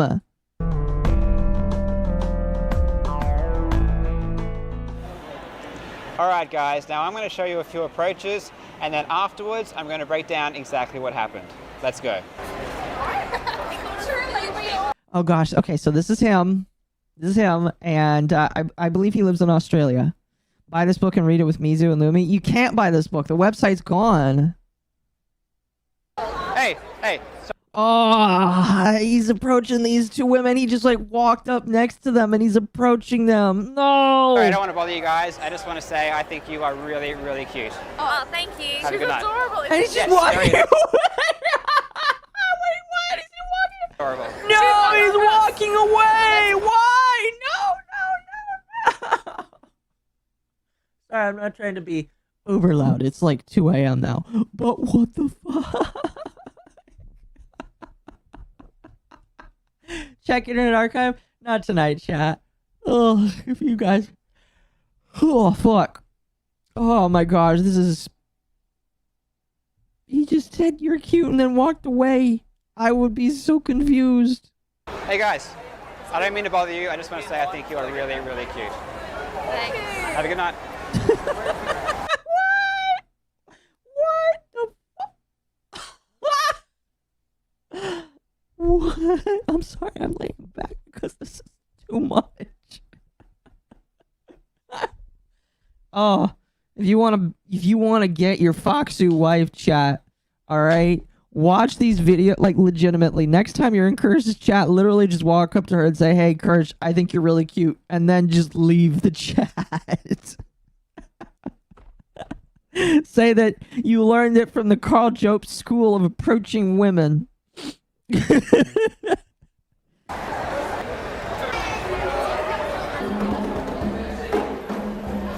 Hey guys. I don't mean to bother you. I'm just going to say that I think you're really, really cute. Oh, thank you. That's all right. Have a good night. Why is he walking away? Oh my gosh. Like, this is not. What the fuck? What the absolute fuck is he doing? Why are you just walking? Like, you're supposed to teach me. Like, this is just the approach. I want to know how to talk to him. How do I talk to my hot Foxy wife? What the fuck? Fox isn't ready? I don't know. You should try it. Just say that Carl Jobst told you how to pick up women. Oh, hey guys. Guys. Are they ignoring Sorry him? to interrupt you guys. I don't want to bother you. They were ignoring him initially. I just want to say I thought you were really, really cute. She is the most beautiful person I've ever seen, so I Agreed. Thank you. See you guys. Thanks.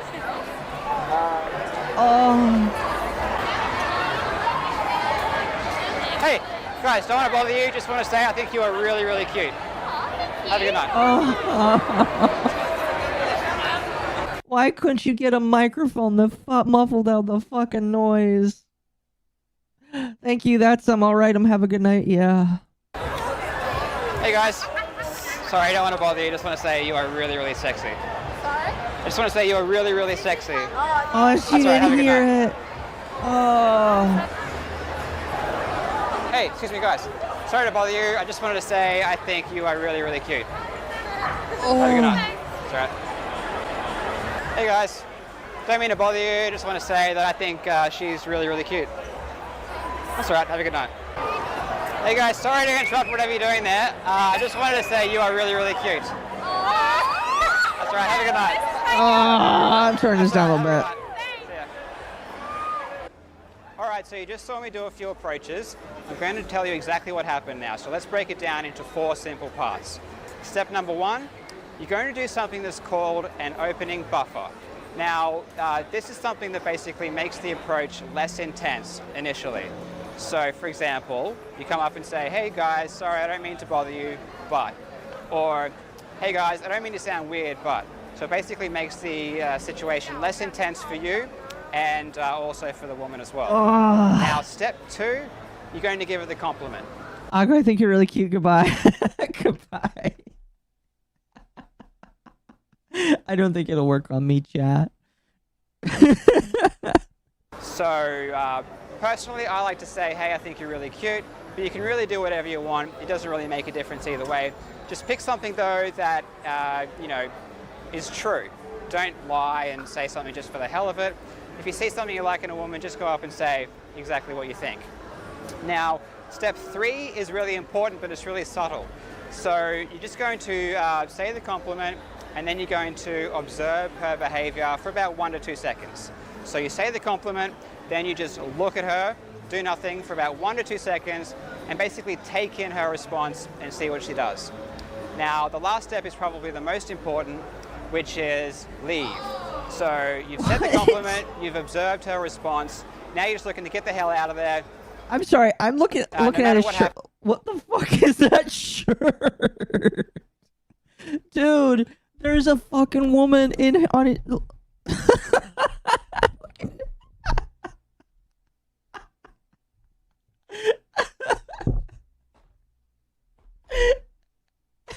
his shirt.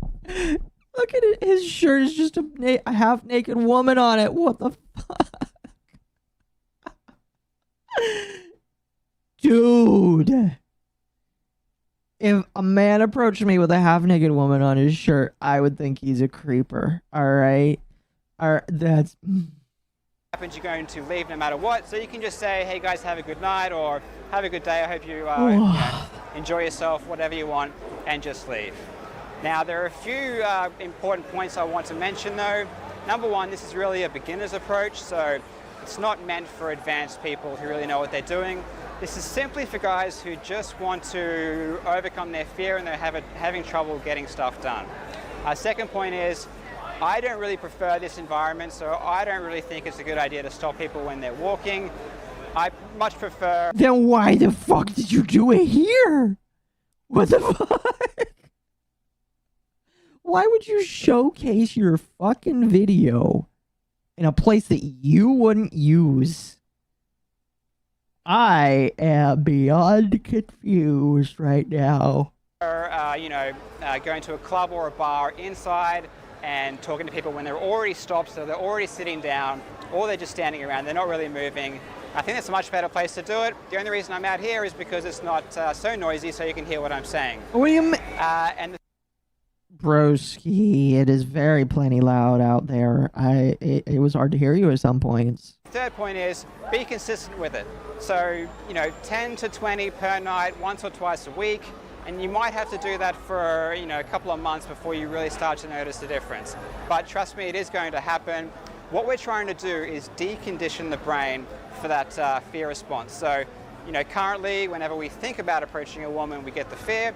By doing this exercise, it's going to undo that conditioning. It's going to rewire the brain so that over time, whenever we think about approaching women, we're not going to be so anxious. Okay, guys, so let's recap. Is that it? Step number 1. Go in with a buffer. Step number 2, give her a compliment. Step number 3, observe how she responds. And step number 4, get out of there and leave. Pretty simple. Get the fuck out of there. You gotta go. Get out. A club would have music. Good luck, guys. Let me know if you have any questions or comments. Let me know how this goes. And also, always remember the most important thing if you're looking to get over your approach anxiety. Subscribe to my channel. I'm going to be giving you a shitload of free, good advice. Catch you later. Oh.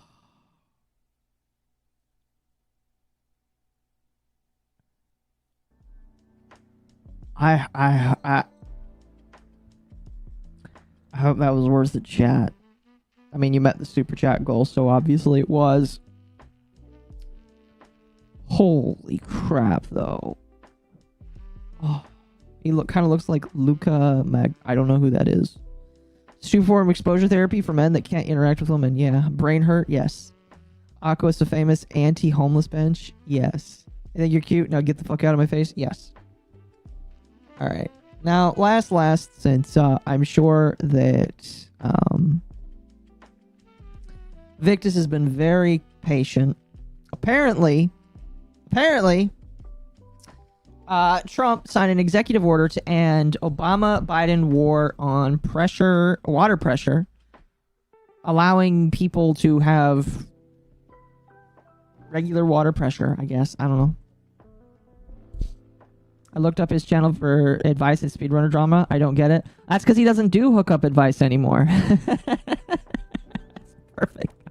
That's because he doesn't do it anymore. I assume that those are all archives. Like that, I'm pretty sure was an archive as well. So, yeah. How can I riz the girls? You be honest. I don't know. You just find something common to talk about them to them about. You know. I don't know. I'll tell you when I find one to riz out myself. Your pickup destiny awaits. Oh no.